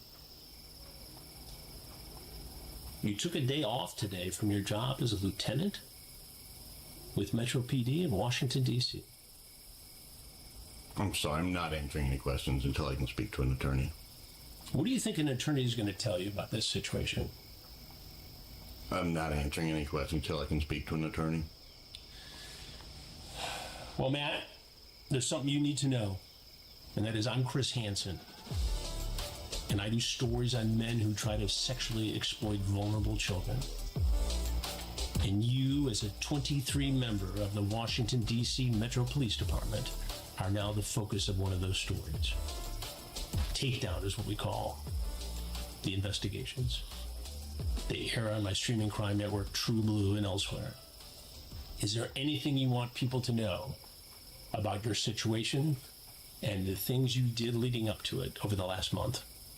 I'm not answering any questions so I can speak to an attorney. Do you have any sense of the trouble you are in? As a law enforcement officer, as a lieutenant, you must know you're in big trouble. I'm not answering any questions so I can speak to an attorney. Nothing. What are we going to find on your phone, on your computers? Again, I'm not answering any questions so I can speak to an attorney. Are you sorry at all about this? I'm not answering any questions so I can speak to an attorney. All right, Matt. Lieutenant, the folks here with the Harford County Sheriff's Office are going to take it from here. Nothing else you want to tell me? I'm not answering any questions so I can speak to an attorney. All right. Then I guess we're done here.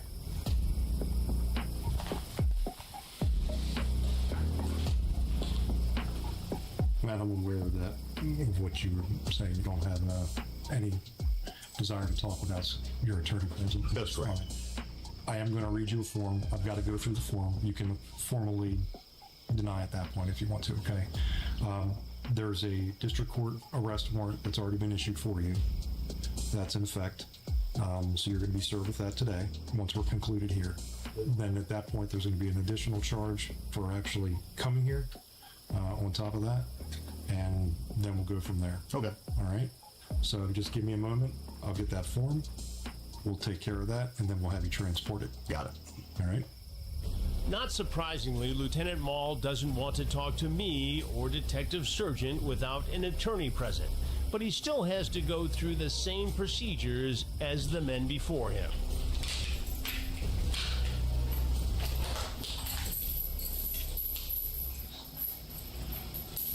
Well, we could read.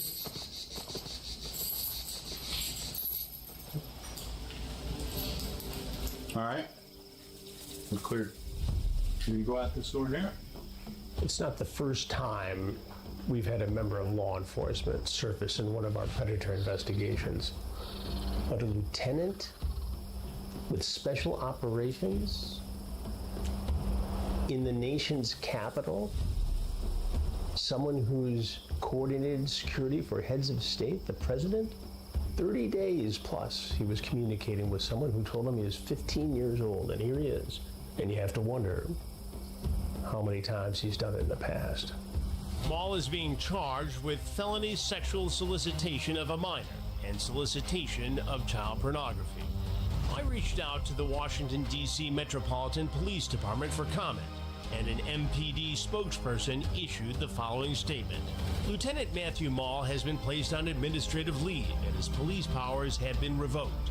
The allegations in this case are extremely disturbing and in direct contrast to the values of the Metropolitan Police Department. Detective Sergeant posed as a 15-year-old boy for more than a month talking to Lieutenant Matthew Maul. The emotional toll was heavy, but it was something that had to be done. He's a lieutenant. Yeah. At the Washington, D.C. Metropolitan Police Department. Right. For 23 years. So how does something like that doesn't just slip through the cracks? How does that happen? How does somebody make it that far into their career? Promoted multiple times. In charge of supervising other officers. In charge of dignitary protection. Right. Working with the Secret Service. Heads of state, the president of this country. Yeah, and felt comfortable enough to share all of that information with a 15-year-old boy.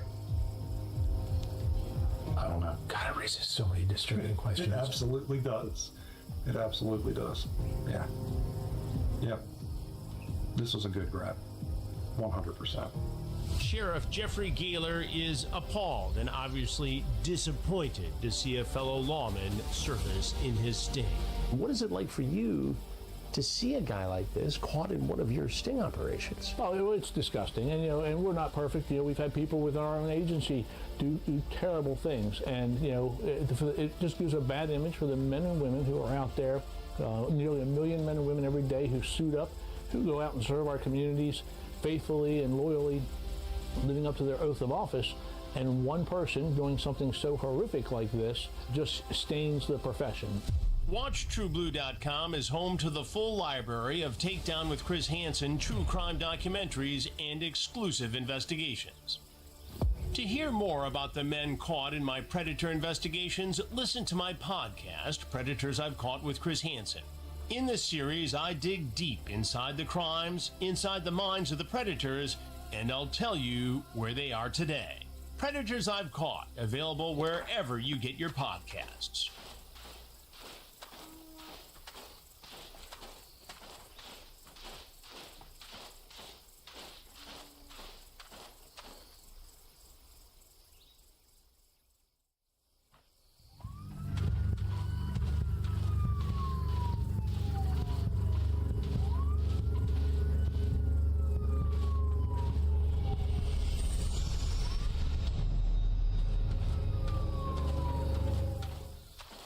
Meet 30-some-year-old Mike, or as I like to call him, Prison Mike. He just loves prison, for some reason. Not only does Mike love prison, but he also loves cupcakes. So much that on one hot summer night, he came to a Marathon gas station to get a cupcake himself. And when I asked him what he was doing there and why he was there to get a cupcake, his answer was rather interesting. I'm gay.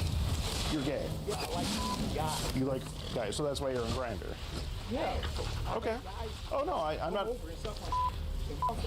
Okay, I'm not accusing you of otherwise, Mike. I'm sure that's a good old time and everything, but Now, I don't discriminate, but claiming to be attracted to the same sex to avoid these types of consequences is borderline intriguing.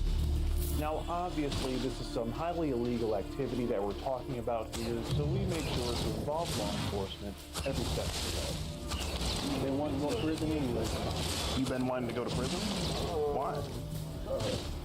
That's all I know is prison. You like prison? Yeah, I do.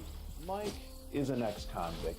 He's clearly been around the block a few times, and he's no stranger to being in the clinch. It's hard to say why Mike likes prison so much, but I think we'll leave that up to the man himself to explain. So let's go ahead and get into today's dose of Predator Pasta. What up, boys? It's your boy Skeet Hansen, and back at it again. We are once again in Benton Harbor, Michigan, right outside this lovely Family Dollar, where we are waiting on our potential predator here. His name is Mike. He's, I don't know, 30-something years old. He's got like a halfway Amber Alert mustache there. It looks like he's wearing one of those liquor store hats. I can't see his full outfit here, but if I had to guess, I'm pretty sure he's going to show up in like a baggy ass like 4XL jersey. Wife beater. Look at it. Or that. Like a little wife beater. This does look like a wife beater, yeah. Yeah. Special. I'm guessing either like a long ass white tee or a big ass jersey, like a football jersey or something. So baggy ass white tee. He'll probably be in that. Verification picture of him holding up 2 fingers there. They started talking on the Grindr app. He says that he's trying to get his sucked and something. And quite frankly, Mike, that is a federal offense right there. He says he doesn't want to get in trouble. He says that he's in bed jacking off. Why do you like older men? Can I see some pictures of you naked? He asks if the girl does ass to mouth. Do you do ass to mouth? Haram. You're right, that is rather haram. Yeah. He asks if she gets blanked in the and then if he can pull it out of her and put his in her mouth. It's a little graphic there. That sets a really disturbing image in my mind. And he even says, I think this is a setup. But, you know, we tested him the other day to see if he would actually leave his house to come up here. And he was actually here at this very Family Dollar. And, you know, we canceled on him because we weren't going to drive 2.5 hours for nothing in case he bailed. But what's really weird is when the girl canceled on him the other day, he just went ballistic. I think this guy's bipolar. He went crazy. Cussed the girl out. He says, I'm so pissed off. Have her drop you off at Family Dollar. Don't have time for this bull. I mean, does he look like he's all that busy? I mean, what else is he doing? Like, let's be honest here. Jacking off. Look at this. Yeah, jacking off, exactly. Look at this guy. Just goes on this rant and tells the girl to block him. Don't call me again. You literally made me walk out in this bitch-ass cold for no reason. Like I said, it's not your fault. Send me a pic of you in your panties and that'll make it up to me. So now he's kind of going back and forth. And, you know, this guy is so mad that he had to walk. He lives 6 minutes around the corner from here, mind you.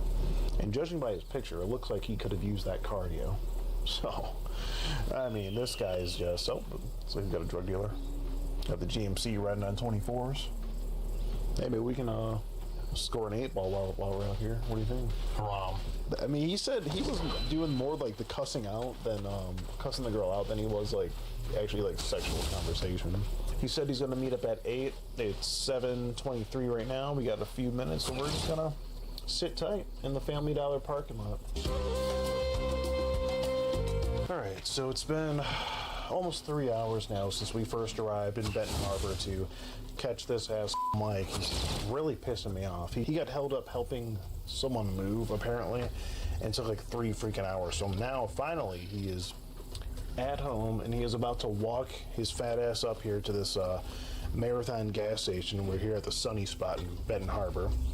And, yeah, we're going to wait to see him walk up. He should be coming from this way over here into the gas station to meet the...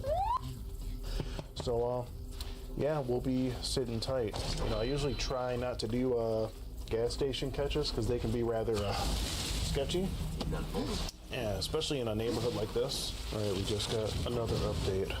This guy's going to be coming in a blue Reebok shirt and orange shorts. And I'm sure he's probably wearing a fitted cap too. He's about 14 minutes away, so I got the timer going. When this hits 14 minutes, we should see him walking right up here. So, am I able to tell him that I'm inside without being like, no, I don't see you in there? Yeah, I mean, we haven't seen anyone of his look walk in. Like, we have a clear view at the front door. We haven't seen him walk in at all. He should be here in a minute and a half if it's a 14-minute walk. Yeah, any second he should be here. Orange shorts, blue shirt. You don't think he'd be smart enough to lie about what he's wearing, do you? So what? You don't think he'd be smart enough to lie about what he's wearing, do you? I mean, even if he did, there's no one walking out. Yeah. I could see it. Okay. I mean, it definitely should have been here by now. For some reason, he keeps asking me who's there with me. Stupid. What are you telling him? Like, no one? He said, are you there by yourself? I said, yes. What do you mean? He said, be honest, don't lie. He's probably like at the end of the block or something. Right.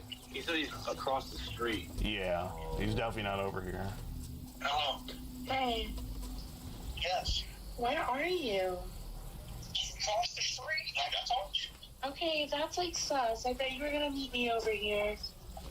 Why can't you come outside? Why can't you just meet me over here? You said you would after all of this. You won't even let me, you won't even tell me who the here with you. No one's here with me. Why are you come outside? Why are you being like this? All you gotta do is just come outside and let me know you're over there. I'm just gonna call my cousin and have him come back. Why can't you just Because that's weird that you're just like outside, like far away, like looking for me. Like just come up here, be a man. That's weird. I'm just gonna call my cousin. Like either you come up here or I'll call my cousin. I know you're not here playing games with me. I'm inside, right here. I don't understand why you can't walk over here. I thought you wanted to hang out. Not yet. I just did, and I didn't even see you. I told you I'm right across the. But I walked outside, and I didn't see you. You were not outside. Yes, I was. So you are not in this right spot because you would have saw me. I don't get it, because if you walk all the way over here, she's already here. Just walk over. I know. So why don't you just come in here? That's stupid. It says Marathon Sunny Spot. Is that the one you at? I'm just gonna call my cousin. You're playing games. You're playing a game. You won't even come to the door and come outside. Now you're scaring me. So now I don't even... Why would I want to come outside when you're acting like this? You're lying to me. I'm not lying. Why would I lie to you? You're gonna make me cry. Prove it. Come outside and let me see. That dude's fucking psycho, dude. Oh, I don't see him though.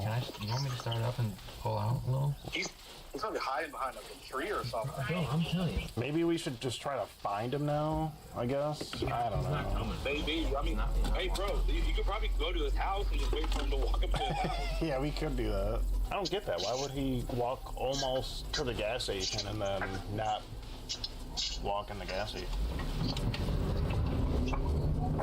You say you're in the bathroom, so okay? Wait, yeah, he thinks she's in the bathroom, right? See if he answers or whatever. I'll call him again. Yeah, go for it. Wanna go in? I'm there. There he is. There he is. Okay, we got him. Hey, Mike. Hi, I'm with the Predatorial Investigation Unit. Okay. Would you care to explain what you're out here doing tonight? Went to get me some cigarettes. Some cigarettes? Yep, I'm going back home. Okay, so you're not here to meet up or anything like that? Yes, sir. Do you have your identification on you? Yes, sir. Yeah, will this be your picture here, Mike? Yes, sir. Okay. Now, Mike, do you want to just step over here? That way we can have a conversation here. So you said you're just here to get a pack of smokes? That's what I did when I was headed back home. Okay. Well, I have a whole chat log here, Mike, that says otherwise. Wasn't me. Wasn't you? So this wouldn't be you holding up your that's two my picture fingers? right there. That's you? That was taken a long time ago. A long time ago? Yeah. Okay. I'll hand it to him. Is it alright if I smoke a cigarette? Yeah, you can smoke a cigarette. And would your number be a? So if we call that number right now, it won't. Your phone won't ring. Okay. You weren't talking to a named Erica from Grindr. I don't even know who that is. It'd be this little girl right here. She doesn't look familiar to you? No. No. Because we did get reports that you'd be wearing an orange shorts and a blue Reebok shirt. So how did we know you'd be wearing that? I really don't know. You really don't know? Mike, do you want to be a little more truthful? I'm being honest. You're being honest. I don't think you're being very honest. So you just went in there. I just went in, came right back out. Okay, just back a second. So did you walk here? Yeah. Where'd you walk from? Over that way. Okay. You live over there? Yeah. Okay. Yeah, it looks like you met her on Grindr. Never heard of it. And you never heard of it? No. Do you have your phone on you? I don't have that. You don't have your phone on you? Yeah, I got it, but Okay. I don't have grind. Oh, do you mind if I just take a look here? I have to enter the code, or you can. Okay. Well, I don't know the code. It looks like, Mike, it looks like you have a missed call from Erica. Okay. And the girl's name in this chat log, well, her name is Erica. I didn't answer it. But it looks like an Erica. You have an incoming call from Erica. I'm not answering it because I don't know who it is. Well, I'll answer it for you. Hello, this is Mike's phone. Hi, who is this? This is Erica. Hi, Erica. How old are you? Erica says she's Mike. Who's this calling you named Erica?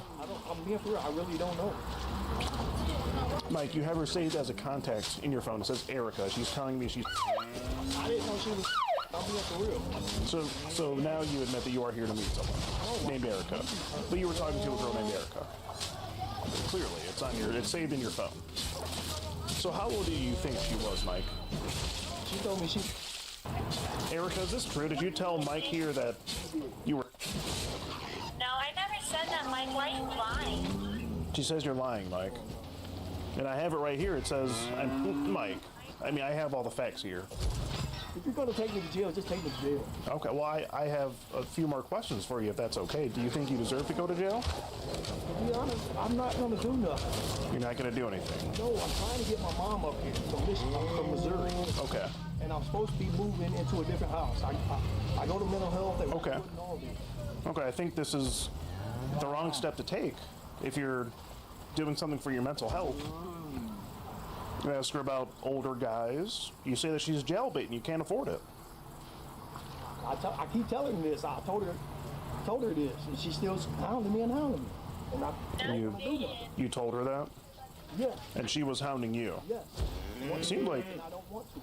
seemed like you were hounding her and being awfully aggressive. So if you thought it was a setup, Mike, then why did you? Okay. Okay, you're coming here just to get cigarettes. Yeah, that's what I just did. Okay.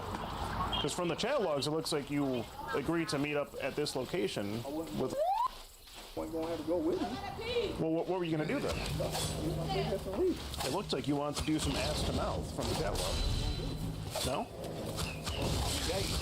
You're gay. Yeah, I like guys. You like guys, so that's why you're in Grindr. Yeah. Okay. Oh, you don't want to be in this video. So you're gay, and that's your excuse for not.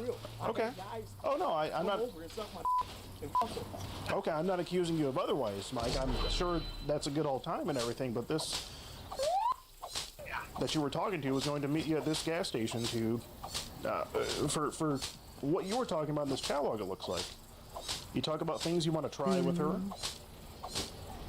and it's a lot, Mike. Okay. You even asked if she's working for the cops.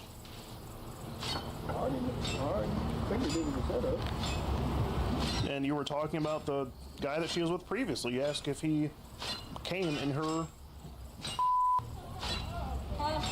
You say you s***ed his and he licked your and then you put a condom on. You weren't going to do anything. Well, why ask for things like this if you weren't planning on doing anything? Because she was hounding me. But with the assault charge, I threw urine on another person while I was in there. Why'd you do that? Because it was pissing me off. No pun intended, right? Huh? No pun intended, right? Well, you say you threw urine at him and he was, pissing you off. Oh, he was walking by telling me quit doing Right. Okay, yeah. I was young at the time. That was for the assault stuff. I see. Okay. What do you think they would hit you with for trying to solicit? I don't know. I would imagine so, Mike. It's really, it's not a good look. It can't be. You just can't be out here doing stuff like this. You asked her if she could get pregnant. Well, why'd you want to know that? I don't know. Okay. I'm being for real. I wasn't going to do nothing. You were going to do anything, so you were going to... I have a feeling this is a setup. I hear you. I've read it here. So you were just going to meet her here, say hi, and that would have been it. Just a quick hello. Maybe something like this happened to a dude named Jacob Eli. Okay. Dad's for predators. Dad's against predators? Yeah. Okay. They basically set him up, and he went to Shell's gas station in, I think, Barron Springs, and interrogated him like this. Do you feel like you were set up? Yeah. How so? How so? Because she kept hounding me about it. When we gonna meet up? When we gonna meet up? But you understand that you sent the first message to her on Grindr. You led the sexually charged conversation. I what? You led the sexually charged conversation here. What do you mean by that? You were sending her, you were typing sexually charged things to her, sexual things. Like when you asked her for a new picture and to see her in her panties. You were texting her things of that nature. Okay. And she was just sort of, from what I can see, she was sort of going along with it. Okay. And then at some point you agreed to meet up with her. So I'm failing to see where you were set up here. I told her many times I think it was a setup. I see. But, Mike, no one made you come here. You came here in your own free will, I think. Yes, to get cigarettes. So you weren't here to meet her? I didn't have no cigarettes all day, and I came and got some. Okay. I was leaving. Okay. But before you just said you were going to meet her here and just say hi and then leave. Man, if you're going to take me, just take me. I'm tired of this bullshit. Okay. I got you, Mike. Well, we'll get to that in a minute. You got awfully angry at her the other day when you walked over to Family Dollar to meet her and she wasn't there. I fucking left. Oh, no, I got you. I got you. Like it was right now, I knew it. Yeah. Because I see y'all sitting right over there by that white building. By that building right there. Oh, did you? White, yeah. Okay. Because I was right behind it. Then I walked right over there. Oh, you walked here. I watched y'all pull out. That's when I came over. I knew it was a setup. So we heard that whole ordeal on the phone. That's where he was. That's why we couldn't see him. I was hiding over there in the street. Oh, you were hiding in the street. Right there. That's right. Okay. Oh, that one. Okay, that's a pretty good hiding spot. That one. Okay. Oh, yes, sir. Okay. I appreciate it, sir. Appreciate it. Well, that is a good place to hide, Mike. I got to give you that one. And I watch y'all go down that way and make a U-turn and then come back. Yep. After I came in. Yeah, we figured you might be back at your house, so we didn't know, so we went back there, and then, we noticed you were still texting, so we figured we'd come back here. And then that's when you decided to come on in and get some cigarettes. Okay. I got you. So that's when you knew, so not before you came. Oh, okay. I see. I've been waiting for some like this. So this is what you wanted? You're gonna file a lawsuit? What are you gonna go for? Okay. What's his name? Okay. I gotcha. Do you want our attorney's name so you can give it to your attorney? Okay, it's usually easier to communicate like that, but all right. Talk about how she's playing games, and you seem mad that she won't text you back right away. You're done talking? Okay. Can I ask why you sent her the address of the home that's next to yours? to come. So that's not where you live? That is where you live? Why'd you send her your address, or almost your address? Oh, so you wanted to see if she would come to the next door house. Okay. Well, all right, Mike. Well, there's nothing else you have to say. I have to let you know I'm Ski Danson with the Predatorial Investigation Unit. We're doing an online series about adults who try to meet up with online for sex. Okay. It's just a little odd that you still went through with it and showed up here. I knew y'all was gonna do this. Oh, you wanted us to, because you want to go for the lawsuit, right? Okay. Okay. Gotcha. All right. You seen the police pull off? Okay. I hear you. That's an interesting one. I've never heard that one before. No? And are you... this way. Oh, the police? Okay. Okay. So they were not at 2? Yeah, they are. You know we didn't have any communication with them before just a few minutes ago, right? No, we didn't, Mike. No, Mike, we literally just found you and then we called them. Okay. So you can go to bed in a jail cell? Well, that might be what you need. How are we going to file a lawsuit from a jail cell? Okay, you got it covered, I guess. You call her a two-faced bitch. A lying two-faced bitch the other day when she couldn't. Okay. Well, I got you. I think the officers are going to want to, have a word with you, though. Okay. Okay, I hear you. I got you, Mike. Okay.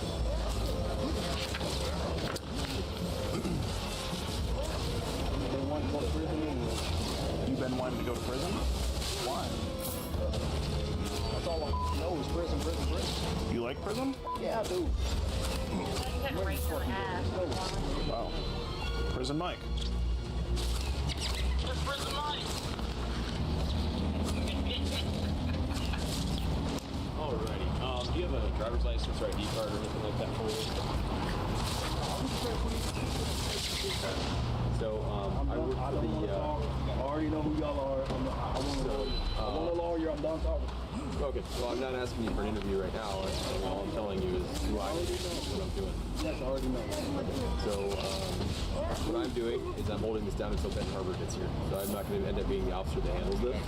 I'm just making sure that everybody's safe here. So that's why I'm going to grab your information and go fast and keep it. Okay?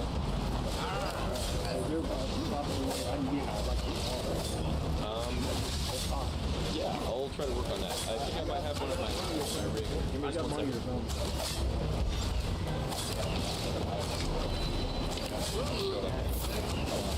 Usually not buy water when you buy cigarettes. I got a pop and all that at the house. Well, let me check with the officer here and make sure that they don't want the device. Right here, now please don't speak here and let you hear everything. Yeah, no. Okay. You can dial it.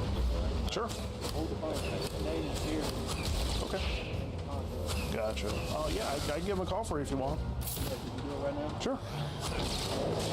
By the way, these are prescriptions. They're prescriptions? Oh, so you need those? Okay. That's the number you want to call for Gary? The middle. The middle. Look, Yeah, the middle. Look, scroll down for a minute. Okay. No, scroll all the way down on top of the phone. Here, look. Okay. Can I do it? Yeah, go ahead. Okay, there we go.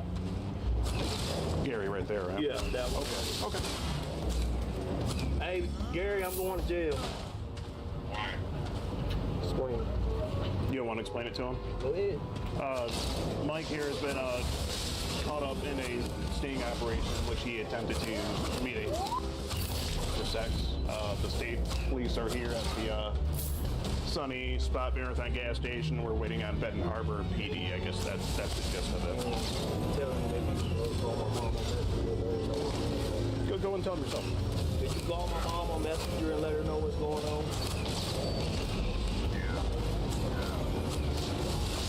I knew this was a setup, but they kept hounding me on this, and I showed up at Sunny Spot to get 2 packs of cigarettes. That's when they whipped up on me. I'm ready to go back to prison anyways. I'm tired of everything.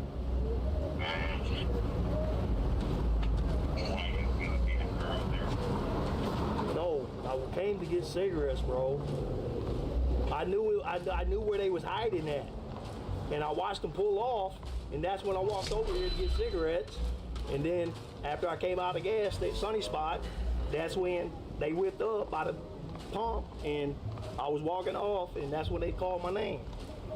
So even though you arranged to meet her here, you were just coming to get cigarettes? Yeah. You seen me walk to get cigarettes. I'm a cigarette, and I was walking off. I hear you. Y'all whipped up. Okay. Hey, if I ain't got a bond, could you try to get me out if you can? Yeah. All right, thanks. Thanks, bro. I love you. Bye. Oh,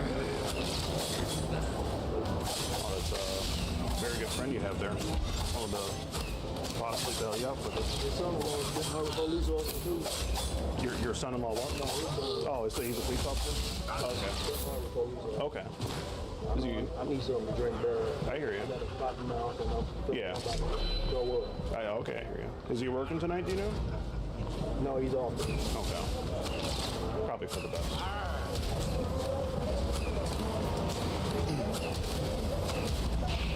Oh, shit. You right there, Gary? Mike? Okay. I got money if somebody can get me. It don't matter what it is. Okay, well, not much of a drinker? Okay. Okay, we can... Only smoke cigarettes and move my chew. Okay. Yeah, we can ask the can you officers. call Gary back again? You want to call Gary? Okay. Maybe I'll bring you something to drink. Yeah, because I need to get my all my shit out of my room. Hey, can you come up here and get my house key and go get all my stuff out of my room, bro? And stick it in your storage. Pretty please. And come here. All right, because I don't know how long they're gonna be here, and I got money and I want to give it to you. All right.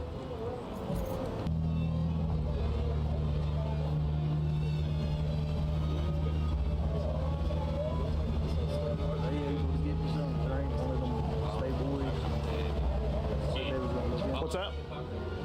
I'd have to ask Eric. It's been probably a month or so. How long you been talking to Erica, Gary? Or sorry, Mike? To be honest, I really don't. You don't know? Okay. At least a month or so. Do you know the decoy's name with Erica? Erica, yeah. Erica, okay. He wanted to know if he could get something to drink. He asked me to ask you. I mean, I would prefer, like, we're just going to call this a reasonable suspicion detention pending Benton Harbor's investigation. So I figure if they want to say he can go get a drink, that's fine with me. Okay, But we'll just leave him sitting there for now. Okay.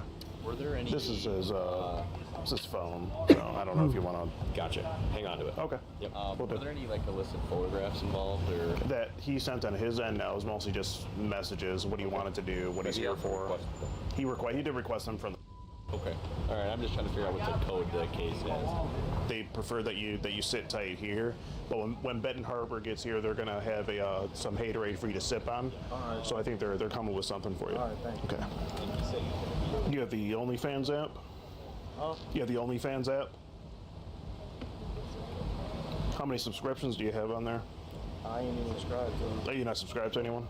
A lot of them got free pages, you know. Oh yeah, some of them do. Yeah, that's what it is. You ever see Aria Banks? What's that? Aria Banks. She's on OnlyFans. She's pretty good. Never heard of her. Oh, pretty good. Pretty good stuff, yeah. BBL is good. Yeah, yeah, it's very nice. Oh, Nina Khalifa's on here. Cool.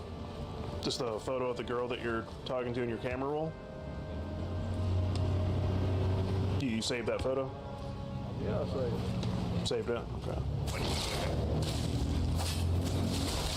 Few nude images from Instagram. Oh, it's your friend right there? It's Gary?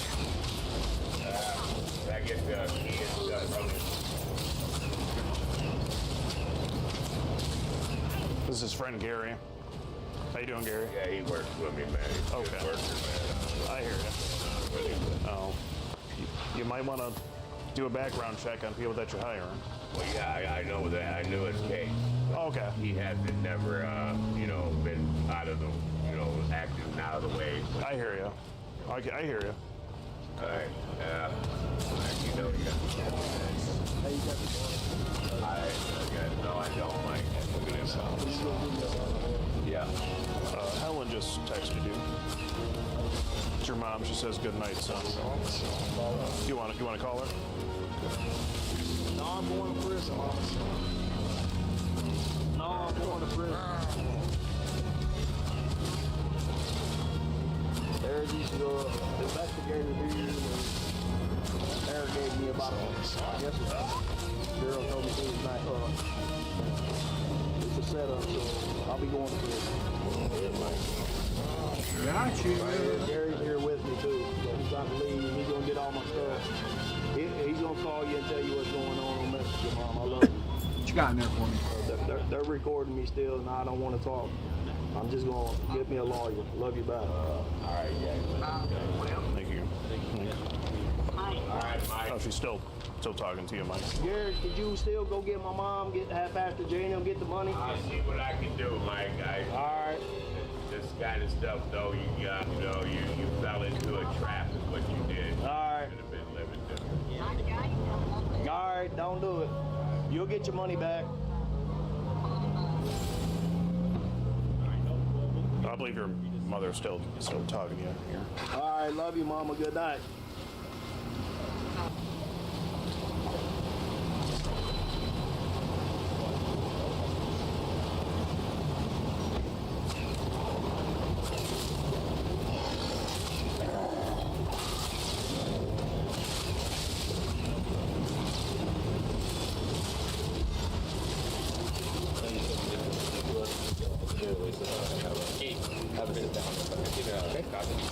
Oh, yeah. I'm in this car right now. Which one? This one here.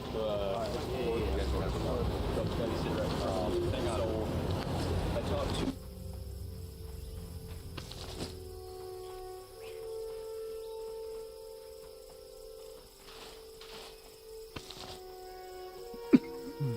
Democrats started using effective cheats with cancel culture. Now redistricting cheats are being activated and they're mad. Well, you should always do whatever you can to win, right? That's what I've always said. I've said it many times, but like I can say it again.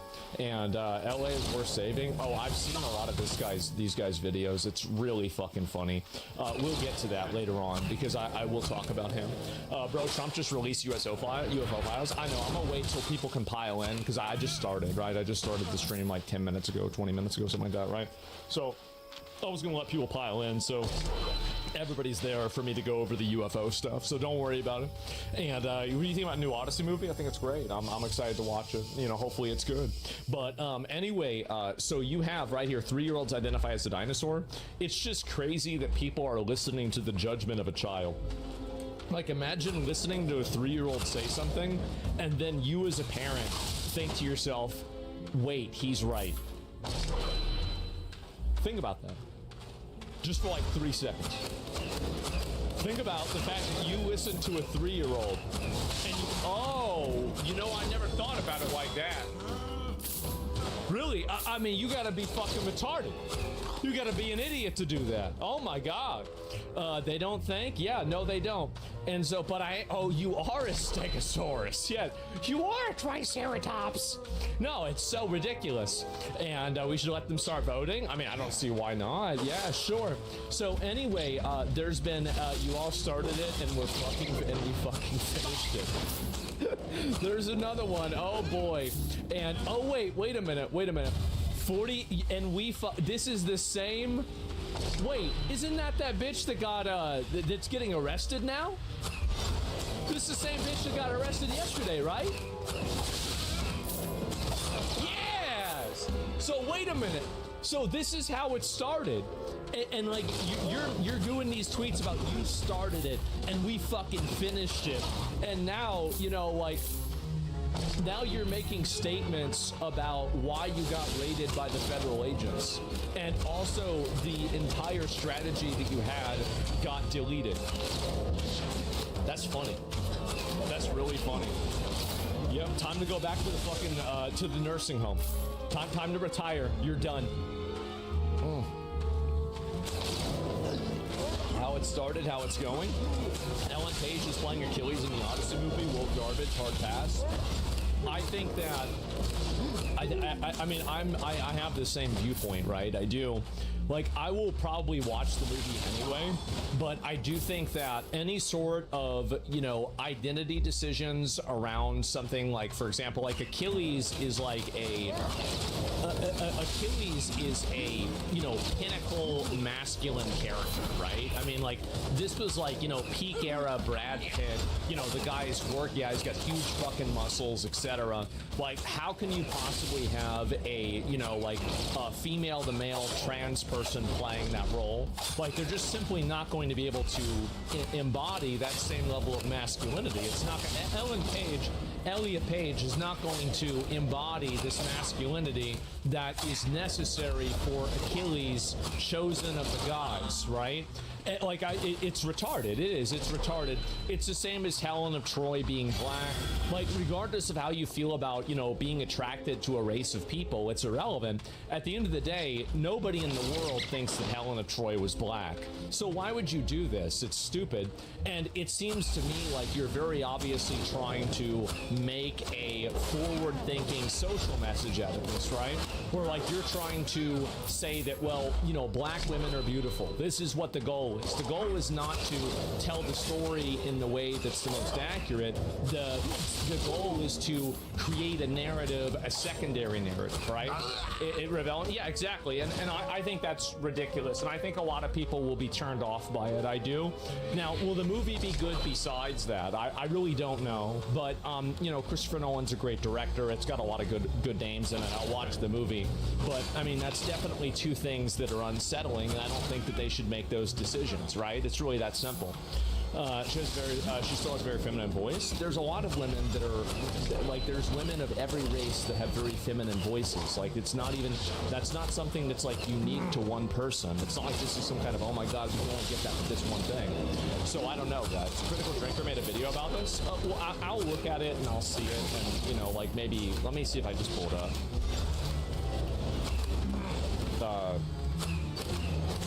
I'm not gonna watch it right now, but I'll watch it later on. I just want to have it locked in so I can watch it.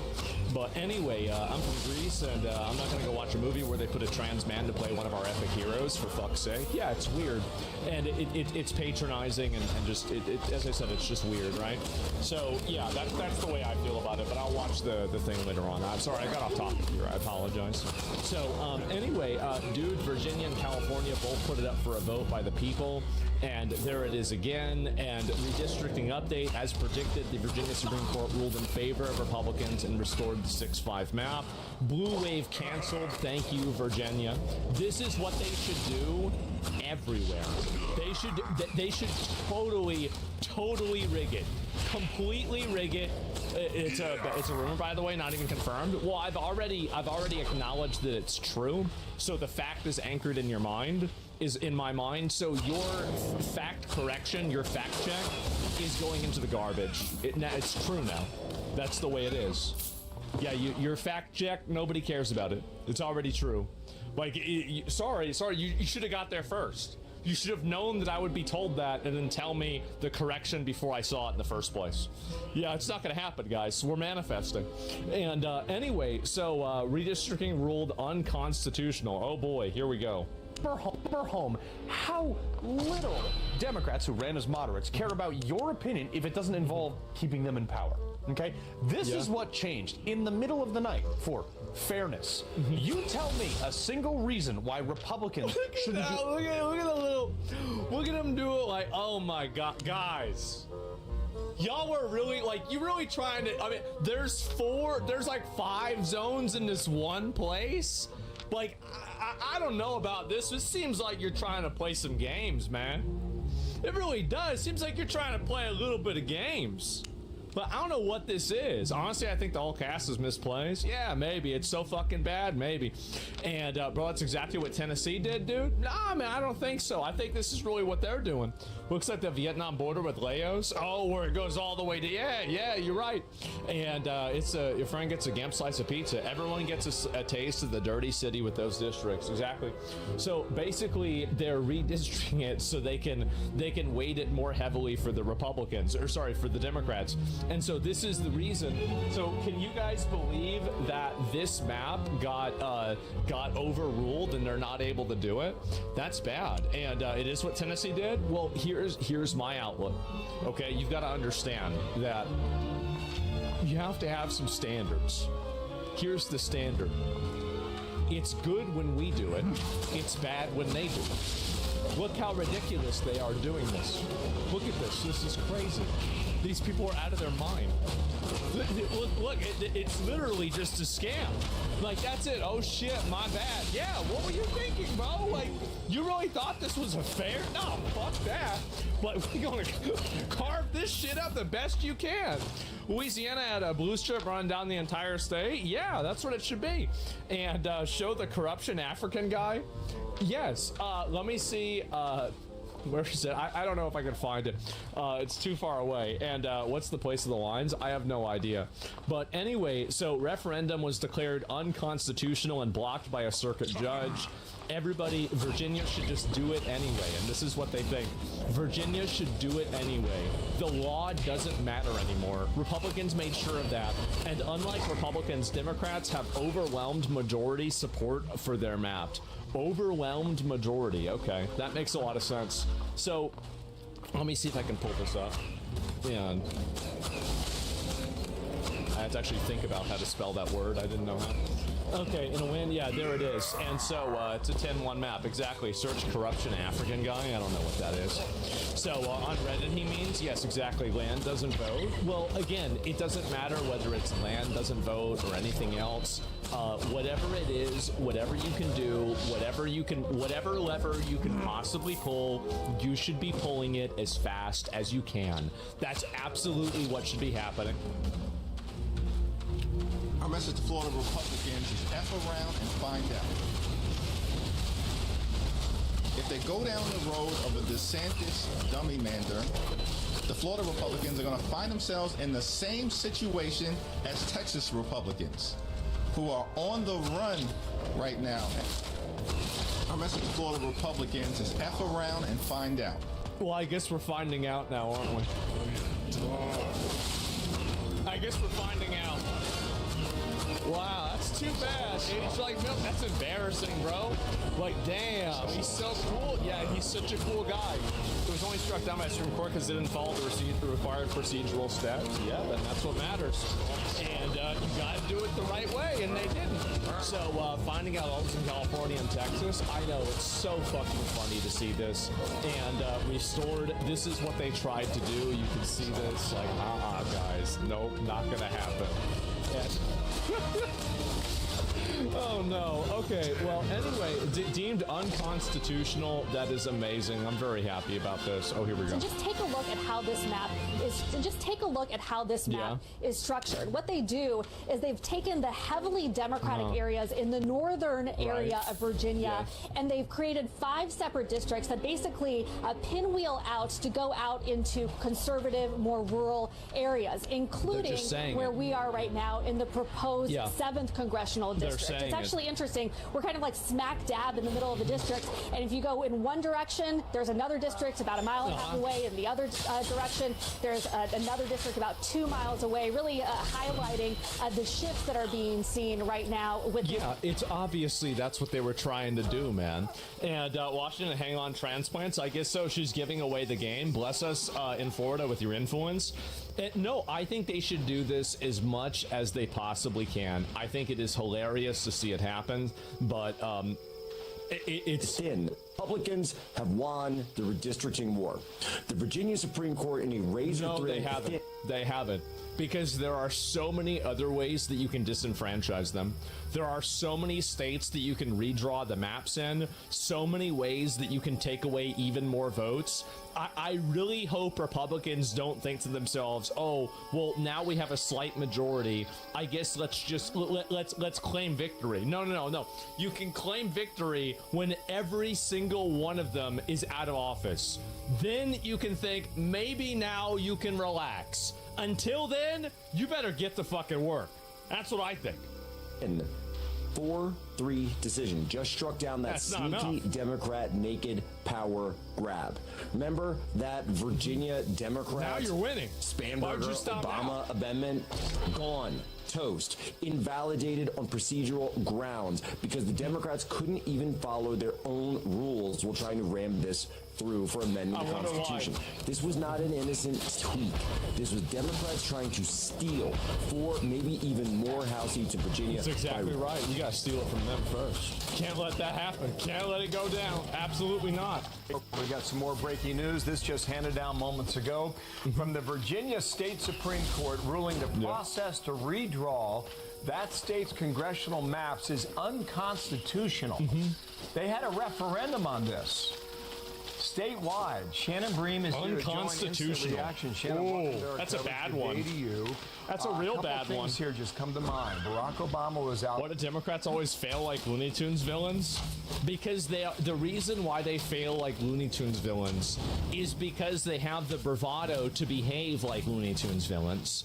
They think that, well, we're gonna get together and we're gonna do whatever we want. And then somehow it gets stopped and they're like, oh my God, I thought we had a constitution. They're campaigning. That's the reason Make why. sure people were into this issue and would get out. It passed, but not by a lot, but it did pass. That's all, And it folks, would yeah. effectively, Democrats believe, made it 10-1 Democrats to Republicans. Man. I think the current 10 figure to 1. is 6-5. Right. So this is thrown out. Is that the end of the line? Probably I mean, not. No, I'll try it again. Keep doing It it. sounds like it because this was an issue of the Virginia Constitution. It They'll was a probably try and do state it law again. issue, and critics of this referendum have said from the beginning that Democrats were on thin ice because they did not follow procedures as outlined by state law and state constitution. And what the court ended up saying here is that violation irreparably undermined the integrity of the entire voting referendum, said it makes it null and void. And for that reason, they say the congressional district maps issued by the court in 2021, the old maps are the ones that they've got to use for the upcoming congressional election. Now, this was a state matter. Virginia's Supreme Court, the highest court in that state, it's a Commonwealth, they'll remind you, made this decision. Now, it's not out of the realm of possibility that challengers to this decision would try to find some federal hook for it to try to get to the Supreme They're going to Court keep to say that there trying. is some They're not U.S. done. constitutional They just violation lost this one. in the way That's that all. this ruling was made. It's a very tough ask, but I wouldn't be surprised if they try to do it. Because I think that really, like, they're going to try and do it again. Of course they will. But they'll try to do it again and again and again and again. You just got to be ready for it. That's the way it is. Like, because that's in their best interest. Duh. I mean, if I was them, that's what I would do. So, yeah. And as you consider covered reform winning, though, yeah, Republicans doing the same thing. Exactly. Which is why you should do it more. And so, anyway, yes, I'm very glad to see this. And you've got them. Obviously, they are crashing out on another level, totally having meltdowns about this. I can look at a few posts about it, but it's really, really funny for me to look at. They're not taking this well. Okay, but we've learned that laws don't really matter anymore. The governor should just act and sign the new seats into law, just like Texas and Florida. Fuck it. So this is it. Whenever you don't get what you want, you just do whatever you want anyway. And so that's it. There it is. And so keep this in mind. This is their attitude on things. And this is why I say, like, yeah, you should do whatever you can possibly do. Like, whenever they say, oh, well, you have to follow the rules, you don't want to follow the rules. You don't even want to follow the rules. So, no, I don't want to hear about how great the rules are. The rules are only good whenever you're the ones controlling them. That's really what's going on. So I think it's very funny, literally throwing a tantrum. Yeah, it's just a meltdown, exactly. And to be fair, it sounds like us. I know. That's why I don't want to hear them patronizing. It's Jover, guys. Pack it up. Republicans win control of the government forever. We tried and we lost. The bad guys always win in the end. The bad guys. Okay, all right. So we've got a Marvel movie enjoyer. Isn't that nice? Wow, how cute. So you're not wrong? Yep, I guess so. I guess you lost. Too bad, huh? Damn right. I guess so. And you mean the good guys? Yes, definitely. And it's really, really funny for me to look at this, but I'll see if there's any more of it too. Defining images of the new civil rights era. This is just really... Like, I mean, what is going on, bro? Like, this is the new. The thing is that, like, during like BLM, I feel like this would have been seen as like powerful and brave, but like now all you see is a fat bitch standing on her desk, and you're like, get down. That's disgusting. What the fuck's wrong with you? But that's it. And this is, by the way, this is the way most people feel about this. Like, it's not like I have some kind of unique opinion. This is like, this is straight up third world behavior. Like, no, I don't want to have people coming into the Senate, standing on the desk and yelling whenever they don't get what they want. It's ridiculous. Like, this is supposed to be a first world country where people behave. But for some reason, they're not able to do that. How'd she get up there? I don't know. I mean, she's got her Nikes on. So, you know, it seems pretty easy. Even we don't do that here, bro. Wait, so there's a guy in a third world country. He's like, no, brother. Not even we do this. Well, honestly, a lot of you guys don't let women in there in the first place, so maybe we should be taking some notes. But yeah, I know, I get it, guys. I understand. So it's animalistic. I know, it's ridiculous, man. She looks like she busted a can of biscuits. She looks like a busted can of biscuits. Oh my god. Anyway, yeah, this was really, I mean, like, who said this, by the way? Who said black people were apes? Like, wait, what? What the hell are you talking about, man? Like, what do you mean? It's crazy. Who would even bring this up? Yeah. And, like, nobody was saying that. Like, it's just weird that your mind went to that direction. So, just in the past 2 weeks, and you see right here, this is what's happened. +5 Republican, +1, +4, +4, and +15 to 20. Total, oh my god. -12 equals +12. Oh my god. I think they need to keep doing it, man. They do. And then so the next step, obviously, so this is what they need to do after this. They need to reframe the way the census is done. And then they need to make it to where the census only counts actual citizens and not residents, not refugees, not migrants, not illegal aliens, but only fucking citizens. And when that happens, it's going to be even worse for them. It's going to be way worse. So, give the system to UK. So then like, I'm talking about like complete disenfranchisement. I'm talking about like the power of the Green Party, the Libertarian Party. That's what they need to be reduced to. Isn't that how it's supposed to be? Well, yeah, it should be, but for some reason it's not. So, residents count, dummy? Well, I get the residents count. I want to take that out. I don't think somebody who's not a citizen should be counted in a census. It's fucking retarded. It's stupid. So what is the like? I want you to understand. I'm gonna pull you up. Actually, I'm gonna get you pulled up. Give me a minute. Let me see if I can find this guy. They'll never win again. That's the goal. That's the goal. And yeah, you try and do that. Actually, only male citizens. Oh, you forgot white. Obviously, yeah. I mean, like, while we're at it, right? Of course. And just for the clip. So anyway, no, but what I really mean is that why would you make it to where residents can be counted in the census if the census is used to determine the amount of representation for an election, and the election can only be voted in by citizens? Is there any logic to that? Does anybody see the problem there? Does anybody see, like, oh wow, this doesn't really make a lot of fucking sense? Like, no, it's retarded. Like, why would you count people in an accounting process that aren't relevant to the actual decision? It doesn't make any sense. It's stupid. And I'll tell you the reason why. It's because they think it'll be beneficial. That's the reason why. Not a citizen, not a resident? Yeah, sure. They should only do locally? I don't know about that. And, oh my god, you mind? Perfect logic? Yeah, I mean, well, the thing is that, again, how can you even accurately assess how many illegals there are? You just assume it's a lot of them. Yeah, I'd be like, it's probably, how many illegals are there? Yes. And that's pretty much about it. Oh, by the way, this has been another post that's been going around recently, is that, so this is a bunch of white guys that have gotten around to hang